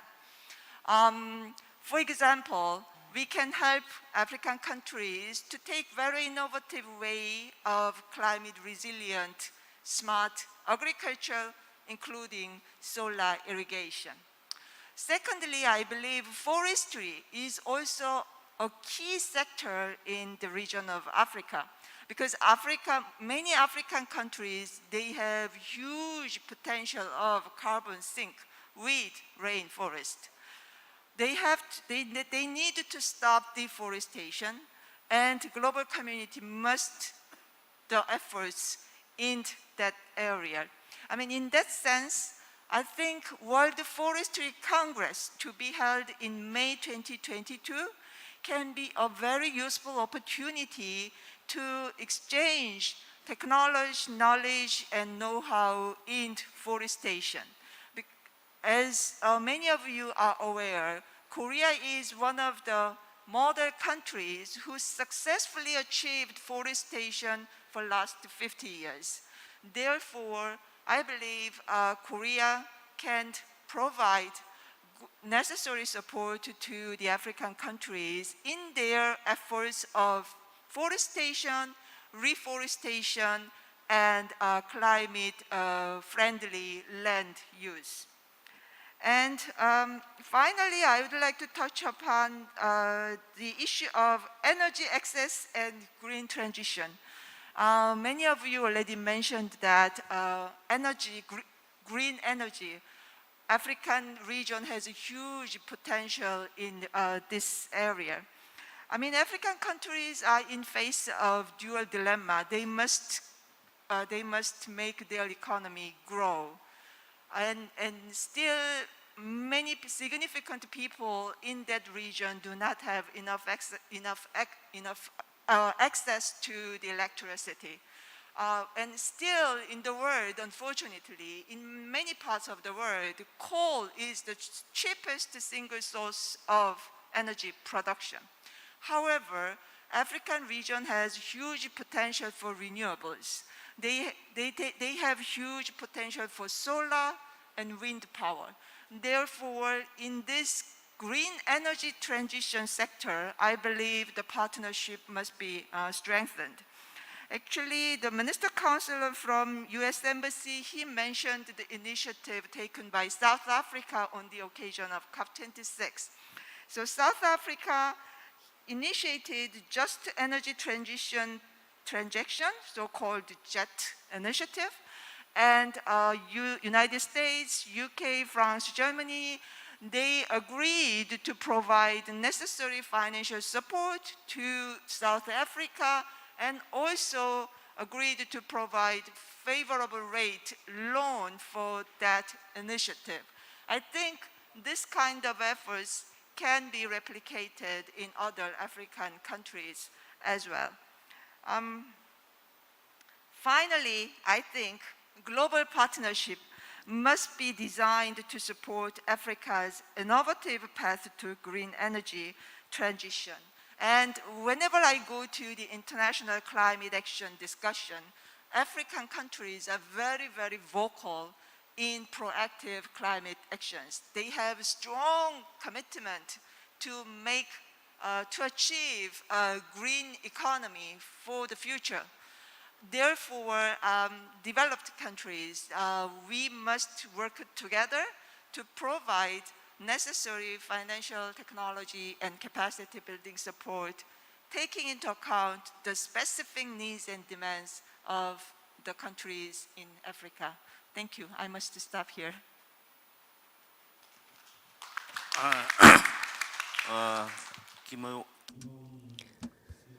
Thank you very much, Ambassador Kim Hyo-eun.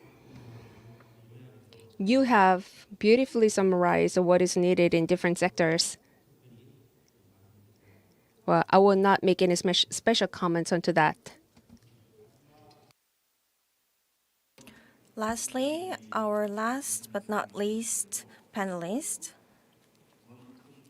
Mr. Taek Yoon Kwon, Director General of Technology Cooperation Bureau of Rural Development Administration. He got his PhD in England,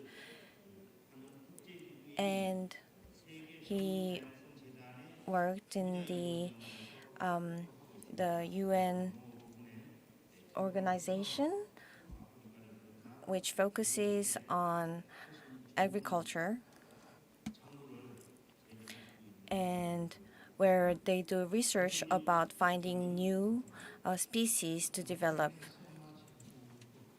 Production, and also for myself, it's a very great honor for being here today to discuss about agriculture and the food security.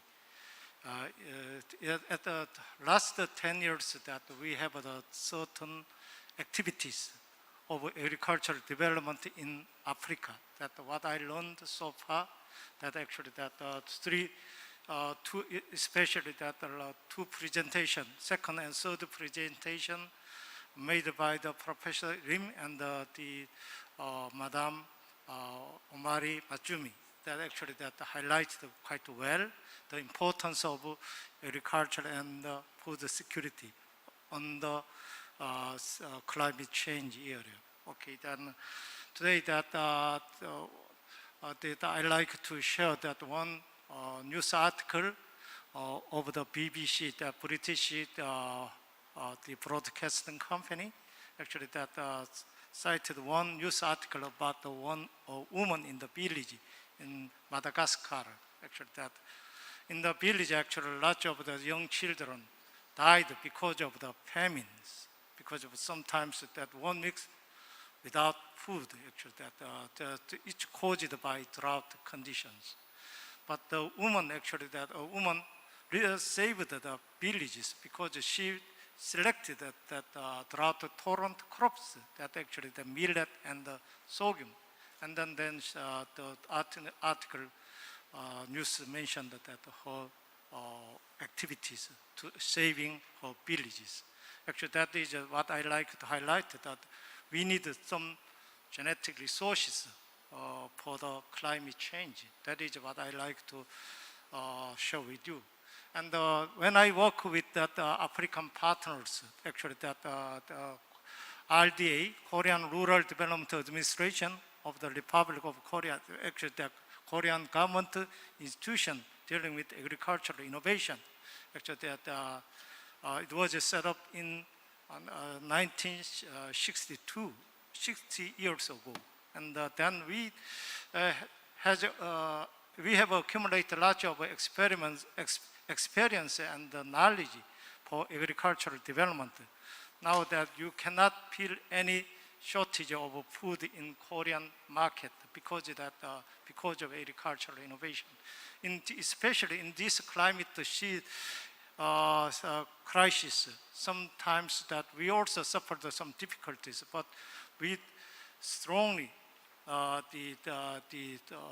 stand against the challenge of climate, like the very chilly winter season. Now that you can find everywhere that fresh vegetables, even in the chilly winter seasons, because of the technical innovations. I think that drought, you mentioned about the last two presentations, especially mentioned about the drought. As a actually scientist studying on the drought tolerance in crop plant, actually that drought is the greatest challenge in humankind. I personally traveled to several places of water scarcity area. Drought actually damaged human dignity, not sometimes that human life. That's so that we have to fight against that climate challenges like the drought. In case that for the scientific reasons, actually, that scientific measurement, what I like to suggest at this moment, we need very strong science, technology, and innovation to tackle the drought problems.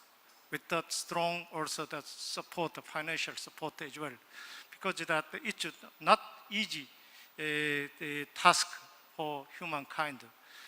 You may know well about the human histories that drought was that problems was found in even 2,000 years ago, 3,000 years ago. So in Korea that we installed that very good irrigation system for rice production in the 4th century. So we could have the very stable crop productions of stable crops. So I like to highlight the importance of science, technology, and innovation. So when we prioritize to the measurement for the climate change, we have to include food security method together with that strong innovation the support. Another one actually that when I traveled to the Africa, that what I found is for the collaborations. Actually, last month I visited that Cote d'Ivoire and Senegal. Then Korea can transfer some public technology of rice production, and also the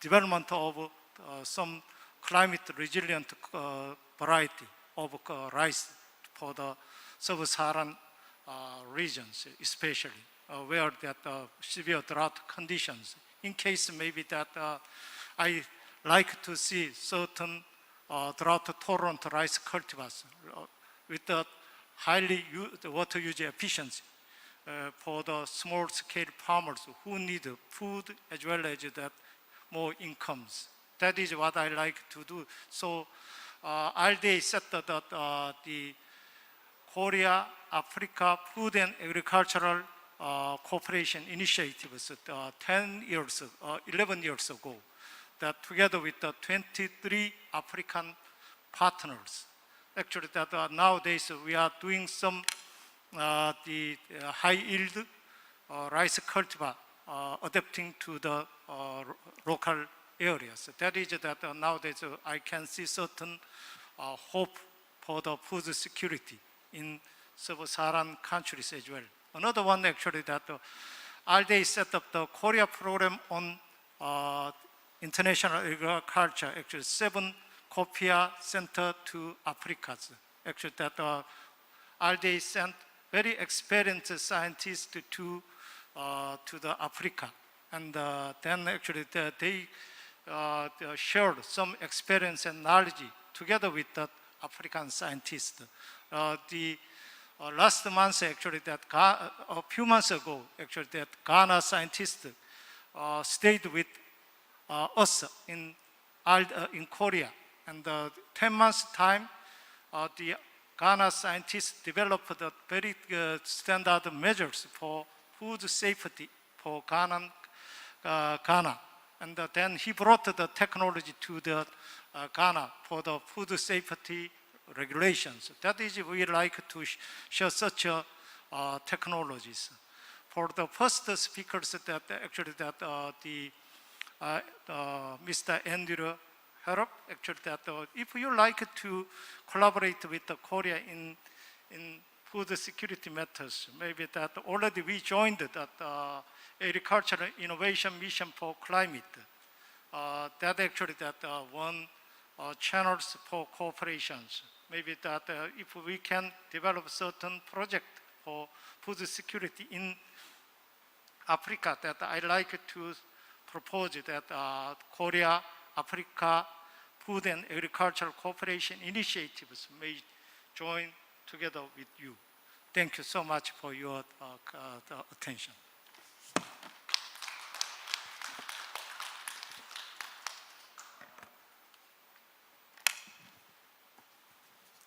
마지막 패널로 권태윤 농업진. That was our last panelist, Mr. Taek Yeon Kwon, and who gave us very constructive suggestions. Now, because we don't have much time left, I would like to give the mic to the floor for any comments or questions. Yes, please.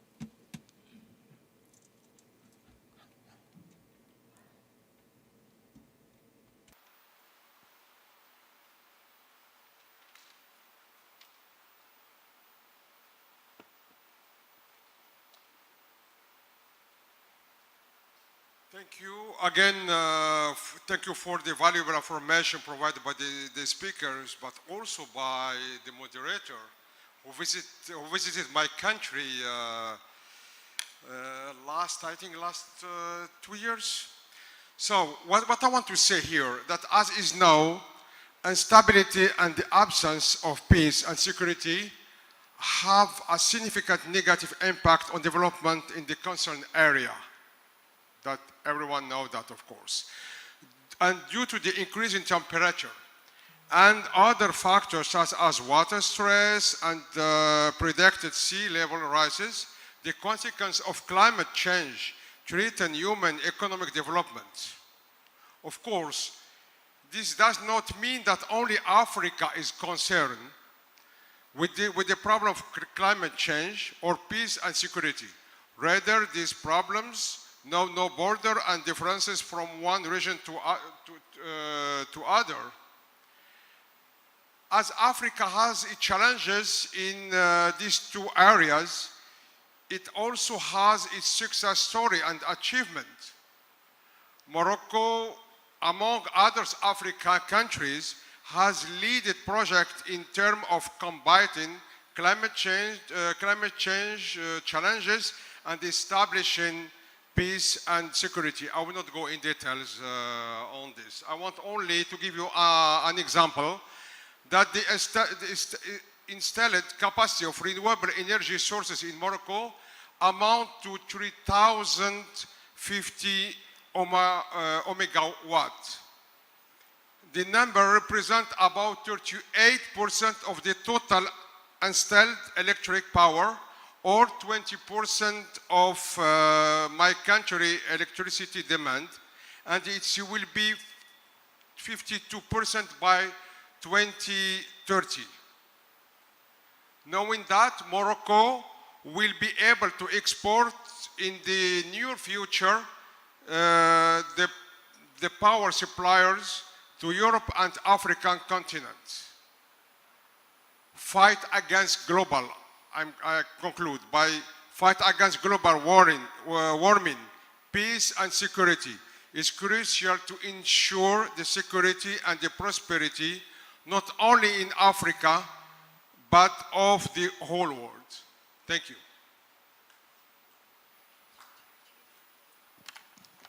네, 아주 좋은 코멘트.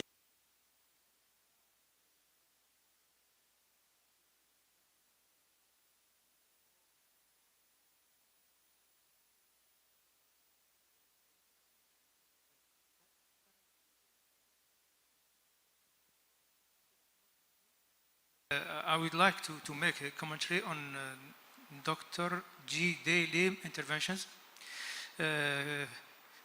Firstly, it was very rich intervention. Thank you for your efforts. But listening to you gave me the impression that your presentation is highly influenced by studies and doctrine in direct relation with interests of some non-African countries in the region. I think that you should have avoided to give a political perception to the problem and conflicts in this area. I prefer it to see you approaching these issues in a holistic manner without making reference to terrorist groups linked with religions or international political problems internal in some countries. However, and finally, I totally agree with you when you say that the solution must come from African countries themselves without a broad intervention. And thank you. 네. Thank you very much for your succinct comment. And returning to our speakers, I would like to give you out 1 minute for each speaker. Thank you very much. Well, Moroccan ambassador to Korea, I think my comment concerned your comment, I think. Well, it is true that I have referred to some materials and reports of the local community, but I tried to maintain objectivity by referring to an international record or report. But it is also true that there is a gap and difference of the lenses between international report and local report. Yes, I understand that Morocco is deploying many meaningful initiatives in terms of cooperation and support of different initiatives. I understand that. I am aware of that. Well, to solve the issues of other African countries, Moroccan example is a positive one, I assume personally. For instance, as in case of Marrakesh, we have Mali, Bamako, and Timbuktu, and Niamey, Uhobun of Niger, Senegal, Dakar.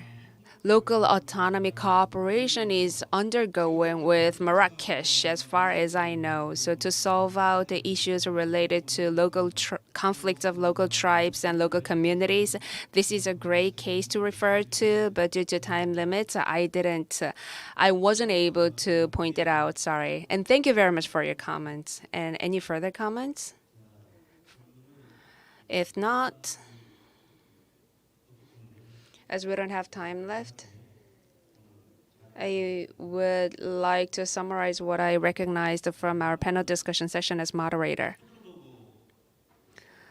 Well, humans read books and grow thoughts but there is a limit of expanding one's thoughts only by reading books. So what's best is to experience it by oneself.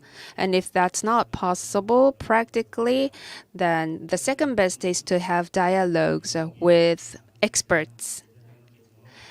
In that sense, I would like to seize this opportunity to thank once again the President Yaungi of Korea Africa Foundation for organizing this timely gathering through which we were able to have such a constructive dialogue, which will be arranged by the organizers and shared and distributed with and to relevant stakeholders.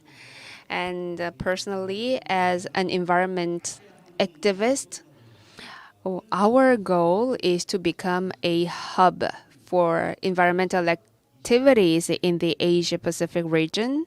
And for 25 countries in the region, we have supported for solar panel establishment and etc. So yesterday, we agreed to be a global hub going beyond the AP region in terms of environment activities.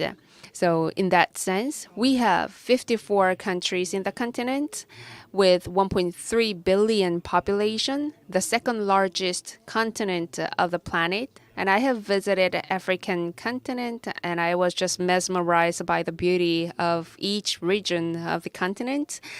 So I would like to call the Korea African Foundation to figure out with more details what's needed for the countries over there. So I wish that next year our foundation and the Korea Africa Foundation will find that a common ground where we can forge our efforts together to read the thoughts of African people and to figure out the solutions for them, how to assist. It's true, Korea has seen a rapid growth in agricultural sector, and we have Professor Kim Sun-wook, who has innovatively expanded the yield of corn crops in Korea, and that professor has also contributed to the enhancement of food shortage of African continent. And solar panel development is not an exception. During the past 10 years, the production cost of one solar panel has dropped by 1/10, which means that 10 years ago, one solar panel costed $10, but now it costs only $1. That's the scale, that's the economy of scale. And you can access the low cost and reasonable priced solar panels with the growing ratio of manufacturing. In that sense, I look forward to seeing many more Korean companies present in the African continent for electricity generation to contribute to the economic development of the continent. And I am sure that there are many works to be done by all of us. Sky has no border, climate change neither. But the biggest contributor to the carbon emission, developed countries should contribute the biggest pie for the contribution so that it can be exploited for the African continent in a desirable manner so that we can address conflicts and establish peace in the continent. Once again, thank you very much for joining us and for being with us until the last moment for the fourth Seoul Dialogue on Africa. And thank you, the organizer, Korea Africa Foundation. Thanks to you, we have had such a great discussion. Thank you. Please give the moderator one another hand. Well, we would like to thank the moderator and speakers and panelists for leading an insightful discussion. And that leads us to the end of the second session. And I would like to thank all the participants on and offline joining us despite the COVID-19 situation. And I would like to declare the close of the fourth Seoul Dialogue on Africa. Would like to thank once again all participants physically present here and participants on YouTube. Thank you.